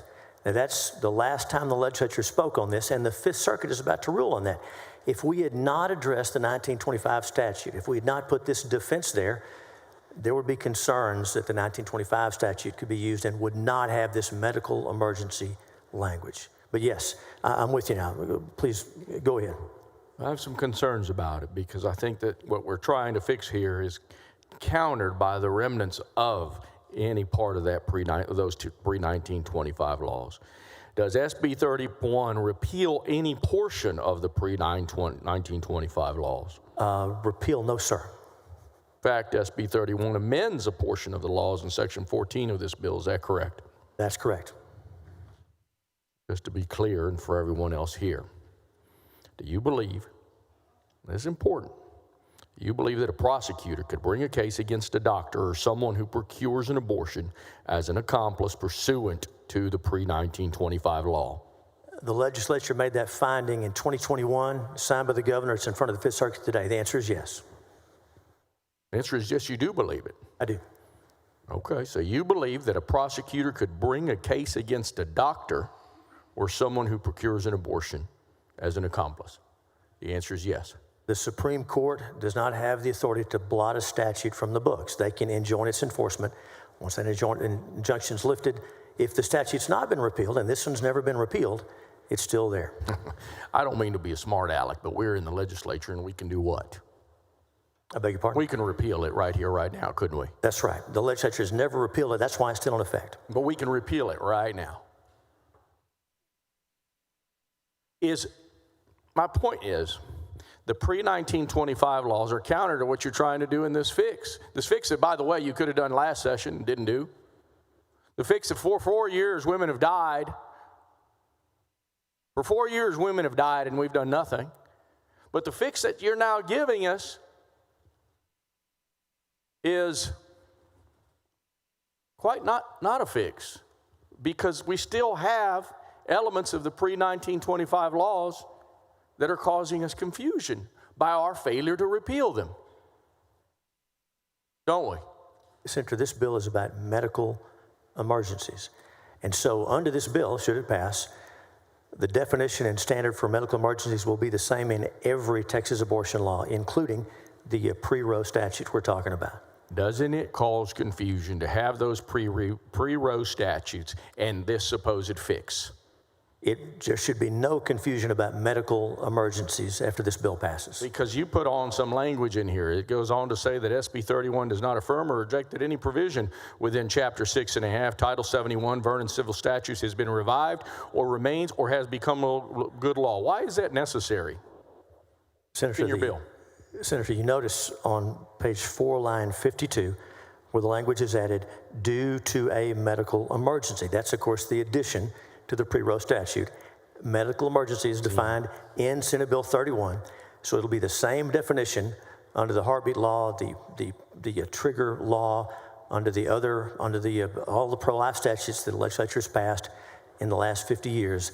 The definition will be identical. That eliminates whatever confusion there might have been. So then you believe that the pre-1925 law is still good law? I do. The legislature found that in 2021, signed by the governor. The Fifth Circuit, I believe, will rule thus pretty quickly. Why do we need it? Why can't we repeal all the language of the pre-1925? This bill is about the medical emergency exception to abortions. If we did the heartbeat law and we are doing what we're doing today, why do we need something that is going to cause more confusion down the road? I just want an answer as to why. You can repeal it right now. Senator, in 2021, the legislature made a finding that those pre-Roe statutes are still in effect and valid. They are. We can amend them just like we're doing here. We can make whatever changes we wish. The purpose of this bill is to make the medical emergency exception language identical in every statute, so there's no question, no excuse. As a lawyer, you've heard of the reenactment rule, correct? Senator Gutierrez, please keep your questions on the bill, specifically questions about the bill, please. These questions are about the bill, sir. The bill is replete with the pre-1925 law. I understand. You've made that point. Questions about the bill, not why this deals with that issue, but what the bill does are your questions. I've given you a lot of latitude. I always give all members a lot of latitude. Ask the questions what the bill does. Okay? Thank you. Sure. Does SB 31 amend a portion of the old pre-1925 law? It does. It does. It amends it to make sure that there's no question about the definition of a medical emergency so that doctors and hospitals won't hesitate in treating moms. Or do you have any fear that some rogue DA would revive the pre-1925 law and go after people that are possibly quote-unquote accomplices? Senator, I want to make sure that we're talking about the same thing. We're discussing a potential implied act in this bill. And in 2021, the legislature explicitly found the pre-Roe statutes are in effect. Any prosecutor looking for authority would go there. He wouldn't have to determine if by amending the law we had some unintended effect, because in 2021 we specifically found those statutes are still in effect. This is my last question. It's your intent to revive, is it your intent to revive the pre-1925 enactments by passing SB 31? SB 31 has no effect whatever on that. Okay. No further questions, Mr. President. Thank you, Senator. The motion is on suspension. The secretary will call the, is there any objection? Hearing none, the rules are suspended. Chair lays out on second reading, committee substitute for Senate Bill 31. Secretary, read the caption. Committee substitute Senate Bill 31, relating to exceptions to otherwise prohibited abortions based on a physician's reasonable medical judgment.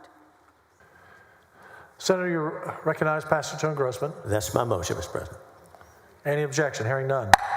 Bill passes to engrossment. You recognize suspend the constitutional 3-day rule. That's my motion. Secretary will call the roll. Alvarado, Bettencourt, 31 Birdwell. ayes, no nays. Rules are suspended. Chair lays out third reading, final passage. Committee substitute for Senate Bill 31. Secretary, read the caption. Committee substitute Senate Bill 31, relating to exceptions to otherwise prohibited abortions based on a physician's reasonable medical judgment. Senator Hughes, thank you for all of your work over a couple of years on this to get language that had universal support from all sides, including pro-life groups and bipartisan support here. So thank you for your work on this. You recognize final passage. Thank you, Mr. President. Secretary, call the roll. Alvarado, Bettencourt, Birdwell, Blanco, Campbell, Cook. Hold on. Senator, you want to speak? I just wanted to make a request that the remarks on this bill be reduced to writing and placed in the journal. Let me hold on that for a second. Sure. Senator Cook, what was your purpose? To speak on the bill, sir. Okay, you're recognized. I will come back to you, Senator Alvarado, for that motion. Thank you, Mr. President. Thank you, Senator. I think a lot of y'all probably know this one's very personal. I'm a woman who's had an abortion in this state, and it is really tough to sit and talk about it. And I appreciate y'all engaging on it, and I appreciate Senator Hughes's work on this. And it's just hard.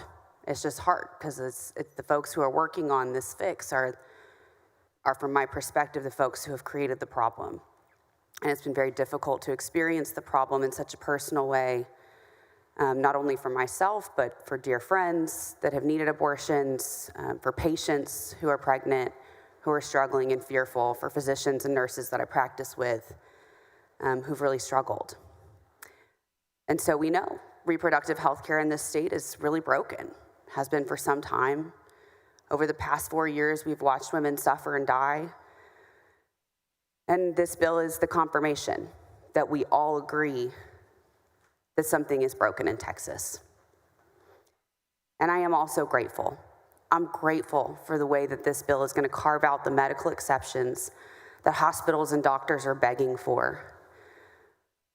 But it does leave Texans in the worst, most devastating situations without recourse. After this bill passes, and I'm voting yes on it, Texans will still not be able to receive an abortion in case of incest, rape, or fatal fetal anomalies. I just want to talk a second about the fatal fetal anomalies. What I heard Senator Hughes say, and it was beautiful, is that some people whose fetus is not viable, whose pregnancy is not viable, will choose to carry it to term.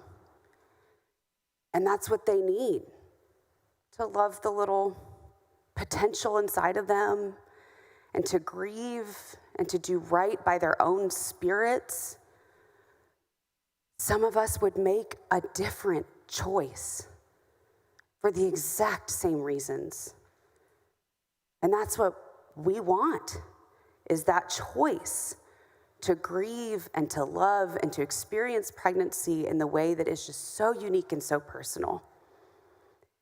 So even with this bill, which I do think will save lives, we are forcing Texas mothers to risk their lives, to carry non-viable pregnancies or terminal fetuses all the way to term, potentially having to give birth. And what a tragic metaphor that is, to give birth to death. And in the meantime, we traumatize our healthcare workforce, our physicians, our nurses, my coworkers. And we're talking a lot about these medical exceptions, which is so important. And thank you again, Senator, and thank you to everyone who's voting for this. But I can tell you, in the same way that the body knows sometimes when a pregnancy needs to not continue. And the physicians know when we've got to intervene.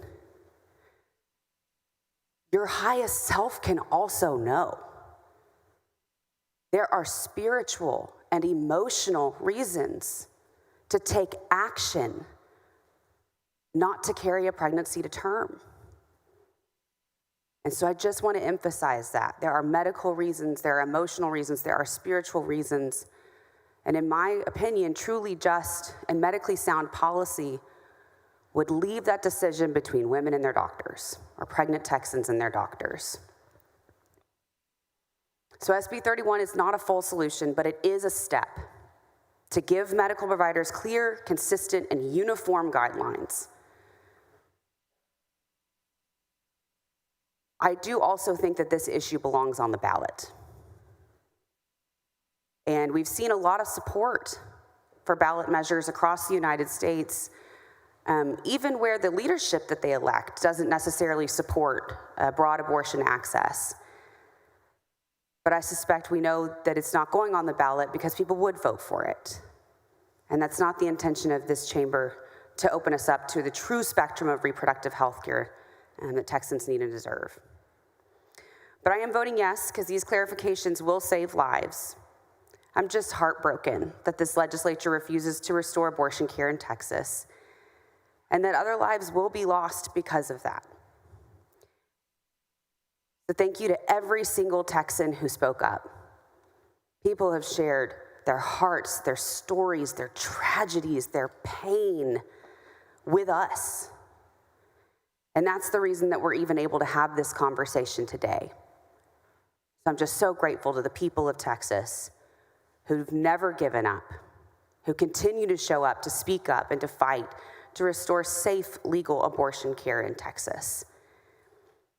And it's easy to say that it's malpractice and blame physicians, but I admire, Senator, everybody in this chamber who says we take responsibility for the outcomes of our policies.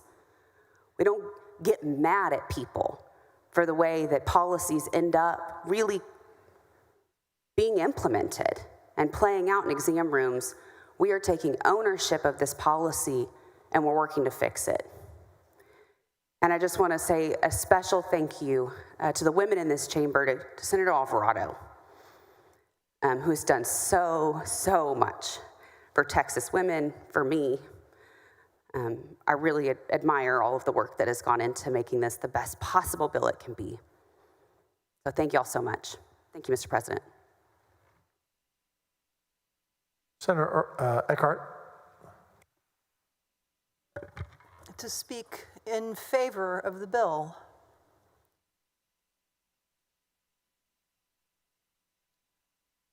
This is really difficult to speak on this bill, and it's very difficult to vote for it.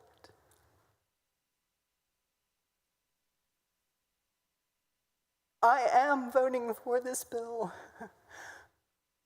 because I sincerely believe, along with all of my Democratic colleagues, and I believe probably all of my Republican colleagues as well, that it is going to save women's lives who find themselves in a medical emergency. But this bill isn't just about abortion.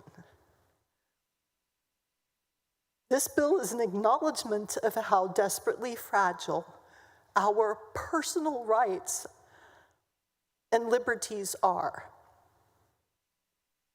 Under the current order, Texans are no longer allowed to make the most fundamental of personal choices without governmental interference, even prosecution. Religious belief, academic inquiry, political expression, even decisions over your own body are now the realm of political control. With or without this bill, Texans can no longer decide for themselves whether, when, and with whom to have children.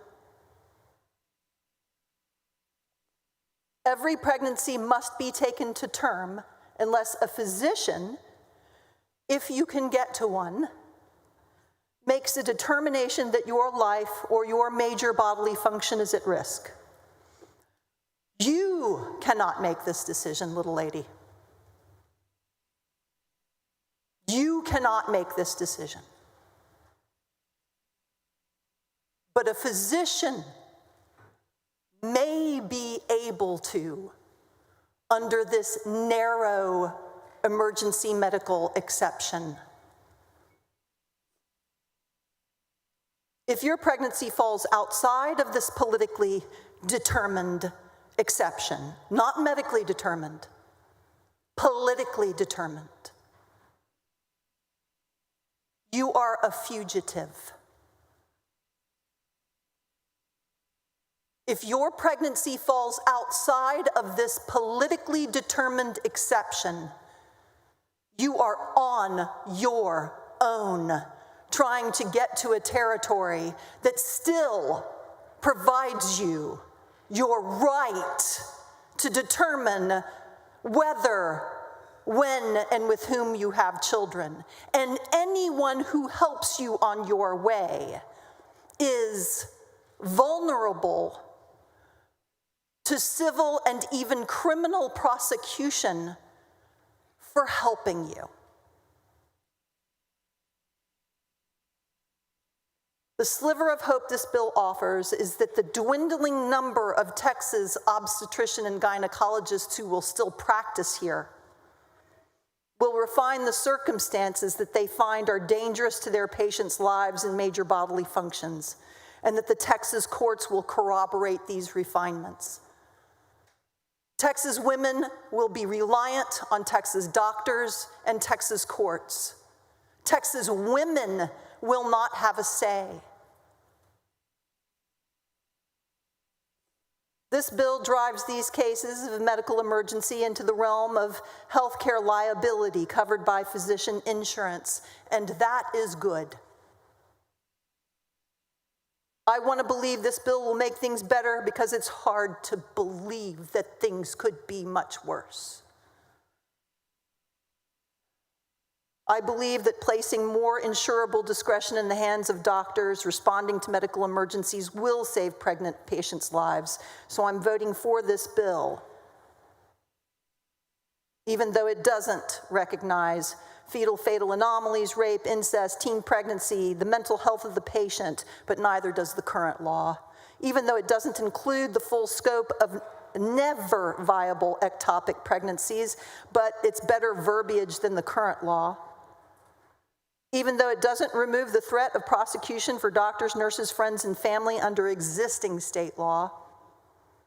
And my deepest thanks go to our powerful doctors and hospitals lobby for exerting the pressure necessary to get this clarity on medical exceptions. And my deepest thanks to the women who came forward to relive and retell the horrifying medical emergencies that they have faced. It is unfortunate that this bill gives relief to the doctors and does nothing for Texas women. As you yourself said, Senator Hall, who's not here, doctors could always perform abortions under a medical emergency as defined under Senate Bill 8. So this bill actually doesn't provide greater relief to Texas women. It just provides greater clarity and relief from liability for the physicians to act in the politically defined medical emergency. But that does nothing for Lauren Miller and her trisomy 18 pregnancy. It does nothing for Caitlin Cash and the skeletal dysplasia that her fetus had. It does nothing for Dr. Austin Denard, Samantha Cassiano, Lauren Van Fleet, Dee Allen, and Lauren Hall for their pregnancies with anencephaly. It does nothing for Jessica Bernardo, whose fetus had fetal anasarca. It does nothing for Amy Coronado or Taylor Edwards, whose fetus had I'm going to totally mispronounce this, encephalocele. And it does nothing for Kimberly Mazzano, whose fetus had limb-body wall complex. The narrow window is made clearer by this bill. In the desperate hope that this bill will get desperate women the care they deserve, I will vote for it. But this policy is no less cruel for being made more clear.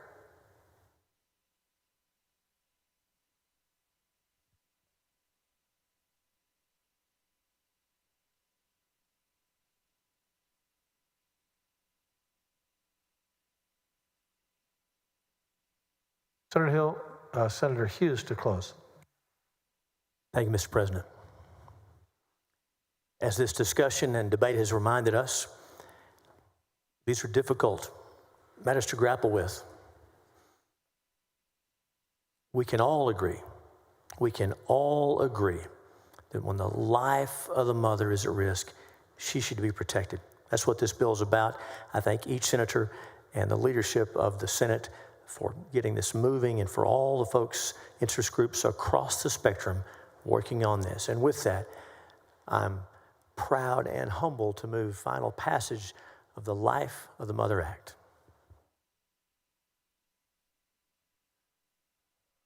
Secretary will call the roll.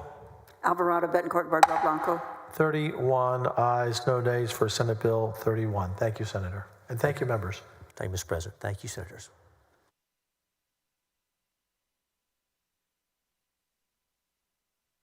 Senator Hughes, I'll give you a minute here.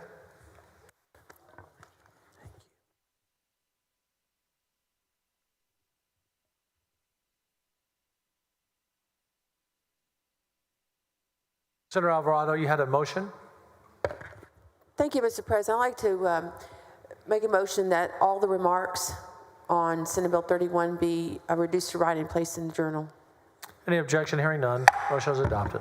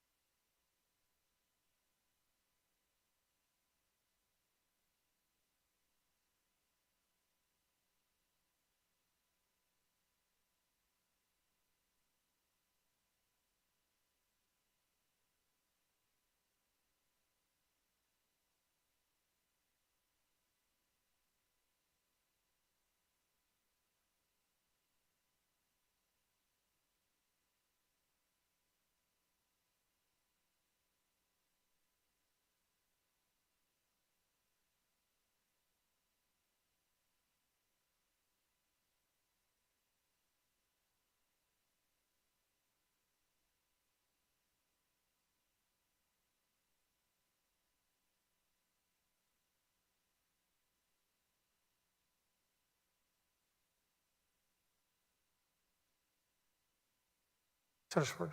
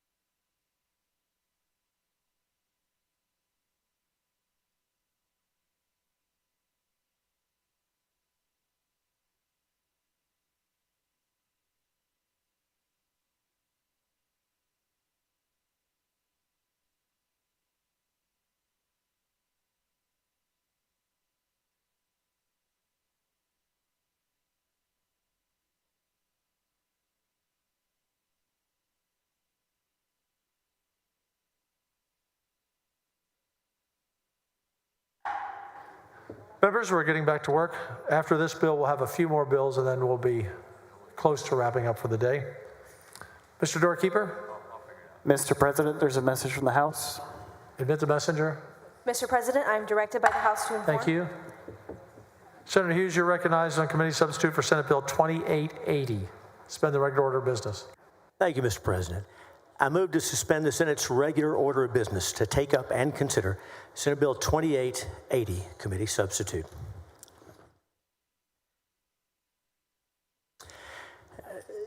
Senators, this bill deals with drugs that are illegal to be shipped into Texas for their intended purpose today. It's often euphemistically referred to as medication abortion. This is a procedure, and I'll ask your indulgence as I describe what this is about. Medication abortion is a procedure that involves ingesting 2 prescription drugs to abort an unborn child: mifepristone and misoprostol. Together, these drugs are referred to as the abortion pill. Among reported abortions in the United States, 653,940 little unborn babies' lives were ended by abortion drugs in 2024. Since approval in the year 2000, medication abortion has increased rapidly and now accounts for approximately 2/3 of all abortions. I want to stress this. The FDA recommends the drugs not be purchased online. That's current FDA recommendations. Abortion drugs create complications for pregnant mothers, particularly when the FDA's safety guidance is ignored. So what medications are we describing, and how do they work? We'll try to describe this as dispassionately and mechanically as we can. The first drug in the abortion regimen, mifepristone, causes the lining of the uterus to thin and keeps essential nutrients from going to the little baby who's developing inside her mother's womb. And this causes the little unborn baby to die in most cases. The second drug, misoprostol, is recommended to be given 24 to 48 hours later. And this pill causes the mom's uterus to contract and the cervix to soften so that the dead child can be expelled, and also the related pregnancy tissue. Misoprostol induces early labor. Now, there's been testimony before the House and the Senate from moms who have used these drugs, and their voices need to be heard. Their voices must be heard in this process. But I want to stress, the FDA does not recommend buying mifepristone online. Yet we know that 2,800 known abortion drugs are shipped into Texas each month. Now, I want to make sure that we're clear on the FDA's risk evaluation and mitigation strategy for abortion drugs. In 2000, mifepristone only gained approval under the restrictive risk evaluation and mitigation strategy regulatory scheme. This is by the FDA, drug safety program that they can use for certain medications with serious safety concerns. Those of you that work in these matters know what we're talking about. That helps ensure the benefits of the medication outweigh its risks. But those safeguards that were put in place by the FDA haven't just been weakened. They've virtually been abandoned. Let me be specific about this, lest you think I'm generalizing. In the year 2000, when initially approved, for the mom's own safety, 3 in-person visits were required, and the drugs could be prescribed only by a physician.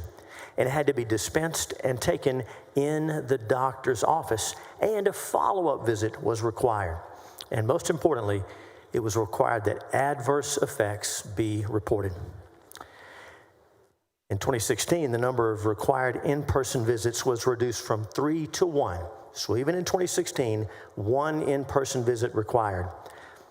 What happened in 2023? No in-person visits at all. Without studying the impact to women, without the requirements that the drug be prescribed by a doctor, dispensed and taken in the office, and without a follow-up visit and reporting of adverse effects. All those gone now. And even with those stringent restrictions in place, women and girls still experience severe injury to their physical and, yes, their mental health as a direct result of medication abortion. And worse yet, women are often not adequately warned, not apprised of the risks or what they'll experience during their abortions. Women who are not given complete information about the medication abortion procedure obviously cannot grant informed consent. It's got to be informed. Now the entire abortion process can take place without any physician interaction or oversight, leaving women without medical care and alone to have their abortions. Keep in mind, this reckless abandonment of the original FDA safeguards has coincided with an exponential increase in the incidence of medication abortions, now accounting for about 2/3 of all abortions. So what complications are we talking about? Medication abortion physically harms women, yes, even causing death. According to the FDA, mifepristone has caused 36 known deaths since its approval. And despite the serious risks associated with this drug, the FDA only requires deaths to be reported. Physicians are not required to report other serious adverse events. And for this reason, the rate of severe complications from these drugs go unreported, and the FDA data is incomplete. But thankfully, just in recent days, the Ethics and Public Policy Center conducted the largest known U.S. study of abortion pill data. They used data from the All-Payer Insurance Claims Database. We're familiar with that. This is information based on insurance claims for health insurance. They used information from the All-Payer Insurance Claims Database that includes 865,000 prescribed mifepristone abortions from 2017 to 2023. You know what they found? Almost 11% of women experienced sepsis, infection, hemorrhaging, or another serious adverse event within 45 days following a mifepristone abortion. The real-world rate of serious adverse events following mifepristone abortions is at least 22 times as high as the summary figure of less than 0.5% in clinical trials reported by the FDA. The FDA should immediately reinstate earlier, stronger patient safety protocols to make sure at least the best circumstances available would be there. But that's not happening, nor is the FDA investigating the harm. And I don't have to tell this Senate or the Health Committee or the folks watching about the growing concern in this country about the FDA and about Big Pharma and about the power they have and the effect it's having on the lives of Americans. this may be the worst, the most acute example of that. Another recent study affirms that mifepristone causes more complications than the FDA data suggests. In fact, it found the rate of abortion-related emergency room visits, so ER visits following a mom who's taken these drugs and left alone, those ER visits following medication abortions increased 5 times from 2002 through 2015. The study also told us that 60% of these emergency room visits were miscoded as spontaneous miscarriages.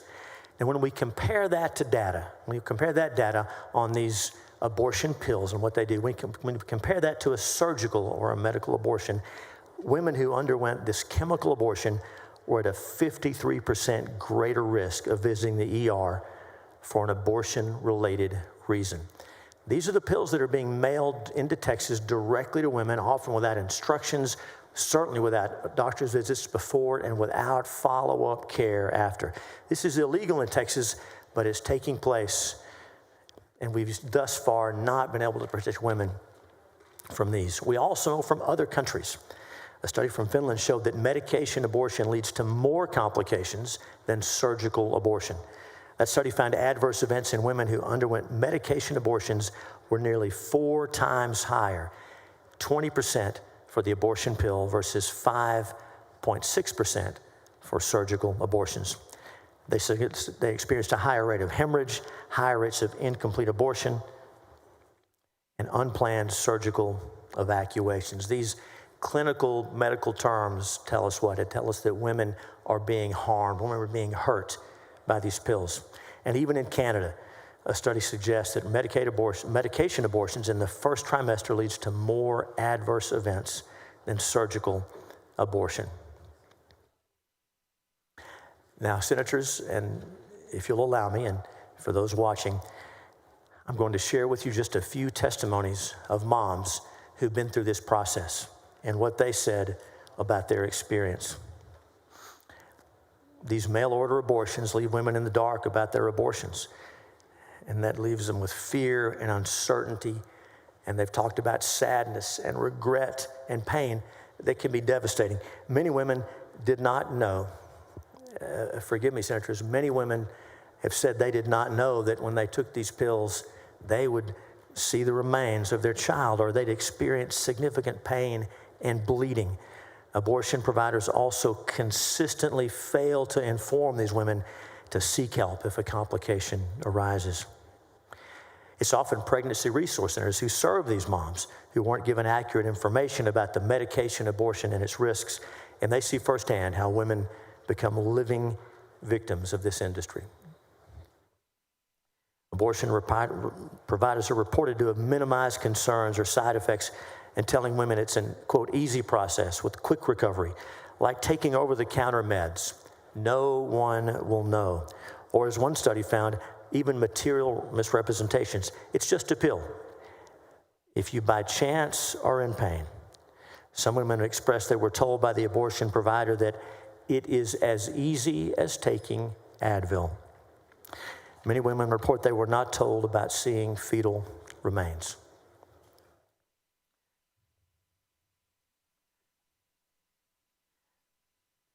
There's difficult testimony which I will not share at this time, but I hope it's clear that when moms receive these pills in the mail, often with little or no instruction, if a mom is experiencing ectopic pregnancy, she's in great danger taking these pills, but of course no doctor visit is required today. If a mom is too far along in her pregnancy, the little baby inside her, that little baby has grown so large, these drugs will not work in their intended way, and again, serious harm or even death to the mom. And we can talk more about some of these testimonies. They're difficult to read, they're difficult to hear, but these women, their voices need to be heard as well. We also have spent increasing time and attention in this chamber and in this building on issues like human trafficking and women being exploited. And abortion, we know, is often used as a tool for human trafficking, for abuse. Online access to medication abortions increases the availability of these pills to predators, to abusive parents and partners, as well as human traffickers. I'm sure you've read about these stories, but male partners who use abortion-causing medication to kill their unborn children covertly is increasing in prevalence. I know you read about the case. A man here in Texas is today under felony indictment for attempting to poison his pregnant wife on multiple occasions, giving her these abortion drugs without her knowledge and, of course, without her consent. There are stories I can cite to you where abusers have spiked their partner's water, drinks, yes, pancakes and smoothies with abortion pills, or even forced moms to take these pills at gunpoint. It's also well documented that forced abortions already occur in human trafficking, and abortion pills are convenient tools for traffickers. Those in-person dispensing requirements serve an important gatekeeping function because they ensure abortion drug recipients voluntarily receive medication abortion themselves. And mail orders made it much easier for abusers and criminals to access abortion-causing drugs and to continue perpetrating their crimes, yes, even forced abortions. So what does Senate Bill 2880 do about all that? This bill protects women from abortion pills. The bill would prohibit the manufacturing or distribution of abortion pills in Texas and would ban the mailing, transporting, delivering, prescribing, or providing of abortion pills. Enforcement is done through a civil qui tam lawsuit brought by a private citizen in the name of the state. What does it do beyond that? It imposes wrongful death liability. When companies send these pills into Texas to take the lives of little unborn babies and to recklessly or intentionally harm women, they'll be held accountable. It imposes strict liability for wrongful death and personal injuries on anyone who manufactures, distributes, mails, transports, delivers, prescribes, or provides these abortion pills, including wrongful death of the unborn child. Either parent of the aborted child may sue for wrongful death, but of course, a rapist is unable to bring any action under this bill.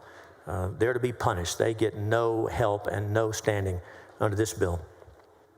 It also allows the Attorney General to bring parens patriae actions to sue on behalf of the unborn. You know what parens patriae means? Y'all can all pronounce that better than I can. You know what that means? It means acting as a legal protector of the citizens unable to protect themselves. Doesn't that make sense? Those little unborn babies and those moms who've been lied to, who haven't been told the truth, who are scared and alone dealing with these pills in most cases. They need someone to protect themselves when they can't, in those situations when they can't. That's what the bill does. I want to stress this is civil liability against those manufacturers and distributors. This is not criminal liability. There's nothing here that has any effect or would put any burden on the moms. The moms are victims here. We know that. The moms are victims here. That's what the bill does. I ask your indulgence and for the lengthy motion to suspend. I wanted you to know what was in the bill, and that, with that, I move suspension of the regular order of business. Senator Johnson, what purpose?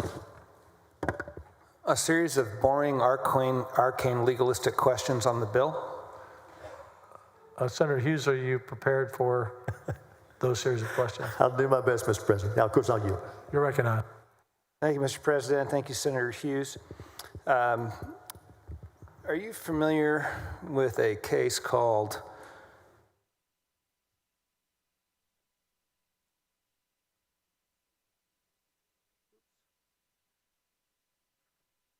I pulled up my wrong document here. Indulge me one moment, please.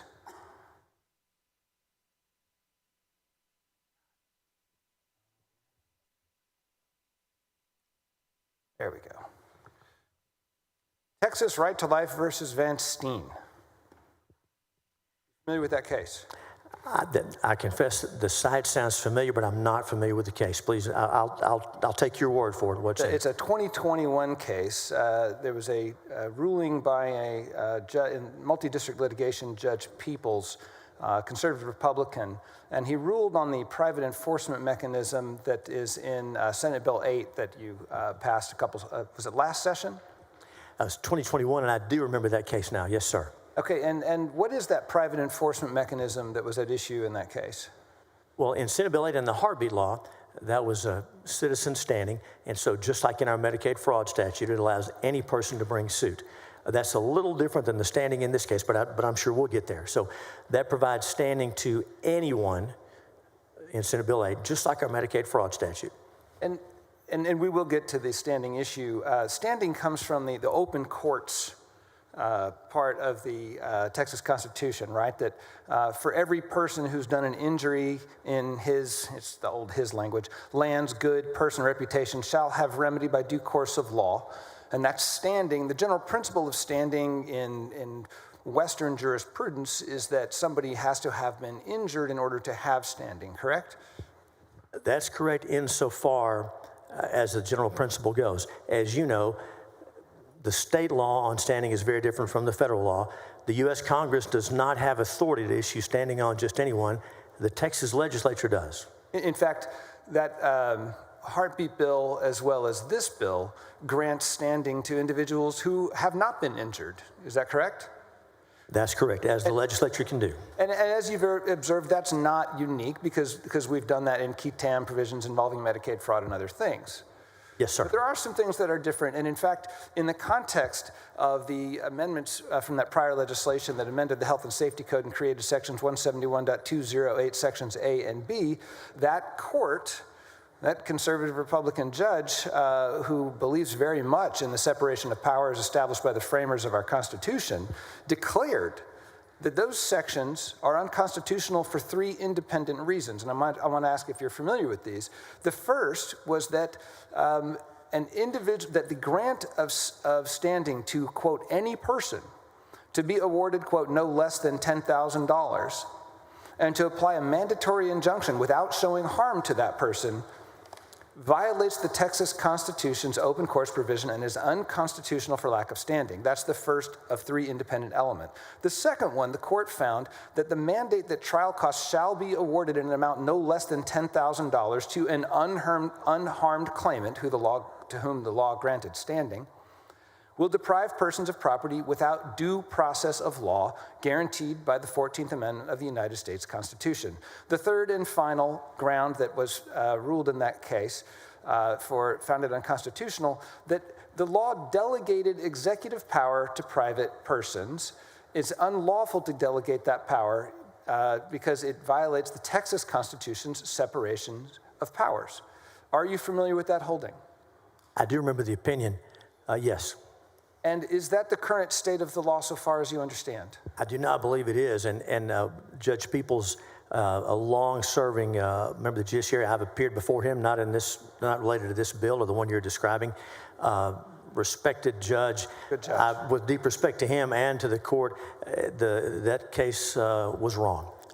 He decided that wrong. He got that wrong. Oh, okay, you think he got it wrong.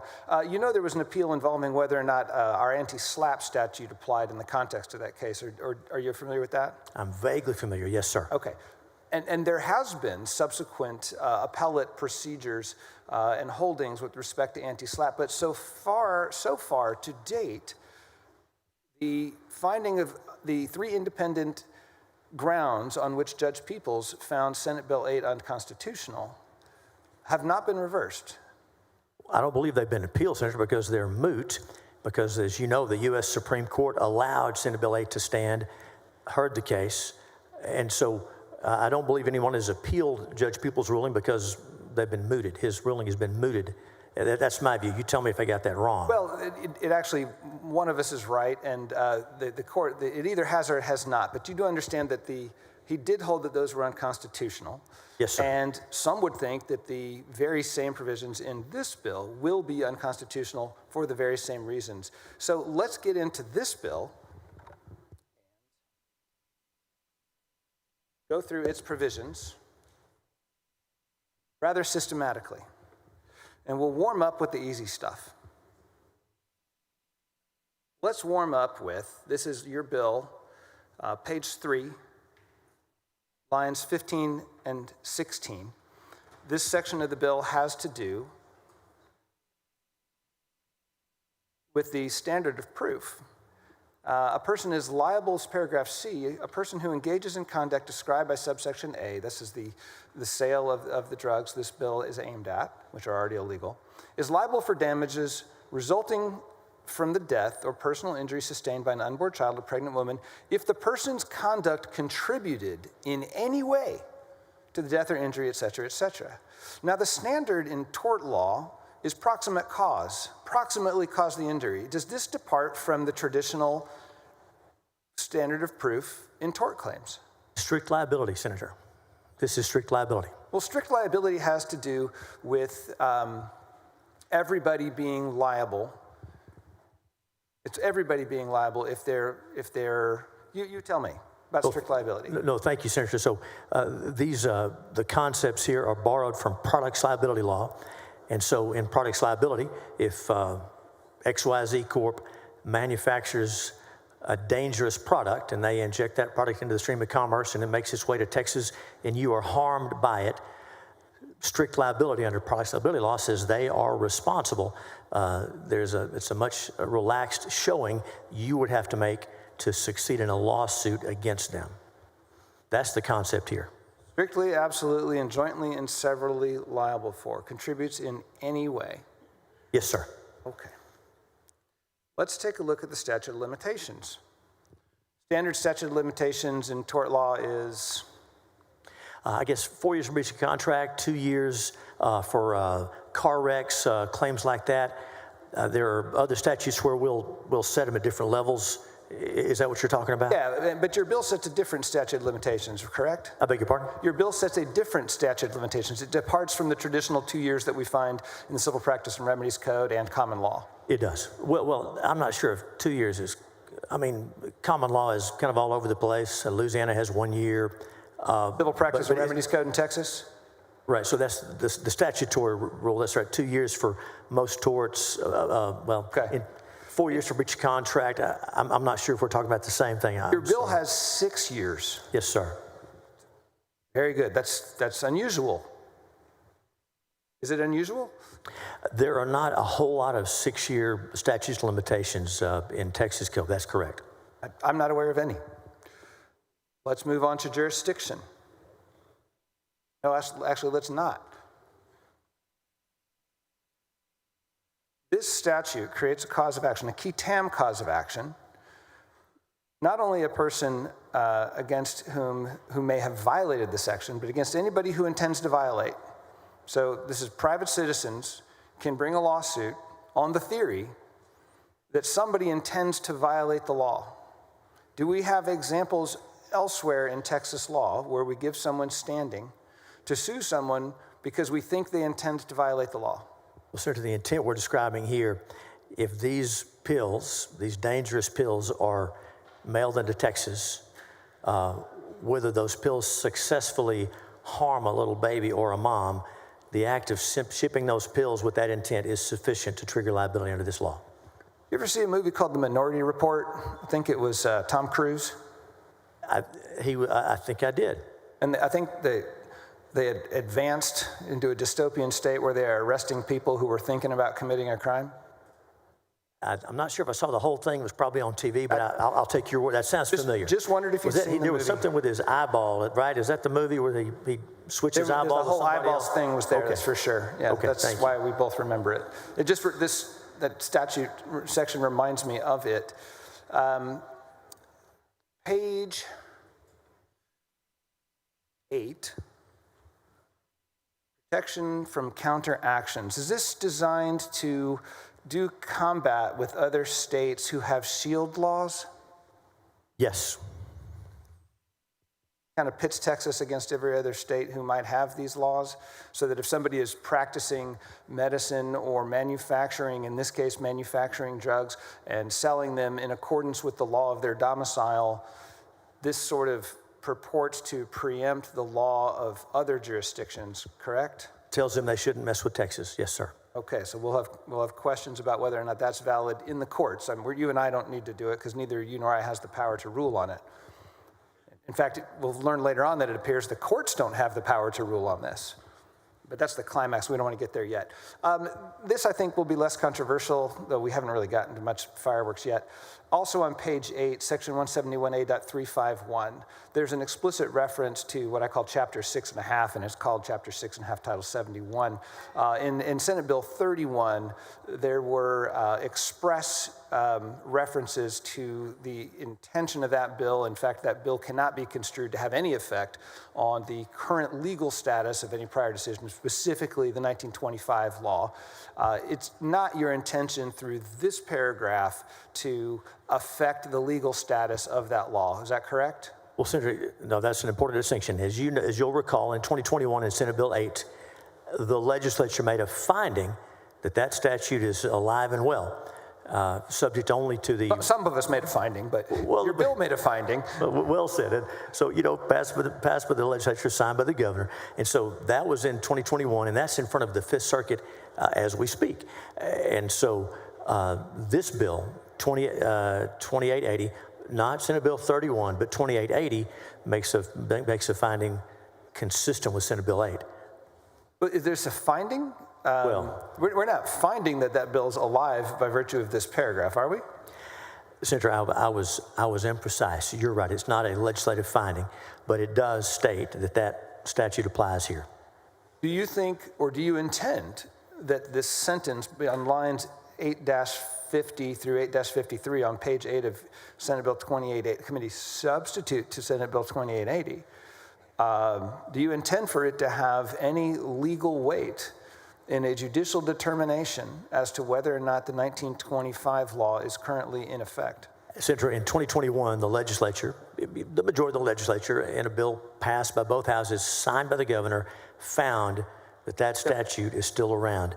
This, I'm sorry, go ahead. I was going to say that this should help provide guidance to courts that, yes, we mean that statute as well. Okay, interesting. Personally, and as my own legal opinion, is that the legislature doesn't have the power to declare that a law that a court has ruled has been impliedly repealed, in fact wasn't. And you would disagree, that's why it's in your bill, and that's something the Fifth Circuit's going to take up. That's exactly right. That's sometimes referred to as the writ of erasure fallacy, the belief that a court by fiat can strike a law from the books. Of course, that's not literally or legally possible. Or the Latin phrase for the fallacy of a legislature believing it can declare what happened or didn't happen with the law when courts have the province of making those decisions. But that's something the Fifth Circuit will handle because they've got better grades than you or I did in law school. Yes, sir. I used all my Latin on the last bill, so I'll defer to you. I'm not sure. But I think it's very important that we make crystal clear what you just said, and it surprises me a little bit that you do in fact intend this paragraph to say to courts that this legislature believes that the 1925 law is current and good law, because that's precisely what you ensured would not be said in Senate Bill 31. Senator, in Senate Bill 31, as you'll recall, that language says, by this bill, the legislature expresses no opinion. Correct. We didn't say it was or it wasn't. In 2021, we specifically said it is. That's right. That's right. In this bill, are you expressing an opinion or are you expressing no opinion as you expressed no opinion in Senate Bill 31? This bill is telling a court when we refer to abortion laws, we are including that statute. So it's expressing an opinion? Yes. Would you be amenable to an amendment saying you're not expressing an opinion, so this would mirror what we did in Senate Bill 31? Senator, I wouldn't. Of course, obviously, I'm just one vote. But for purposes of this bill, this is not Senate Bill 31. Okay. Well, that's disturbing. Moving on. Fee shifting. The very next section, section 171A.353, awards, which is not unusual, that the prevailing party can get attorney's fees, right? We do that all the time. Yes. There are a couple things that are a little different, though. Notwithstanding any other law, a person, including an entity, attorney, or law firm, et cetera, who takes up the cause of representing somebody who challenges this statute is deemed to be one of the people who's liable for fees. A lawyer who takes a client is liable for the other party's fees. That's unusual, isn't it? Well, Senator, fee shifting does not have to be mutual, does not have to be mirrored in a statute. As you know, you mentioned the you mentioned you mentioned the TCPA earlier. That has situations where attorney's fee shifting goes one way but not the other. But to answer your question, yes, that's what this does. But the TCPA does not make attorneys who represent clients liable when they lose the case, right?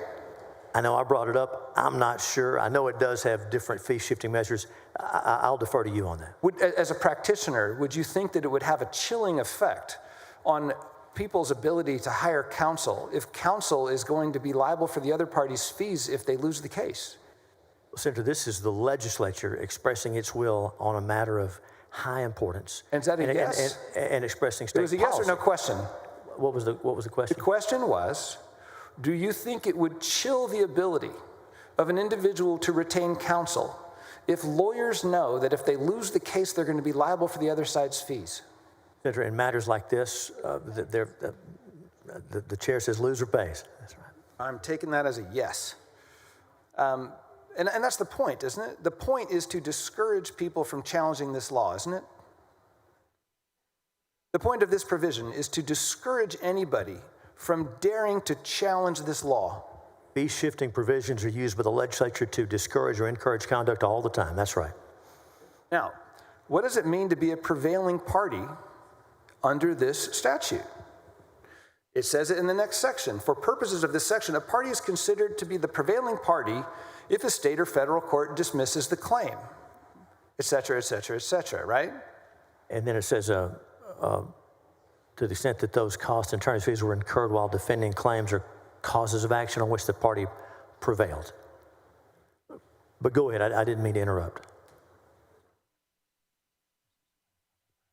I'm on line 25, 9-25.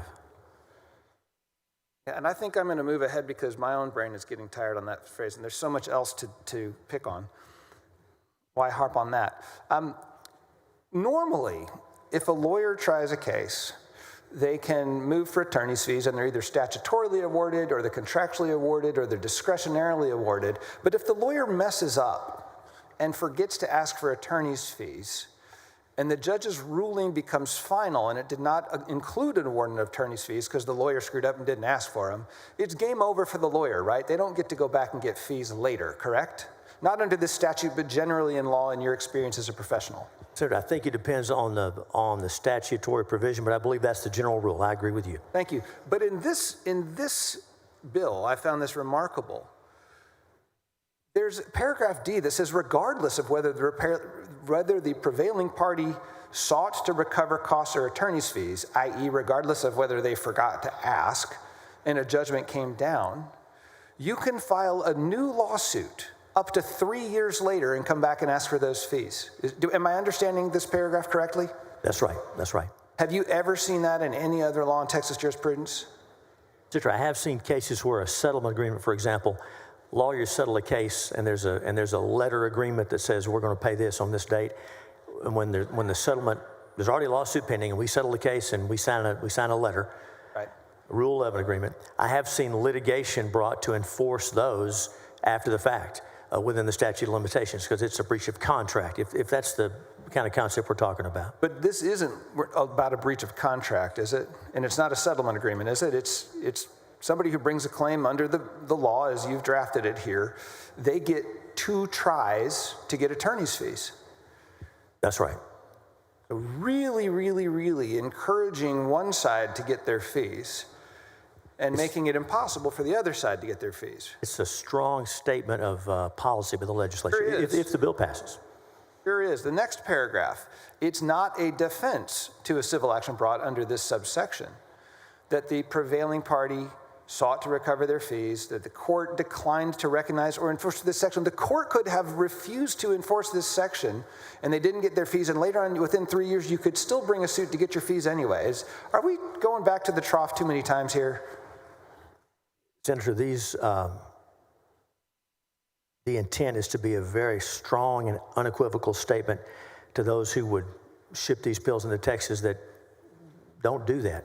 Unless we're talking about the life of the mother, of course, which this type of abortion treatment, we've not seen that indicated in a situation like that. This is a strong statement about these pills and their harm to little babies and to women. And you'll notice it's strong. And you'll notice nothing in my questions has anything to do with abortion. I'm dealing with jurisprudence. We're talking about the strength of the remedy here, but yes, sir. Yep. And the last of those three things that you can come back and get your fees 3 years after the fact is if the court that you were in the last time found this law unconstitutional. Yes. Wow. Okay. Now, this part starts to sound kind of good. I liked it when I first saw it. Now I'm on page 10. I'm at section 171A 403, construction of chapter related to asserted defense. This chapter may not be construed to prevent a litigant, even a defendant, from asserting the invalidity or unconstitutionality of a provision or application of this chapter as a defense to an action, claim, or counterclaim. Yay, defendants still have their constitutional rights, right? This makes it clear. That there's nothing in this bill that takes away your constitutional right to bring claims, to seek redress. That's the point of that. You're right. But this reminds me of something that my 3-year-old once said when we had something declared that's great. He said, "There's just one problem, Daddy. And here's the problem. The problem is that no court can rule that anyone has the Constitution, that no court can find this unconstitutional." Senator, if you're talking about a pre-enforcement challenge, that's very different. But let me say, okay, well, go ahead. I want to make. Let me finish. As Senator West would say, the way this bill works, not unlike the heartbeat law, when a claim is brought against a civil claim under this bill, of course that person can raise constitutional defenses and whatever defenses they wish. And they can remove a case based on the laws. They prefer federal court to state court. All those are in place. But if you're talking about a pre-enforcement challenge, that is affected by some of these provisions, not unlike how Senate Bill 8 did. And I know there's stuff about Rule 202, and just because there's so much to cover, I wasn't going to get into that. But I'm not actually talking about pre-enforcement challenge. At least I don't think I am. I'm talking about the very next section, section 405, dealing with jurisdiction. It says, a court of this state does not have jurisdiction to consider and may not award relief under any action, claim, or counterclaim that seeks declaratory injunctive relief or any type of writ, et cetera, that would pronounce any provision or application of this chapter invalid or unconstitutional. So on the one hand, the previous paragraph says you have a right to defend yourself based on your constitutional rights. The very next paragraph says no court has jurisdiction to find this law unconstitutional. No court of this state. It means you go to federal court. Oh, okay, you could go to federal court. So, of course. So we're minimizing the damage here, or at least reducing it. You're not purporting with state law to preempt a federal court's right to review this bill for constitutionality. Definitely not. You are, however, and this is of profound legal significance, declaring that the judicial branch of government does not have the power to review the law we pass for constitutionality. Am I reading this bill correctly? Senator, just like the Congress under the U.S. Constitution. But please, just yes or no first. Just like the Congress under the U.S. Constitution. And the whole paragraph. Can determine the jurisdiction of the courts, so can the legislature set the jurisdiction of the state courts. And can it do this? Can it tell the courts you can't review a law for constitutionality? Or is this a flagrant, brazen transgression of the principle of separation of powers on which this country and state was founded? No, sir. We make the rules, we set the jurisdiction. So I suppose on every single law we pass from now on, we could put a provision in there prohibiting any state court from reviewing what we do for constitutionality. Everything we do. We could if we wanted to, knowing those claims would then have to be brought in federal court, and we'd have to the legislature would have to make a decision, all of us, as to whether that was good policy on a given bill. And I suppose judges at that point would issue marriage licenses, and I don't know what they would do, but they certainly wouldn't be looking over our shoulder, I guess.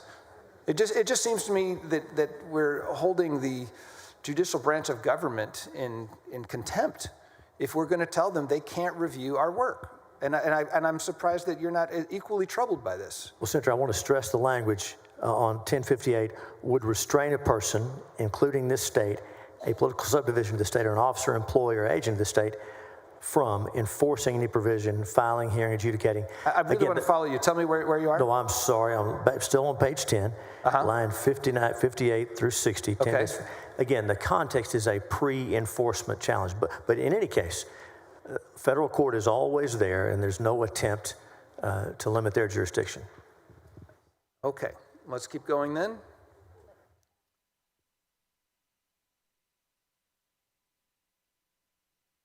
The next paragraph, effect of contrary judicial actions, right on the same theme here. If a judge dares to find this law unconstitutional, this paragraph says, notwithstanding any other law, judicial relief issued by a court of this state that disregards the immunity conferred by Section 141 or the limits on jurisdictional or permissible relief described in 171A.405 is considered void because a court without jurisdiction issued the relief. And it may not be enforced or obeyed by any officer, employee, agent, including judicial officer of this state or political subdivision of this state. What does that mean? So the courts, not often, but the courts do disregard, ignore certain provisions, selectively enforce. For example, severability clauses that are placed in our statutes and that exist in the Code Construction Act. Courts sometimes ignore severability clauses and choose to enjoin an entire statute, not only the offending parts. And so if a court does not follow the law, this says what happens. This is to make sure the courts follow this law. If they, and I understand if they're selectively enforcing provisions and ignoring severability clauses, that would be fine. If they find the entire thing unconstitutional, does this statute say that their ruling is void? If they disregard the immunity conferred by 171A.401. And what is that yes, immunity? 171A.401. That was up above where we were reading earlier. Immunity and limits on state court jurisdiction. It starts at the bottom of page 9, starting on line 66.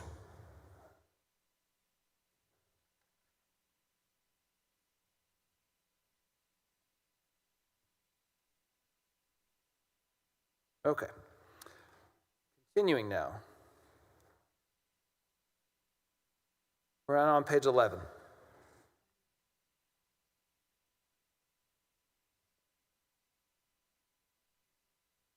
Section 171A.407, liability for violation.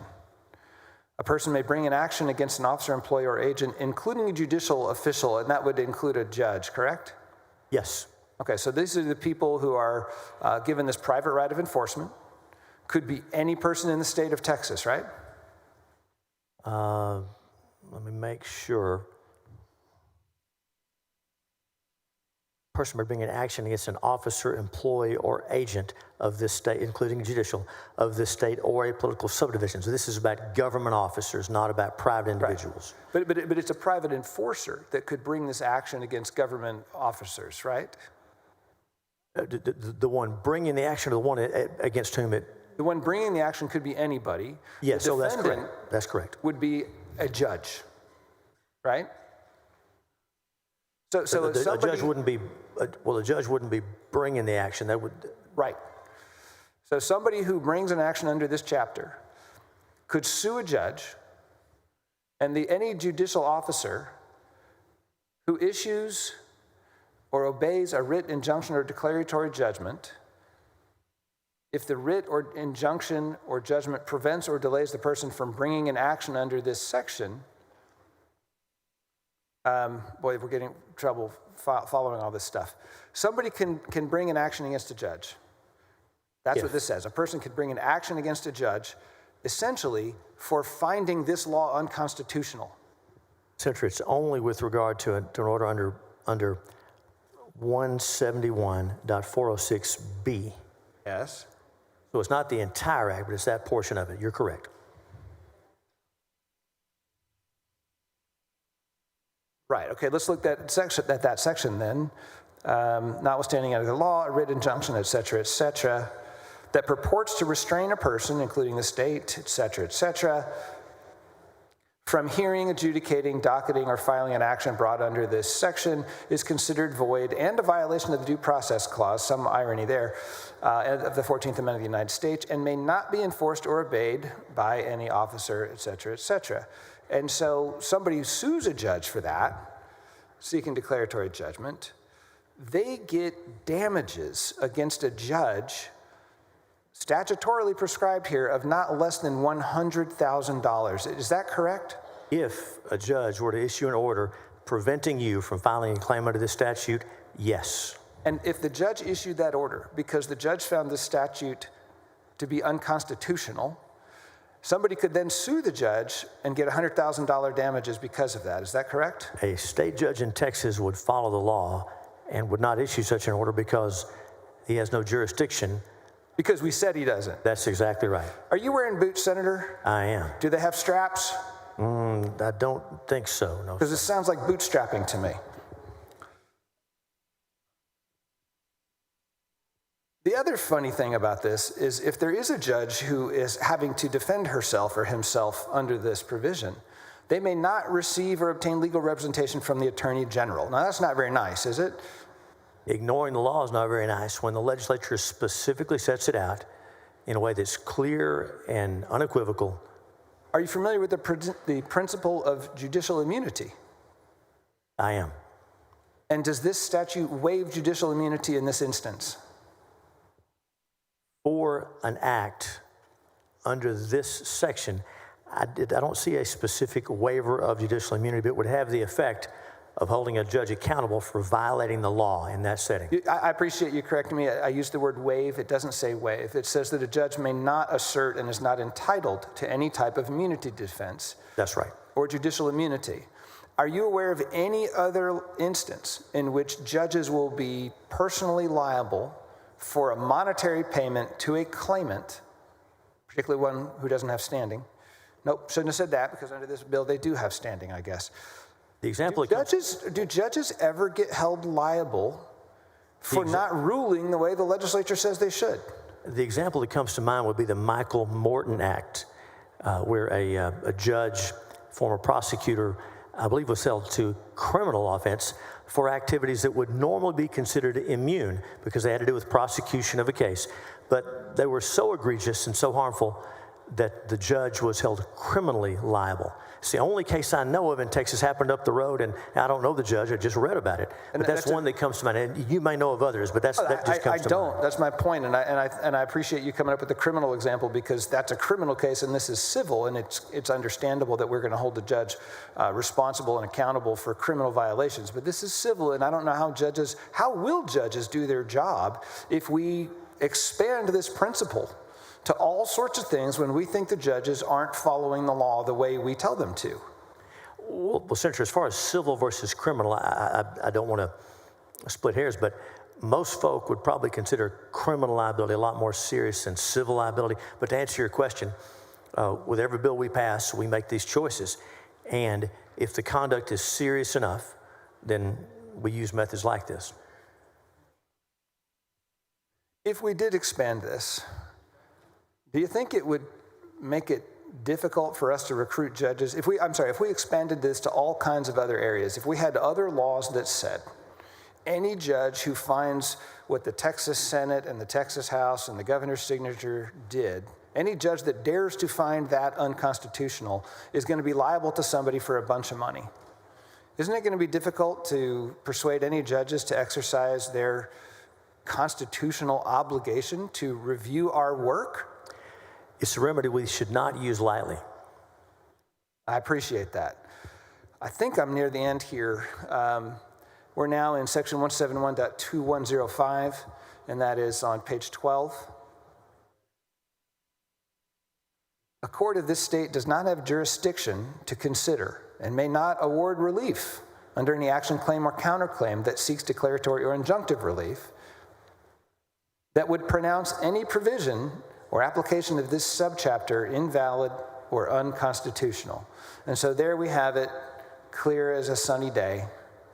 The courts don't have jurisdiction to consider whether or not this law is constitutional. State courts do not, that's correct.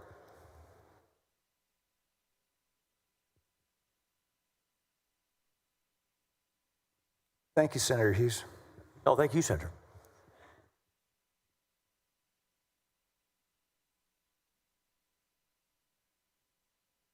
Senator Cook, for what purpose? To ask the author a few questions. Senator, you yield? Oh, of course, I'll yield, Mr. President. Thank you, Mr. President. Thank you, Senator. Senator Hughes, I heard you mention, how many deaths was it that the abortive medications have caused since they've been approved? The FDA reports 36 that I'm aware of. If you have different numbers, I'll defer to you, but 36 is the number that we saw. That matches exactly what I saw. I heard you saying it like it was a large number, and it falls flat when compared to maternal mortality rates. Do you know how many women died in childbirth between 2000 and 2014? I don't know the number. I'll trust you if you have the number. Over 600. So if we're comparing, the safety of a drug that's going to stop you from being pregnant, what you're comparing it to is the risk of being pregnant. And would you agree that 36 to over 600, and that's in 25 years and then 14 years respectively, that's a fairly large difference? Would you agree? It is different. And of course, that's the FDA numbers, and other studies, the ones from the Ethics and Public Policy Center that looked at the all claims database, showed higher numbers, but that study just came out a few days ago, so it's still being digested. I think we're safely outside the range of any kind of margin of error, talking about 36 to over 600. Would you agree with that? Don't forgive me, I was talking about the question about whether the FDA numbers are accurate, and more recent studies call those numbers into question. But yes, I think I see what you're saying. Mm-hmm. Thank you.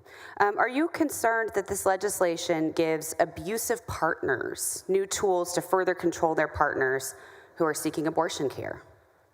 Well, Senator, the testimony on this bill about abusive partners and the documented cases, one criminal prosecution pending today, involves these drugs being used by abusive partners against wives, girlfriends, or even worse relationships in trafficking situations. I'm not a lawyer, so forgive me. Is it not already illegal to poison people and give them medications they haven't consented to? Certainly is. That's why we're glad there's a criminal prosecution going on of that case in Texas. It's been in the media. I'm sure you've seen it. That was a husband and wife, especially offensive. Yeah, and during pregnancy is one of the most dangerous times for a woman who has an abusive partner. And so again, I'm just asking you, are you not concerned that this opens up quite the opportunity to further abuse somebody, to further entrap somebody, and put women who are in these dangerous positions at greater risk? So all the evidence, all the testimony about these pills is about their harm to women, not only to her unborn child, but the harm to women, for example, and I don't want to insult you with medical terms because you know them so well, but as you know, if a mom who has an ectopic pregnancy takes these drugs, that's serious for her. If a mom whose pregnancy is developed past, say, a 10-week point, that's a serious problem for her. And under the current protocols, there's no visit before, no visit after. So the harm to women is on the side of these drugs being shipped to them without medical supervision, without follow-up, just to be left alone with them. We did already address that the harm from these drugs, the death count, while tragic, and every single one of them is horrifying, is in the double digits. We're talking about 26,000 rape pregnancies. We're talking about over 600 deaths from childbirth between 20 and 2014. We're talking about levels of abuse. I mean, the harm from medication really, just from the data that I'm looking at, seems to pale in comparison. Would you agree? Well, certainly you've seen the numbers about the complications due to the abortion pill, even as compared to a surgical abortion, and it's multiple times more serious in terms of ER visits. Why would we compare it to a procedure that's illegal in this state? Well, Senator, these are abortions we're talking about, and so a surgical abortion... The alternative to an abortion is continuing the pregnancy, correct? So a surgical abortion as compared to a medication abortion is the numbers I was referring to. I may not have said that right. I would assert that it would be a fallacy to compare those two procedures, or medication and the procedure. One's illegal in this state. What happens if you don't get access to an abortion is you stay pregnant. Senator, chemical abortions and medical abortions, except to save the life of the mother, are illegal in this state. We know that, whether it's via the pills or via an abortion clinic, abortions except to save the life of the mother are illegal, whether it's pills or a medical abortion. Why do They're already illegal. What would you assert are common reasons somebody might seek online health care as opposed to showing up and seeing a doctor and getting all of the wraparound kind of care that you've been referencing? There's been testimony from women that when they go to these websites or call these numbers, they're often discouraged from going to the doctor or going to the ER. We've heard testimony about that. But what would possibly cause somebody, just kind of, go with me for a second, what might make somebody go online to seek health care instead of having their first stop be, let me call my doctor, go to the doctor's office? It may be that women are preyed upon by websites, by billboards, by phone numbers that are given to them. There's all kinds of methods for moms to be exposed to this. I'm not sure if I'm following the question. I'm not totally sure I'm following the answer. So we're on that together. I guess I would just ask you to consider that it would be a lack of access and shame. That's why people seek online health care. If people are not ashamed and if people have access to a physician, they're going to call their physician. That's the trusted voice. And so I guess I want to invite you or ask you, what about your bill relieves women of shame and gives them more access to the physicians in order to really care for them? Well, Senator, respectfully, based on testimony before the committee and presented in studies and elsewhere, shame is used by these folks pushing the pills because when complications do arise, the moms are often told, oh, don't go to the ER, don't go to the doctor. Shame is actually used to hide what's happened in many cases. There's been testimony about that, and it is a real problem. I think also governmental bans on medical procedures can cause shame too. I just want to clarify, this law, just like SB 31, does not carve out anything for rape, incest, or fetal anomalies. Is that correct? Oh, that's right. This does not have any criminal effect at all. This is civil liability for the folks who are shipping those pills into Texas for that purpose. And if a young girl, let's say a 10-year-old, something terrible happened and she needed to travel out of state for an abortion, would her family be civilly liable for helping her do that under your bill? Senator, there's nothing in this bill about travel. This bill is about those abortion pills, nothing about traveling out of the state. If the 10-year-old girl goes across state lines and her parents help her and she gets access to a medication, would they not be civilly liable for helping her access that pill? Out-of-state conduct is by the mom, in this case, is not affected by this bill at all. Now, if out-of-state companies or foreign companies around the globe ship these pills into Texas, they have civil liability. But there's nothing in this bill about travel, about a mom leaving Texas or anything like that in the bill that's before us, in the committee substitute that came out of the committee. And I just want to hear your full intent. So if a family helps a young kid who needs an abortion get out of the state and get access to medication abortions, it sounds like you're saying they're not held civilly liable. Everything's okay. They're going to be able to come back to the state and nothing's going to happen. They're not affected by this bill at all. Okay. Even if their neighbor reports them to the AG? There's nothing to report, Senator, under this bill. Okay. Thank you for answering my questions. Thank you. Senator Alvarado. For what purpose? Senator Eckhart. For what purpose? To ask questions of the author. You yield? Of course I'll yield. Senator, I want to follow up on the line of questioning that Senator Cook just asked. Are you saying that your bill doesn't affect a mom and a daughter traveling out of state so that the daughter can get a pharmaceutical abortion? Senator, the originally filed version of the bill addressed travel and support for abortion travel. Those provisions are not in the committee substitute, which was brought to the floor. I am happy to hear that. So if a college student gets a medical abortion pill or 2 doses and brings it back to Texas and gives it to a friend, then that student who brought it back to Texas and gave it to a friend is liable under your bill, correct? And under this bill, the friend or the father of the child could bring a claim. That's right. Just wanted to have clarity on that. Can you tell me who wrote this bill? Well, Senator, the Legislative Council helped us with this. We had a number of lawyers providing input on it. A lot of things were taken in, a lot of things were put out. A number of pro-life groups contributed to this.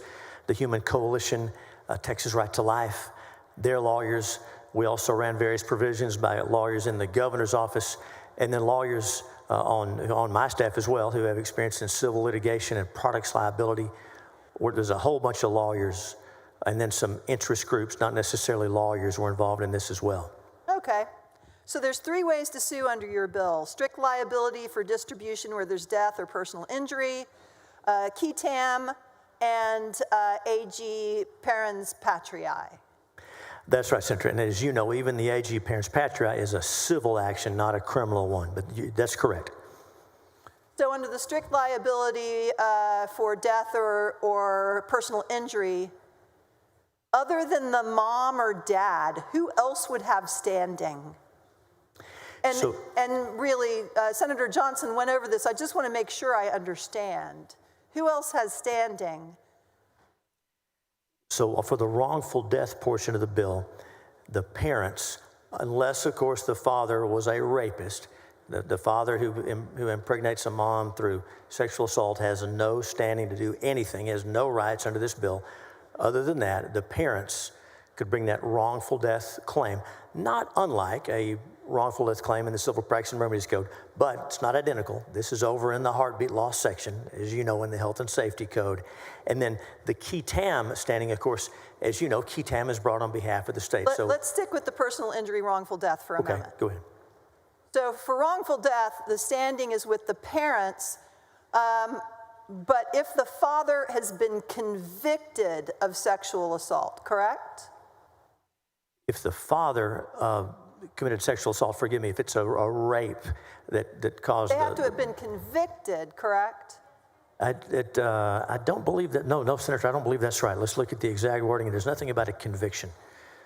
Nothing about a conviction. That's not required. So what's the standard of proof to show that they don't have standing? Well, Senator, this is civil liability. If in an unspeakable situation like that, where a rapist had done that and then tried to bring suit, obviously there'd be a lot of evidence against him. Again, that provision is there just, we did this. This was also in the heartbeat law. It was made very clear that a rapist has no standing, no protection, no rights of any kind under Texas law. I agree with you. It's in the heartbeat law as well. And as in the heartbeat law, it requires the defendant to move for dismissal and prove up that the plaintiff doesn't have standing because they assaulted the pregnant person, correct? Senator, that is not in the statute. I want to get the exact language to make sure we hear it, but that is not presented in the statute in that way. It's not presented as a defense. It is the fact that a cause of action does not exist. It's void ab initio. It does not exist for a rapist. But how would the defendant protect themselves against an individual who had perpetrated rape? I mean, how does a party defend themselves against a plaintiff who is a rapist? Senator, it's the plaintiff that must prove the cause of action. As you know, the defendant's not required to disprove it. So in this case, the burden is on the plaintiff who's bringing the case. So the plaintiff has to affirmatively declare, I am not a rapist. I was looking for the right page. Please repeat that, Senator. I apologize. So the plaintiff has to affirmatively declare, I am not a rapist? Senator, there's no cause of action for a rapist. And as you know, in civil law, in civil litigation, the plaintiff has to plead their case.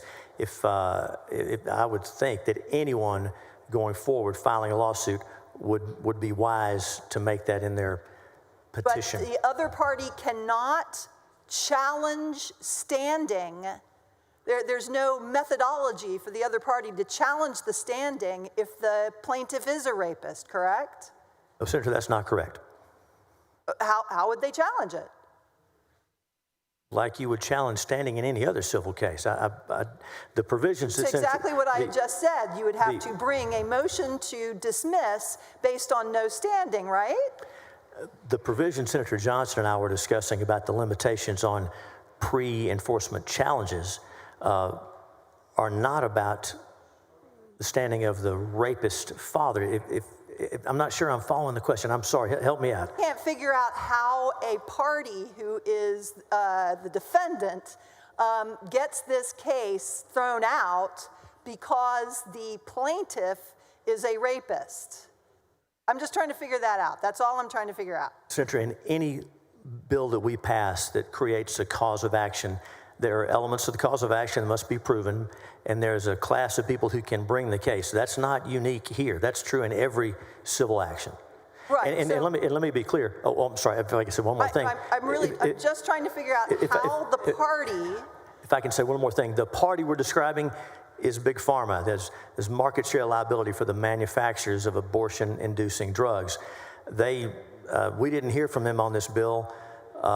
Respectfully, Senator, please just tell me, how does a defendant bring to the court a challenge to the suit for the plaintiff being a rapist?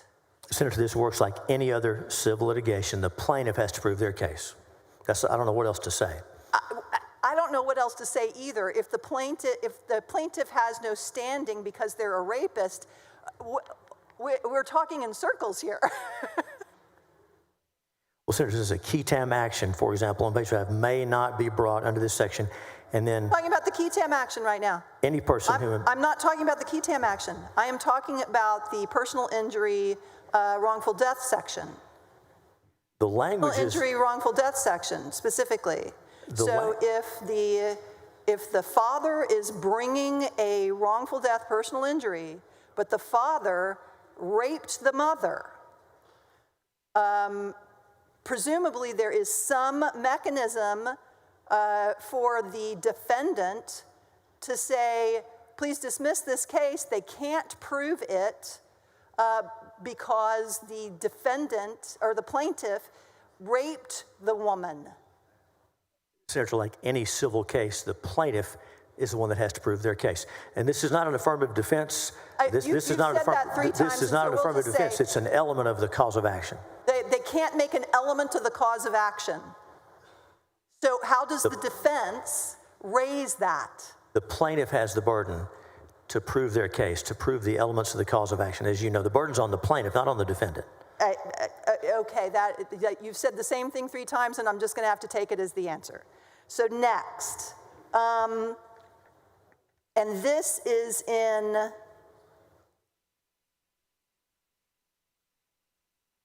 a curiosity about this bill that I simply can't figure out, along with the one that I just tried to explore with you. I'm doing my best. I'm doing my best too. This is a very strange bill. What the heck is going on with section 171A 255 on page 8? I read it over and over again, and I think I understand it, but if I understand it correctly, I've never seen anything like it. I'm on 171A. This is page 8, lines 34 through 48. A protection from counteractions. So if an action, a counteraction, I'm assuming, is brought against a person or a judgment is entered against a person based wholly or partly on the person's decision to bring or threat to bring an action under section 171A 101 or 171A 151, the person may recover damages from the claimant who brought the action or obtain the judgment or who has sought to enforce the judgment. So does that mean that if a counterclaim is brought, well, in order to give this some narrative here, let's say Bob is bringing a claim or threatening to bring a claim under either personal injury, wrongful death, or under Ketan. Okay, go ahead. Okay, so Bob is bringing or is thinking about bringing a personal injury or a Ketan. But Jane counterclaims against Bob, who has a judgment entered against, let's see, so Jane brings a counterclaim and gets a judgment entered against Bob based wholly or partly on Bob's decision to bring or threat to bring an action. So that means that Bob may recover damages from Jane, who brought the counterclaim? So, Senator, if someone seeks to go to court to prevent you from filing a claim under this statute, that's what this is about.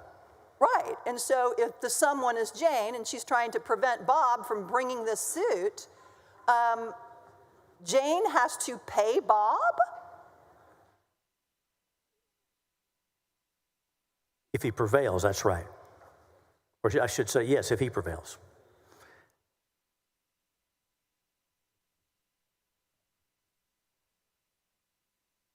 And so also, let me ask you this. So Jane wants to bring a counterclaim. Can Jane even bring a counterclaim in state court?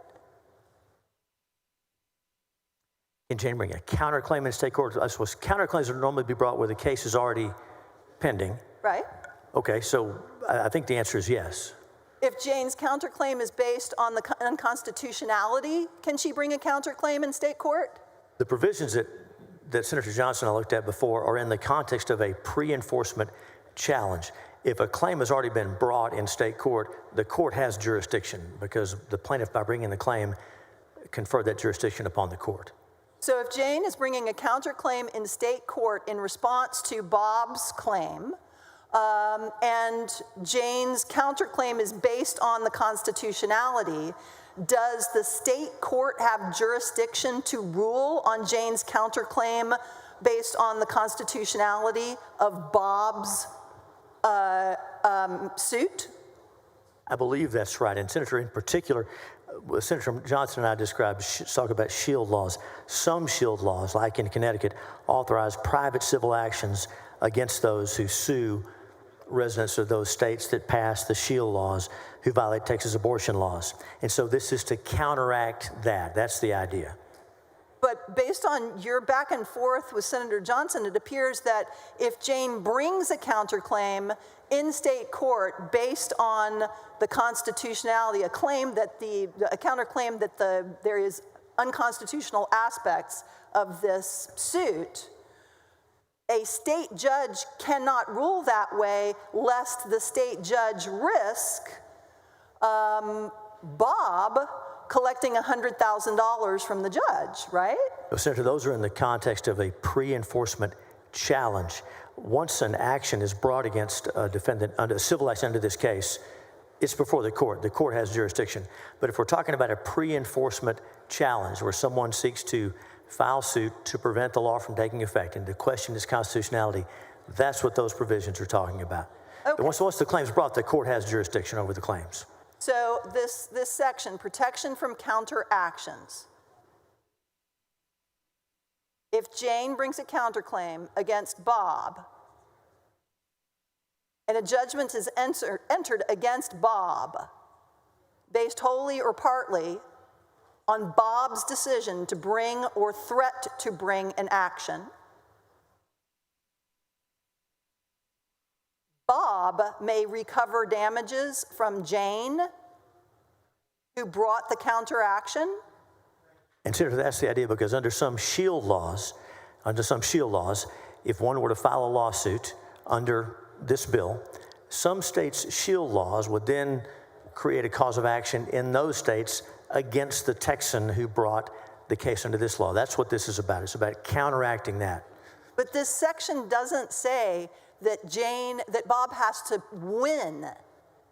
It just says that Jane brings the counterclaim and Bob gets to get money from her. That's right. This is to discourage those shield laws that would punish Texans for exercising their rights under the law in Texas. This is very curious indeed. So Jane cannot bring a counterclaim without having to pay Bob, whether Jane wins or loses. If the context is a shield law where Bob is being sued or because he chose to exercise his rights under this Texas statute, that's what that's supposed to discourage. That's the idea. But this particular section, you keep saying it's if Bob has already filed a suit. But this says brought against a person or a judgment is entered against a person based wholly or partly on the person's decision to bring or threat to bring. Right, that's right. That's right. So those shield laws are entitled to discourage, to make Texans fear bringing suit under Texas law. So that's what this is about. But again, Jane could win and still have to pay Bob, correct? That's right. If someone files a suit to try to prevent someone from exercising their rights under this statute, this is to discourage that. Okay. Thank you for asking my questions, answering my questions about this very curious bill. No, thank you, Senator. Senator Hughes moves suspension of the regular order of business on committee substitute for Senate Bill 2880. There is objection. The Secretary call the roll. Alvarado, Bencourt, Birdwell, Blanco, Campbell, Cook. 19 ayes, 11 nays. Rules are suspended. Chair lays out on second reading committee substitute for Senate Bill 2880. The Secretary read the caption. Committee substitute Senate Bill 2880 relating to abortion, including civil liability for distribution of abortion-inducing drugs. Following amendment. Secretary read the amendment. Floor amendment number 1 by Gutierrez. Senator Gutierrez, you recognized. Thank you, Mr. President. This is a simple amendment, members. This amendment creates an exception to liability under Chapter 171A of the Health and Safety Code for abortions involving pregnancies that result from specific acts. Those acts are sexual assault, codified in 22011, aggravated sexual assault, incest, and sexual performance by a child. Key points here: a person, such as a provider or distributor of abortion-inducing drugs, cannot be held liable under SB 2880 if the abortion is performed due to a pregnancy caused by either of those eventualities. If you get raped, you can get this medication. If you get pregnant by virtue of incest, you can get this medication and the manufacturer will not be liable. If you're a child and the child is somehow utilized in a sexual performance by a child under the Penal Code in 43225, and the parents of that child seek to go out and get these medications, the manufacturer of those particular medications will not be held liable in the instances where those 4 enumerated exceptions would exist. And with that, I move adoption. Senator Hughes, you recognize. Senator Campbell, for what purpose? I'd like to ask if this is I'm making a point of order. State your point of order. Well, the bill holds the abortion pill manufacturer and others civilly liable and responsible for providing the abortion pills to Texans, if you will. But this amendment creates 4 different exceptions, if I heard you right, which is exceptions to the liability, which is contrary to the original purpose of the bill. So I think a point of order is what I'm asking. Is this a point of order because they're contrary to each other? Bring your point of order forward to the dais, please.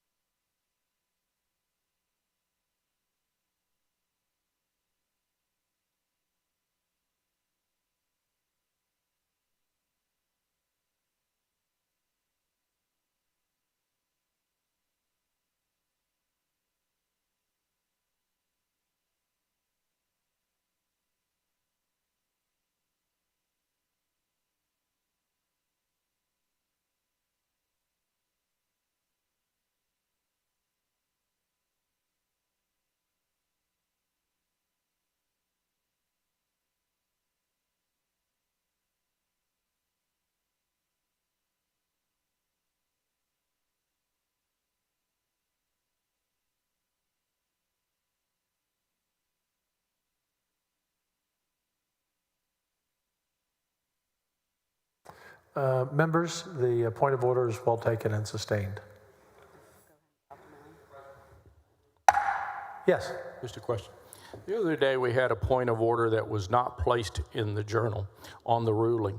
I don't believe that this is a reversal. I'm not challenging the ruling of the chair by any means today, but I would ask the president what the procedure would be to make sure that we place this ruling in the journal, because I disagree with its ruling. We do exceptions all the time. This is not a reversal. And so will this ruling be placed in the journal, Mr. President? That is my motion. I would ask that you please place this ruling in the journal. Excuse me, let me talk to the parliamentarian. Yes, sir.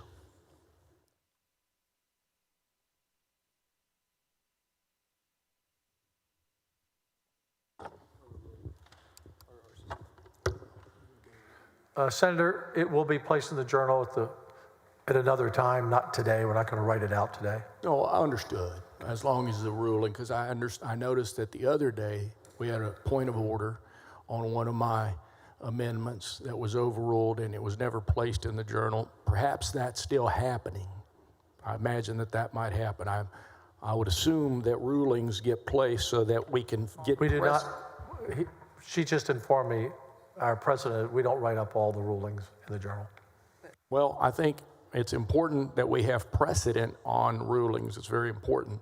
But I understand. I'm not making precedent. You've asked, we've said yes. Okay, thank you, Mr. President.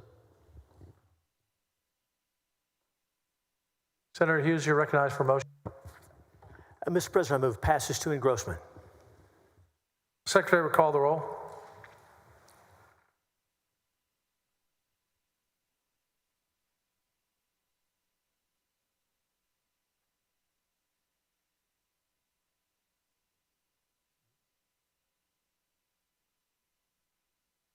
Alvarado, Betancourt, Bardwell, Blanco, Campbell, Cook. 19 ayes, 11 nays, 1 present not voting. We'll hold there. Thank you, Mr. President. Thank you, Senators.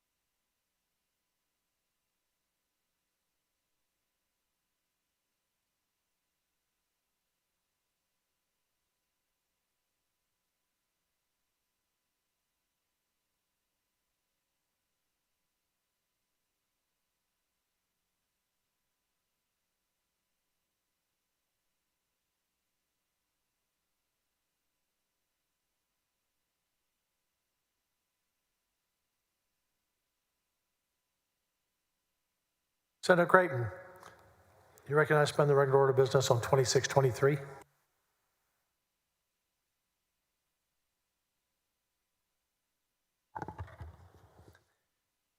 Thank you, Mr. President. Members, school safety is critical to every one of us in the communities we represent. With Chair Huffman's leadership, we've made historic investments to strengthen and create more safer campuses across the state to protect our students and our teachers. Senate Bill 2623 builds on that commitment by requiring homeless service centers called navigation centers to be located at least 1,500 feet away from public schools. This is not a new concept. We already require common sense distance requirements from sexually oriented businesses, liquor stores, concrete batch plants, and most recently, vape shops.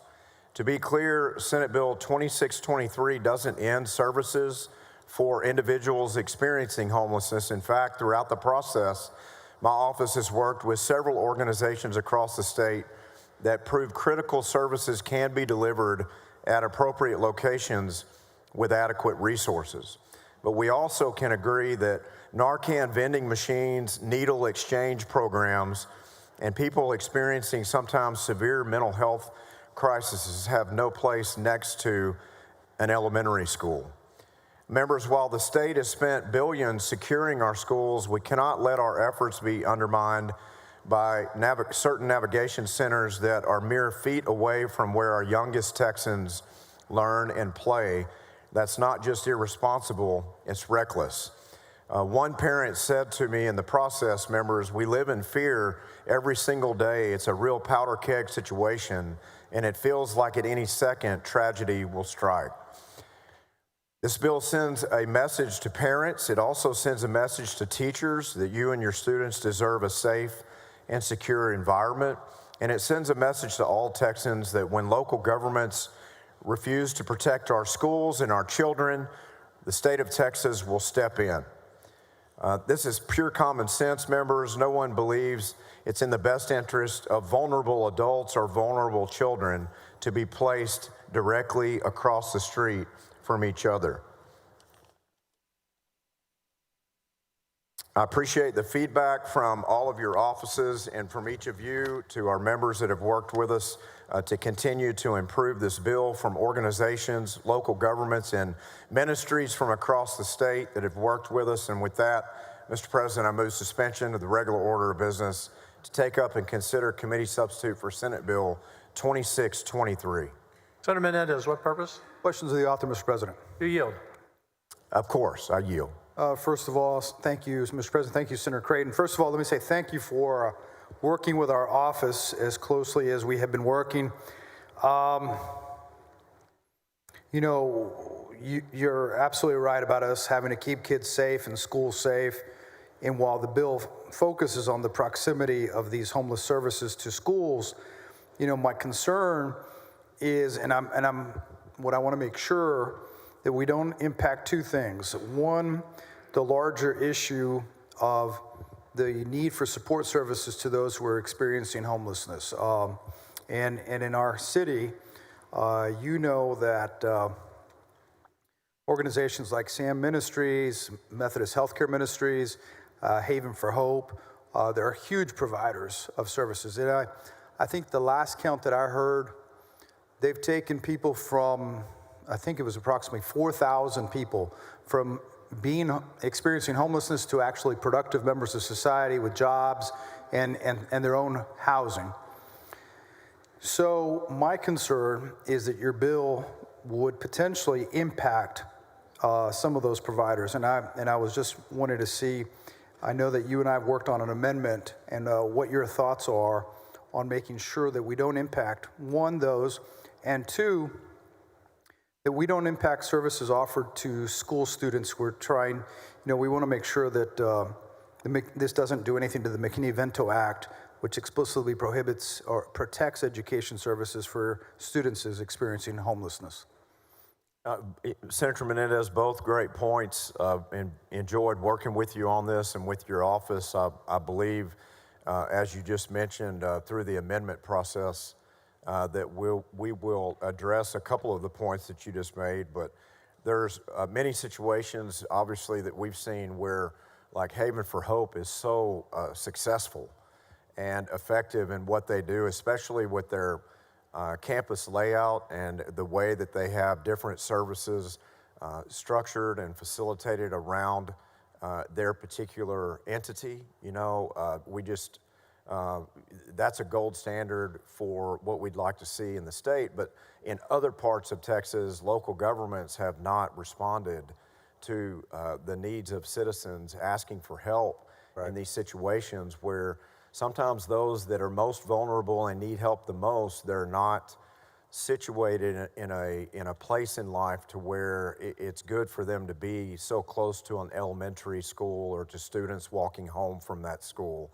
And we've got to strike the right balance. So I know in a perfect world, we'd like to see a non-legislative fix, but we've worked really hard with our cities and with our local governments, providers, and ministries to try to strike that balance appropriately and still protect the Haven for Hopes out there that that are doing things the right way in a responsible way. Well, I appreciate that. I know we have an amendment that we've agreed to. Hopefully it's still agreeable. I think that amendment addresses the Haven for Hope campus, the size of the campus.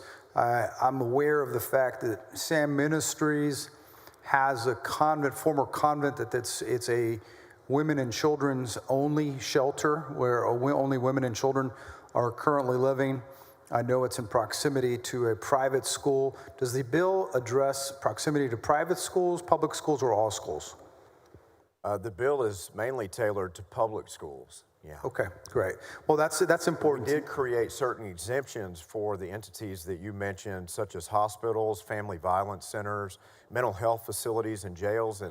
And I know through the amendment process, we have some clarifications that you're bringing forward. But we've really tried hard, our office, with as wide open of a door process, not just in the hearings, but also bringing in all perspectives and inviting suggestions to strike that right balance and the correct balance. And that example applies to you as well, and I appreciate that. Appreciate you working with us. I look forward to the amendment process and following this closely. Thank you.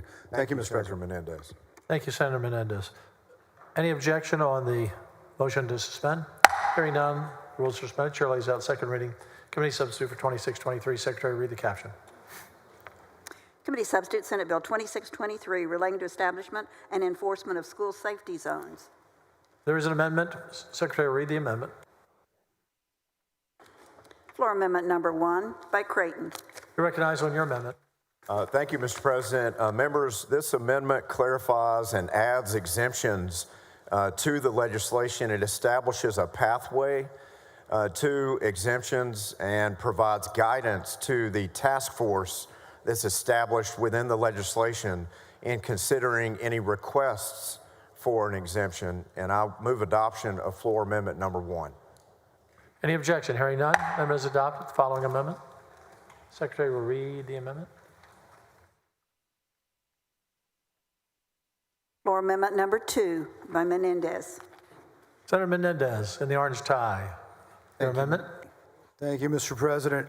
Members, you heard the exchange between Senator Creighton and I want to thank him and his staff for working with us to make changes necessary to exempt some of the facilities who are doing great work around the state to help our community members who are experiencing homelessness.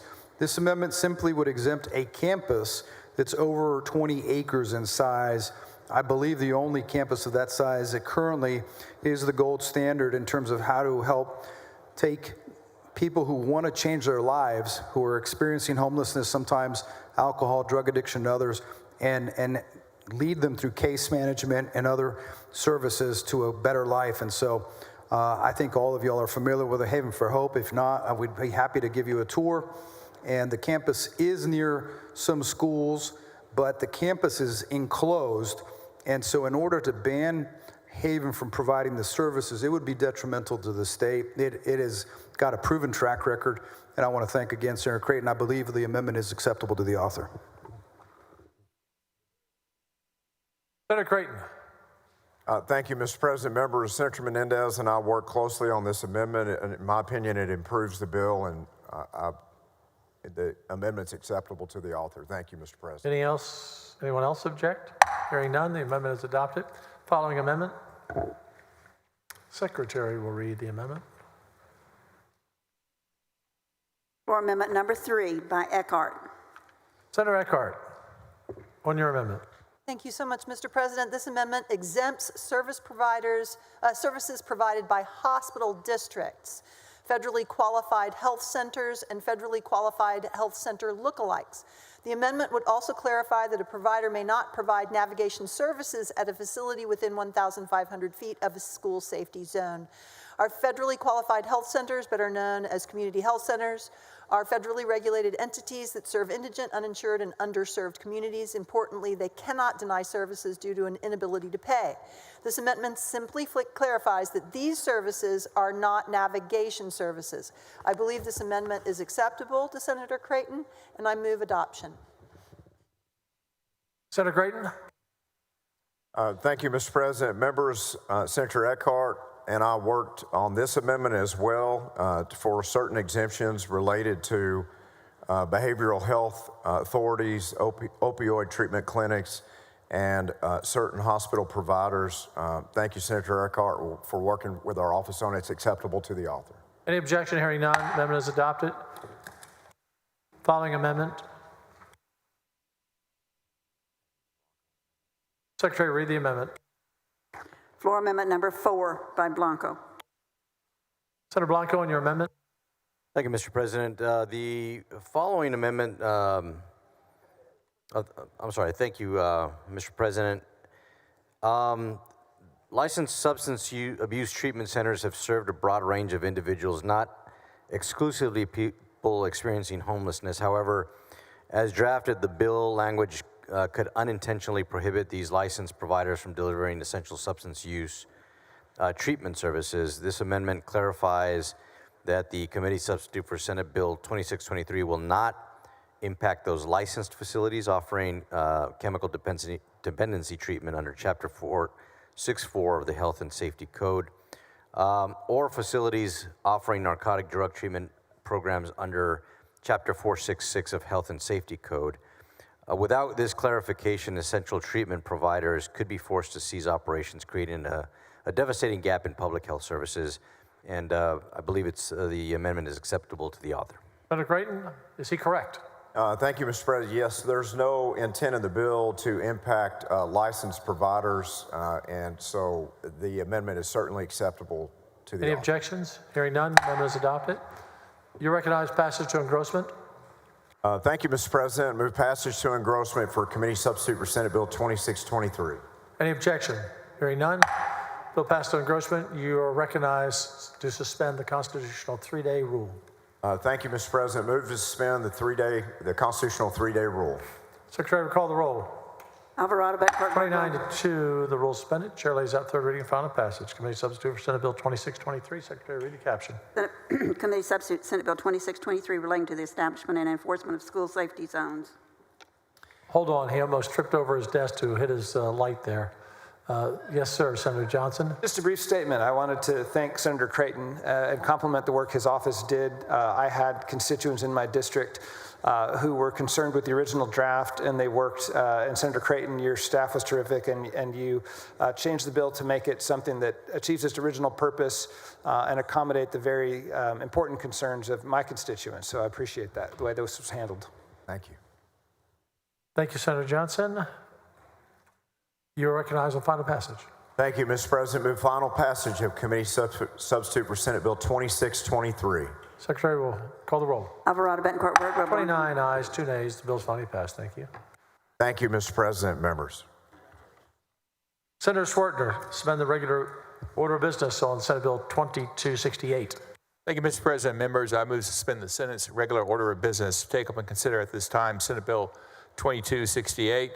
Members, this body was instrumental in passing the Texas Energy Fund last session to incentivize the development of new dispatchable generation with the goal of 10,000 megawatts to be added to our generation portfolio.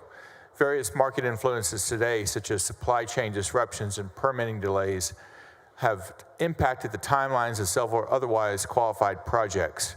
This bill seeks to address these challenges, allowing flexibility to the PUC to distribute the funds for the ERCOT loan program after the December 31st, 2025 deadline on a case-by-case basis where market factors constitute justification for extending the deadline. Members, there will be 2 floor amendments, one of which has to do with the disbursement of loans and grants and decoupling or separating those awards. And the second amendment has to do with the collateral utilized by municipal-owned utilities that are participating in the Texas Energy Fund. Mr. President, I move suspension of the regular order of business.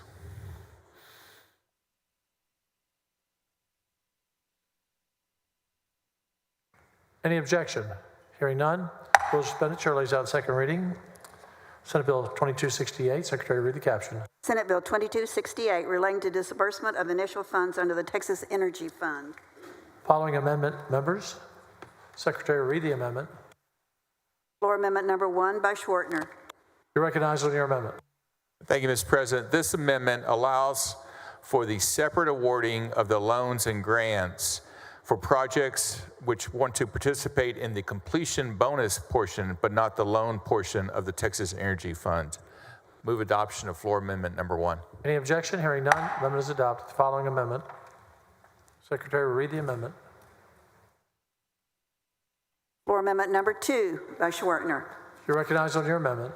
Thank you, Mr. President. This amendment clarifies the ability of a municipal-owned utility to issue public securities as collateral. Move adoption of floor amendment number 2. Any objection? Hearing none, the amendment is adopted. You recognize passage to engrossment. So moved, Mr. President. Any objection? Hearing none, bill passed to engrossment. You recognize suspend the constitutional 3-day rule. So moved, Mr. President. Secretary will call the roll. Alvarado, Betancourt, Birdwell. 29 ayes, 2 nays. The rules are suspended. Chair lays out third reading and final passage. Senate Bill 2268. Secretary, read the caption. Senate Bill 2268 relating to disbursement of initial funds under the Texas Energy Fund. You recognize in final. I move final passage of Senate Bill 2268. Secretary will call the roll. Alvarado, Betancourt, Birdwell. 29 to 2. The bill passes. Thank you. Thank you, Mr. President. Thank you, members.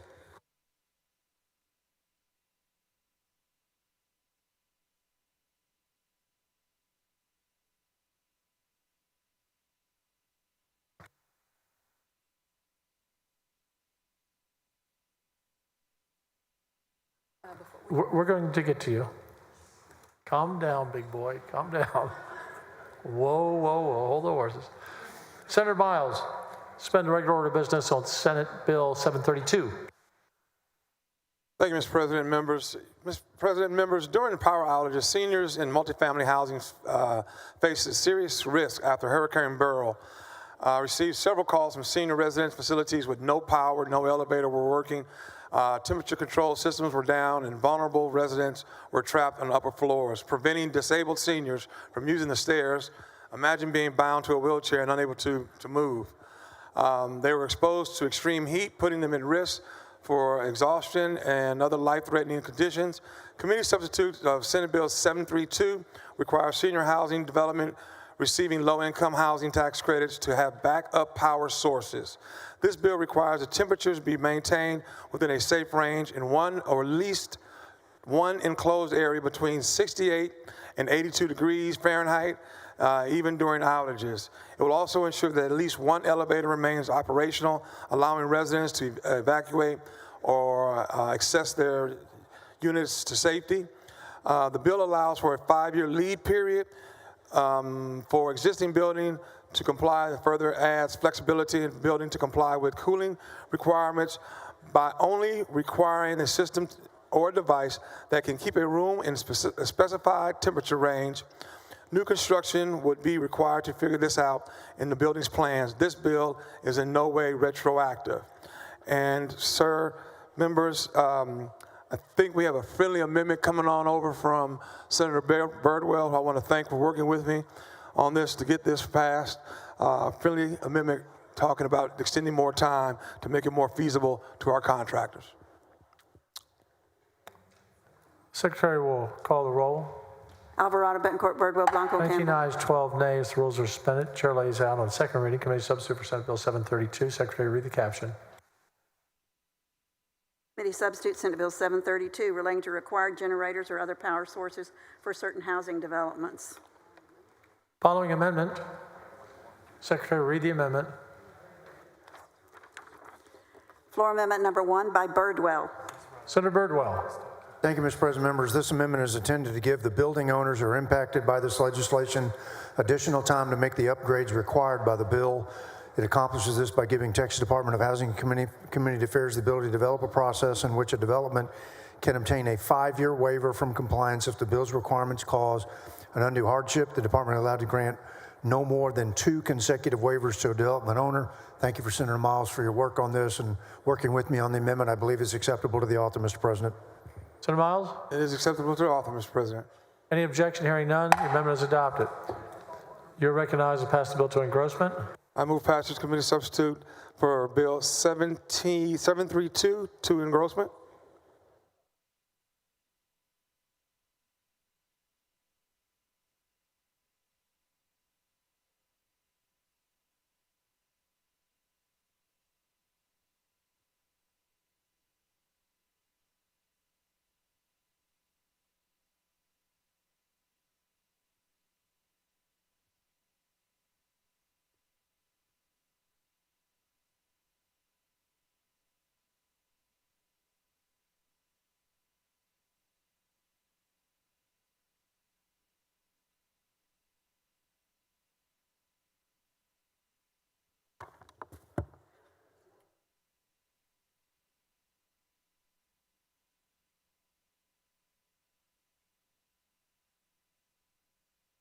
Councilman Parker.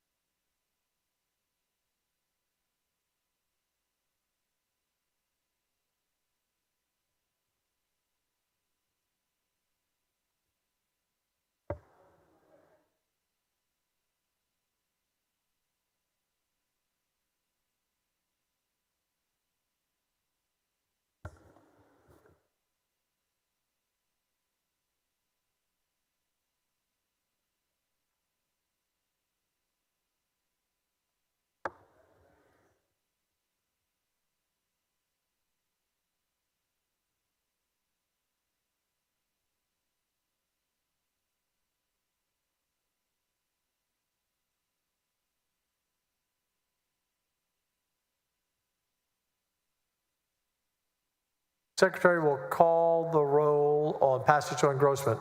Alvarado, Betancourt, Birdwell, Blanco, Campbell. 25 ayes, 6 nays. The bill passed to engrossment. You are now recognized to suspend the constitutional 3-day rule. So moved, sir. Secretary will call the roll when ready.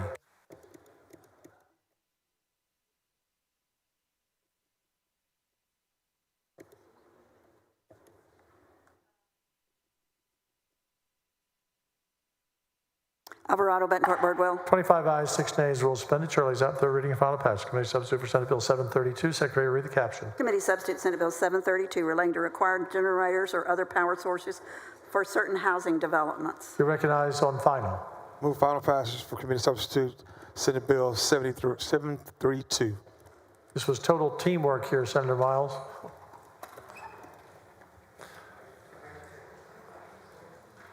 Secretary will call the roll. Alvarado, Betancourt, Birdwell, Blanco. 25 ayes, 6 nays. The bill is finally passed. Thank you.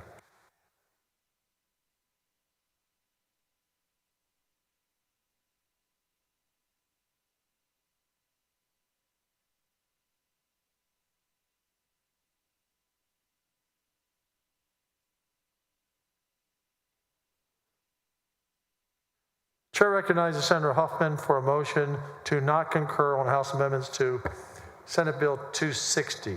Thank you, Mr. President. I move the Senate not concur with the House amendments to Senate Bill 260 and request the appointment of conferees to a conference committee. Senate Bill 260 would significantly increase both the per student and per campus school safety allotments. The House changed the formula amounts for each allotment. I believe that we should discuss the impact of these funding changes. Thank you, Mr. President. Senator moves that the House not concur, the Senate not concur on House amendments to Senate Bill 260 and request the appointment of a conference committee. Any objection? Hearing none. Are there any motions to instruct the following conferees? Conference Committee on Senate Bill 260. Chair, Senator Huffman. Members of the committee, Senators Nichols, Creighton, Campbell, and Hinojosa of Hidalgo. Members, this is the last bill for today, just for today. Committee substitute for Senate Bill 2722, suspend the regular order of business. Senator Betancourt. Thank you, Mr. President and members. Beginning in 2019, the Harris County Commissioners Court altered how Excess Toll Road Authority or Harris County Toll Road Authority, specifically HECTRA funds, are distributed by precinct. What is not in any dispute is the fact that excess toll road amounts have mounted into the hundreds of millions of dollars. The distribution of that excess toll road money is important for the community as well as the operation of the toll road. And the excess revenue was actually being put towards projects with non-transportation uses. During a hearing where Senator Nichols presided over that, we heard lots of testimony, and his comment was that sometimes we have to get involved in these differences of opinion to be able to resolve them correctly for the taxpayers. That's already occurred in part when one county precinct had a 47% of the county-owned roads, but they were only receiving 15% of the proceeds. So Senate Bill 2722 aims to ensure that 70% of the excess revenue is sent to the Commissioner's Court, can only be used on county-owned and maintained roads. We have an amendment coming that basically codifies the split that's been agreed to by the County Commissioner's Court. And in addition, the bill requires 30% of the excess revenue to be shared with the municipality of Houston because of the testimony of approximately $116 million being spent by the Houston Police Department and Houston Fire Department. I've got an amendment coming, the first amendment from Senator Alvarado on that issue. And lastly, Senate Bill 2722 will require the county to hire an independent auditor, as well as the city audits will be also done independently as well. And with that, I move suspension for the regular order of business and take up and consider the committee substitute to Senate Bill 2722. Secretary will call the roll. Alvarado, Betancourt, Birdwell, Blanco. 21 ayes, 10 nays. Is this not a local bill, pretty much? It's a very big local bill. Yeah, it's a local bill. I didn't know people voted against other people's local bills. Yes. Second reading, committee substitute for Senate Bill 2722. Secretary, read the caption. Committee substitute Senate Bill 2722 relating to the use of certain tolls and charges imposed by certain counties. There is an amendment. Following amendment.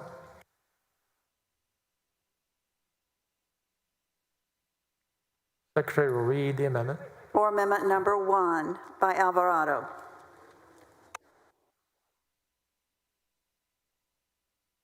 Senator Alvarado on your amendment.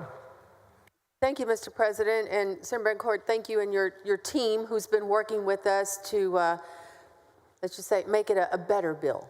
Right, a better bill and round-the-clock effort, actually.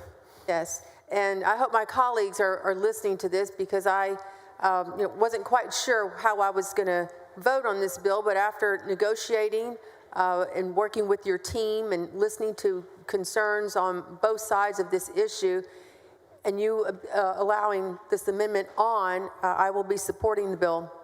Mr. President, members, rather than the original funding formula, this amendment caps the municipal disbursement at 30% or 80 million, whichever is less. It also includes a 5-year sunset provision. This creates a defined runway for budget cycles for the city and the county to do what they should be doing, which is sitting down and negotiating a long-term agreement on their own terms. And we make clear in this amendment that as soon as they reach that agreement, their contract supersedes this bill. And that's by design. My intent is not to impose a permanent solution from Austin. It's meant to motivate local leaders to come to the table. Lastly, this amendment adds a municipal audit requirement to ensure that the city is subject to the same level of oversight as the county regarding its use of funds. It also requires that the auditor certify the amount of expenditures to determine whether they fall below the cap set in the bill. If the certified expenditures are below the cap, the city must credit the difference to the county in the next disbursement year. My hope is that this amendment will improve this bill and give both the city and the county ample time to come together to reach an agreement for the greater good of Houston and Harris County. I move adoption. Senator Betancourt. The amendment is acceptable to the author. Any objections? Hearing none. So Senator Alvarado, this is a local bill for a Democrat and a Republican working together for Harris County and Houston, right? Sure. It's a local bill. Okay. We have the Catholics in, we're looking for everyone else now. Following amendments? That's right. Secretary will read the amendment. For amendment 2 by Miles. Senator Miles, what purpose? Thank you, Mr. President. Mr. President, Subject C would have mandated a specific formula for allocating mobility funds across Harris County precincts. However, on April 21st, the Harris County Commissioners Court unanimously, I repeat, unanimously adopted their own formula for mobility fund allocations. Their formula equally weighs the historical amount of mobility funds received by each precinct. It also weighs the condition of the roads in each precinct, and it also the county road log miles in each precinct. And this was voted out of County Commissioners Court unanimously by all 5 members. Because of this unanimous agreement, subsection E is no longer necessary. There's already a fair data-driven formula in place that has full support from all commissioners. I repeat, that has full support from all commissioners. This amendment simply reflects the local consensus and removes the language that has been rendered mute. Senator Betancourt, on the amendment. That's it. I move adoption. Senator Miles, my next amendment will be to codify that agreement into the bill. That's an essential part of this set of negotiation due to the large amount of monies that have been discovered and at question. And so I will be opposing this amendment. Secretary will call the roll.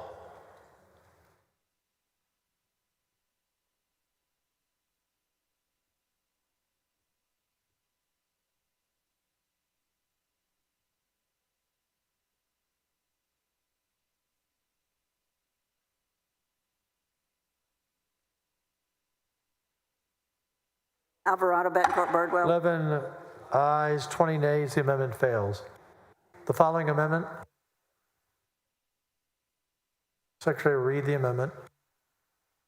Floor amendment number 3 by Bettencourt. Senator Bettencourt, on your amendment. Thank you, Mr. President. This is to codify the agreement that was referenced in the last amendment. I move adoption. Any objection? Hearing none. Amendment is adopted. Members, there is an amendment. Secretary, read the amendment.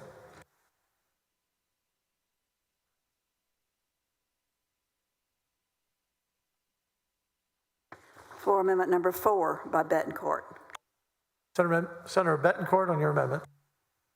Thank you, Mr. President and members. This floor amendment extends the same prohibition for the use of funds on non-transportation related items, and specifically this language is cleanup that makes changes throughout the bill with the removal of subsection B. I move adoption of floor amendment number 4. Senator Cook, what purpose? Just to ask the author of the amendment a question. Do you yield? Certainly. Thank you, Mr. Chairman. Hiking, biking are not transportation? Not in the traditional sense, certainly not in a mass transportation sense. And these excess toll road are paid by people that use mass transportation effectively through their own individual fees that they pay on the toll roads. So no, I think that's not a priority given the testimony we had from City of Houston of $116 million of expenditures just to clean up from wrecks on health and safety and life flights, et cetera. Would encouraging people to use bicycles not take people off the roads and make the roads clearer for folks who are driving cars? Senator, with due respect, given the length of these toll roads, I think that you would have to be on a MS 150-mile ride to be able to take the entire toll road. So that's the author's intention of this. Well, I hear you, and I just have concerns about how this state defines transportation. But thank you so much for answering my questions. Thank you. Members, any objection? None. Amendment is adopted. So, Senator Alvarado, what purpose? I had a question for the author. Do you yield? Certainly. Yes. Senator Bettencourt, I just want to clarify that the city will choose their own auditor, an independent auditor. Is that correct? Absolutely.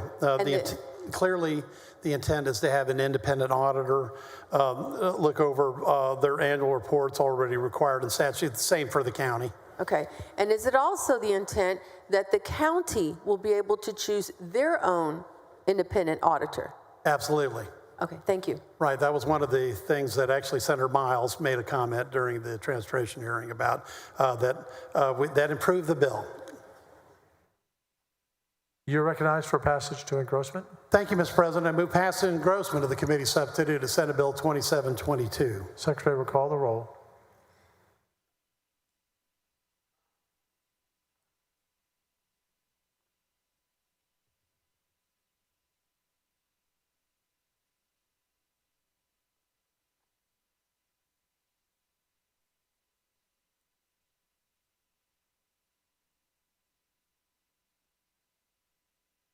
Secretary will call the vote. Alvarado, Bettencourt, Birdwell. 20 ayes and 11 nays. The bill is passed to engrossment. We'll hold there. Thank you, Mr. President, members.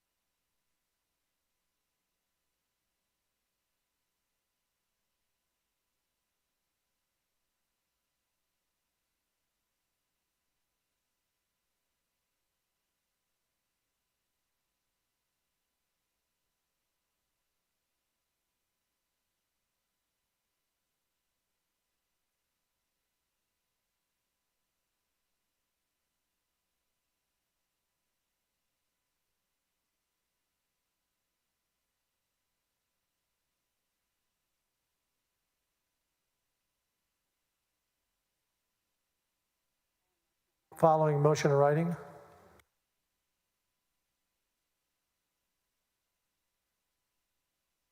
Motion in writing. Mr. President, the following member hereby requests to suspend Senate Rule 7.07B to permit the introduction of bills and resolutions as follows. Senate Bill 3062 by Hughes.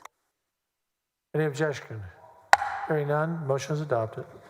The following bills and resolutions on first reading in reference to committee. The Secretary will read the bills and resolutions.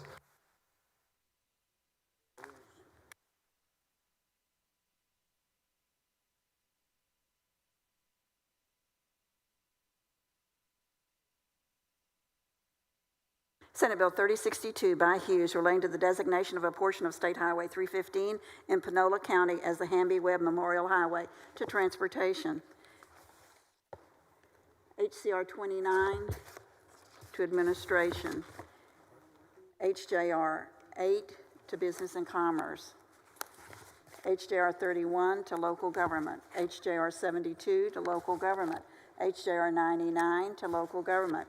HCR 133 to local government, HB 29 to water, agriculture, and rural affairs, HB 33 to criminal justice, HB 50 to health and human services, HB 107 to health and human services, HB 116 to health and human services, HB 125 to education K through 16, HB 140 to health and human services, HB 141 to health and human services, HB 155 to criminal justice, HB 171 to criminal justice, HB 227 to transportation, HB 255 to local government, HB 363 to local government, HB 368 to criminal justice, HB 491 to business and commerce, HB 609 to water, agriculture, and rural affairs, HB 630 to water, agricultural, and rural affairs, HB 745 to criminal justice, HB 767 to transportation, HB 913 to health and human services, HB 917 to jurisprudence,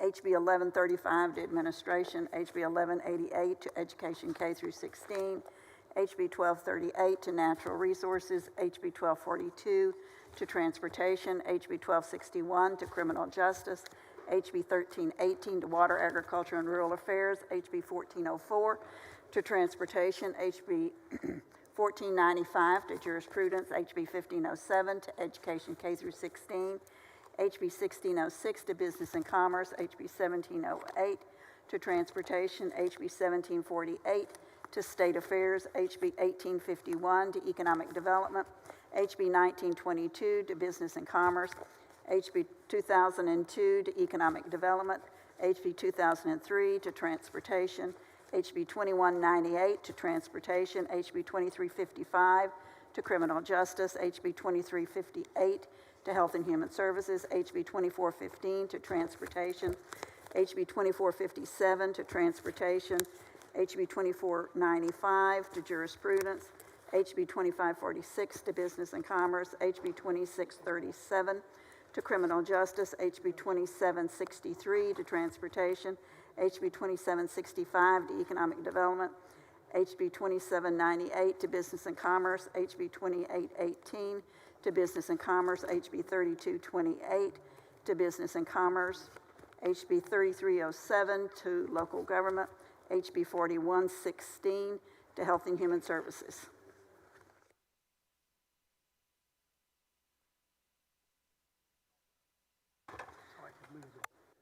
President's desk is clear. Any announcements?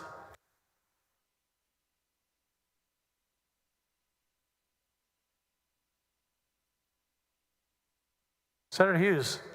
Thank you, Mr. President. I move to suspend the posting rules and all necessary rules to allow the Committee on Jurisprudence to meet to consider pending business, and the meeting here at Desk 1 at a time certain, 7 p.m. So 7 p.m. tonight, here at Desk 1, Committee on Jurisprudence for pending business.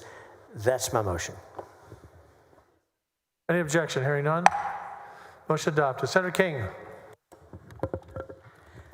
Thank you, Mr. President. I move to suspend the 24-hour posting rule in accordance with Senate Rules 1110 and 1118 so that the Senate Committee on Economic Development can meet today, Tuesday, April 29th, 2025, in room 2E9, the Senate press room at 5 minutes after 7 p.m., so 7:05 p.m., to consider pending business. If there's no objections, I move suspension. Any objection? Hearing none. Motion adopted. Senator Hall. Mr. President and members, the local and uncontested calendar has been placed on your desk to review before the calendar is to be held in the Senate chamber on Thursday, May 1st at 1 p.m. Thank you, members. Mr. President. Senator Flores. Mr. President, Criminal Justice Committee will reconvene at 7:25 p.m. in E1 016 to conclude our hearing and vote on bills.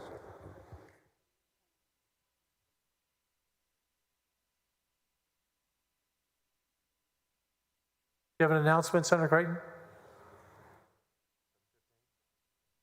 Thank you, Mr. President. Members, move to suspend the posting rules to add Senate Bill 1908 by Dean Zaffarini to the agenda for Senate Education K through 16 committee hearing today, April 29th at 7:15 p.m. in E1 028.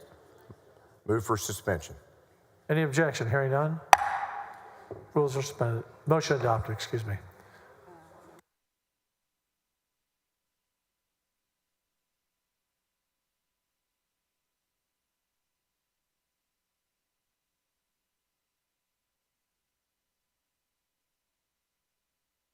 Senator Betancourt, you had an announcement?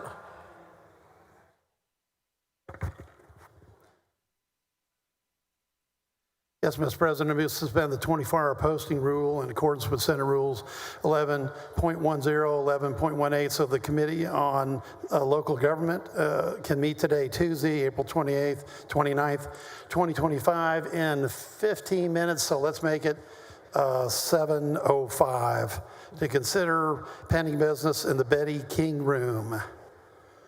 Members, if there are no questions, move suspension. Any objection? Hearing none. Motion is adopted. Members, Senator Betancourt found his 5 votes, so we're going to need to go back to committee substitute for Senate Bill 2722 to suspend the constitutional 3-day rule. So moved, Mr. President. Secretary will call the roll.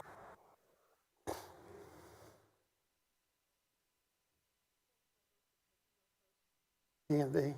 Okay, thanks.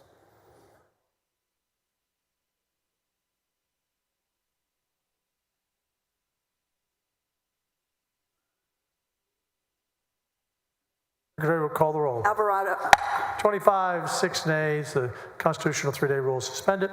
Chair lays out third reading and final passage. Committee substitute for Senate Bill 2722. Secretary, read the caption. Committee substitute Senate Bill 2722 relating to the use of certain tolls and charges imposed by certain counties. You're recognized on final passage. Thank you, Mr. President. I move final passage of the committee substitute of Senate Bill 2722.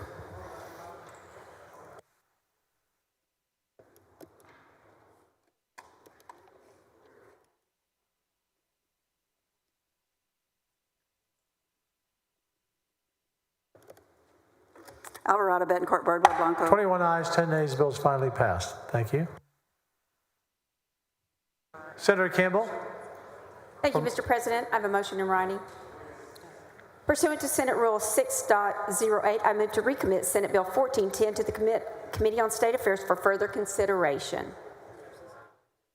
Any objection? Hearing none. Motion is adopted. Thank you, Mr. President.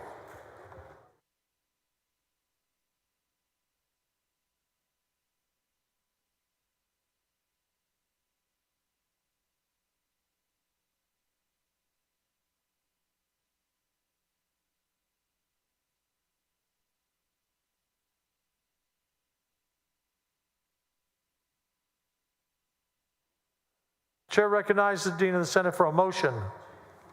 Thank you, Mr. President. I move that the Senate recess until 11:30, Wednesday, April 30th. Any objection? Hearing none. The Senate stands in recess until 11:30, Wednesday, April 30th. Thank you, members.